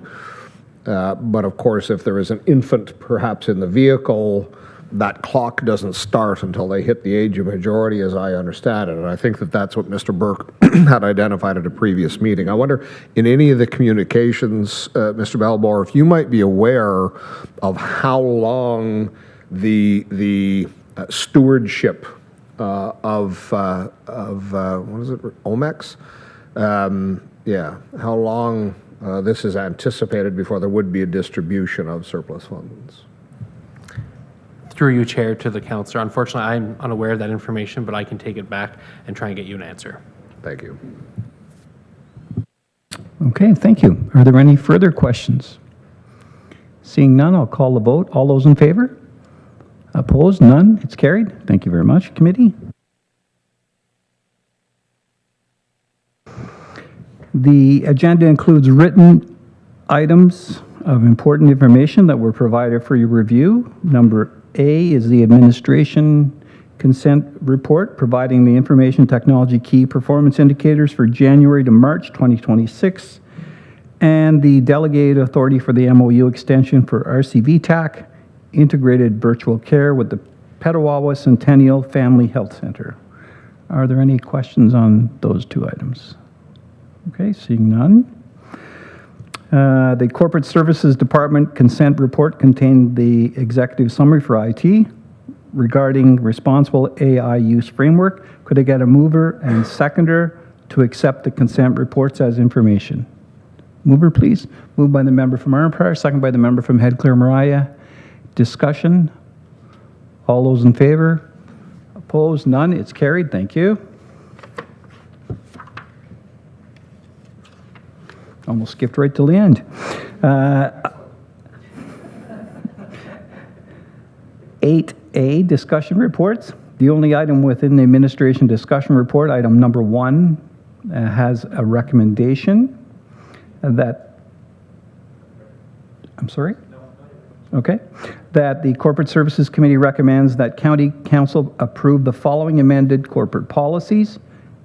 A, Policy A07, criminal record checks as amended, and B, Policy A08, criminal record check for all prospective County of Renfrew volunteers and Renfrew County Housing Corporation, RCHC contractors, amended.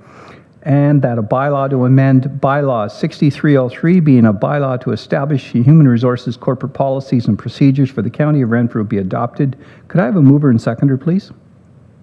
Member from Amherst Bromley, second by the member from Laurentian Hills. And I'd like to ask the Manager of Legislative Services, our clerk, to overview the background, please. Thank you, Chair.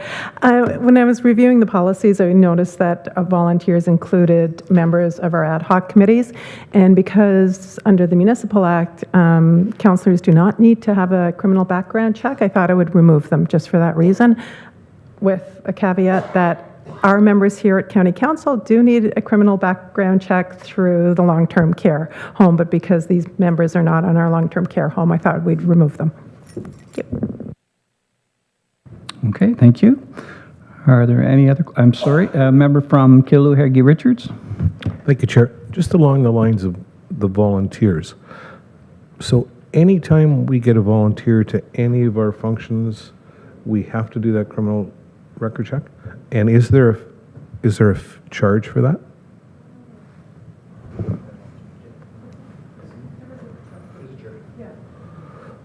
Yes, there is, but I'm not sure what it is right now. So take, for example, if we our show outside with all our departments and everything like that, and we had to have volunteers at that function, all of those people would need to be checked?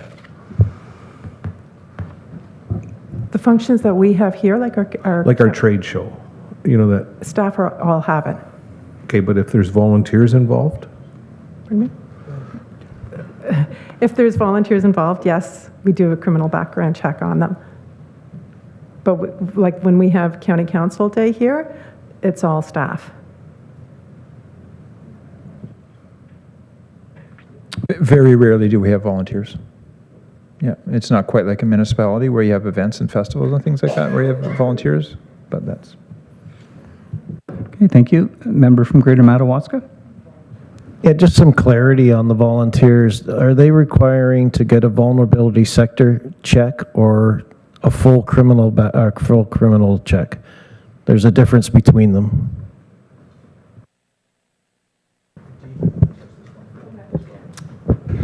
Yeah. Yes, sir. Thanks. Through you to the councillor. For employees in long-term care, we need the vulnerable sector check, but and the volunteers, anybody working in long-term care, with the exclusion of some contractors and that sort of thing. But then for council here, it's just a criminal record check. So much better with the timeline turnaround and all that. It's not the vulnerable sector check.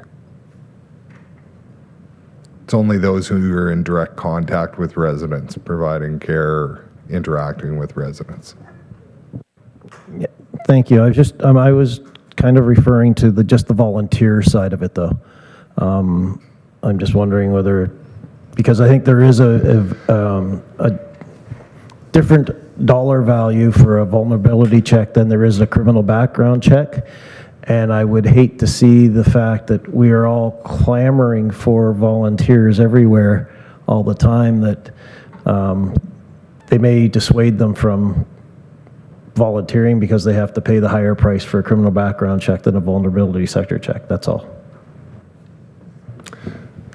So again, it's just those who are in direct care with the residents, i.e. the volunteers who are, again, in direct care with those residents, they need the vulnerable sector check. We provide them with a letter, and yeah. Oh, I'm sorry, Mr. Belmore, and then Whitewater. Thank you, Chair. So the criminal record check is the lower level of the two checks, and that is free for people to do for volunteering. The vulnerable records check, the VRC, that we require for long-term care as a condition of the Fixing Long-Term Care Act, so that's a legal requirement for us. Again, save for the few caveats that Dean mentioned for contractors, there is a fee associated with that. So it's only the folks in long-term care need the VSC. All of the rest of our volunteers would only need a CRC, and those are free. Supplementary. Supplementary is following that. So currently when we do a criminal background check, it comes back either positive or negative without any distinction of what the criminal charges are. And if they want to go further, then to move on is fingerprints. So are we doing this, I guess this is to Mr. Belmore, are we doing this objectively or subjectively, that if it comes back that yes, they do have a criminal background, are we offering them the step that they can then go and get a detailed record of what they have, or do we just say no at that point? Thank you, Chair, and through you to the councillor. So when it comes to employment, typically we invite people during interviews to advise us if they're going to be successful in getting a clear records check, and if they're forthcoming and disclosing whatever charges may appear on there, we can do an assessment in advance. If we come to find out after the fact that they did have charges, we again do an assessment of what the charges were, and our policy speaks to it going up essentially between the director and the CAO to review and say, someone working in long-term care that may have had a DUI, they don't have to drive our people around. They're not expected, as opposed to a plow operator, let's say. So we might make an exception for that sort of a charge on someone's file. I would suggest, I'd have to ask Dean, Director Quaid specifically, whether volunteers are treated differently in the home, whether it's mandatory to have a clear one. But for employees, we do give them the opportunity to provide sort of the details behind it to make an assessment. Thank you very much. Thank you, and no more supplementals. Okay, thank you. And the member from Whitewater, please. No, it's answered. Thanks, Chair. Thank you. I'm curious, I didn't see my pet project included in this, where members of cabinet, ministers, and their staffs have to have it before they can go into long-term care, but we'll save that for another day. Are there any questions or concerns? All those in favor? Opposed? None. It's carried. Thank you. And moving along, within the corporate services report, we have a recommendation under item number 1 that the Corporate Services Committee recommends to County Council that the audited financial statements for the County of Renfrew for the year ended December 31, 2025 be approved. Can I get a mover and seconder, please? Member from North Algona-Wilberforce, second by the member from Petawawa. Is there any further discussion? Information was overviewed and discussed during County Council. Are there any remaining questions, concerns? Seeing none, all those in favor? Opposed? None. Is carried. Thank you very much. Within the Corporate Services Discussion Report, there's item number 2, and we have a recommendation that the Corporate Services Committee recommends that County Council approve the following changes to the non-union staff salary grid within Employment Bylaw number 1. A, the unit clerk position be replaced in Group 2, and B, the Heart Hub Operations and Intake Coordinator position be included in Group 8, and that the revised Employment Bylaw number 1 be adopted. Could I get a mover and seconder, please? Member from Head Clare-Mariah, seconded by member from Greater Madawaska. And I would ask that the Associate Director of People and Culture / Deputy Treasurer to overview the background, please. Thank you, Chair, and through to committee. The first item, the unit clerk, is more of a housekeeping item. When we prepare our budgets, we don't have a job description necessarily formalized at the time, so we can't undertake the full job evaluation process. It's based on an estimate of where we think it will land. And in the budget package presented earlier this year, it was placed as Group 3 and budgeted as Group 3. However, now that since the position's been approved, the formal job description has been created, it has been scored using our job evaluation tool, which places it on Group 2. So that is why this bylaw amendment's coming through here, because we're actually moving forward, or have been moving forward with the recruitment process for filling these roles. The second is a new position, the Heart Hub Operations and Intake Coordinator, that's been created.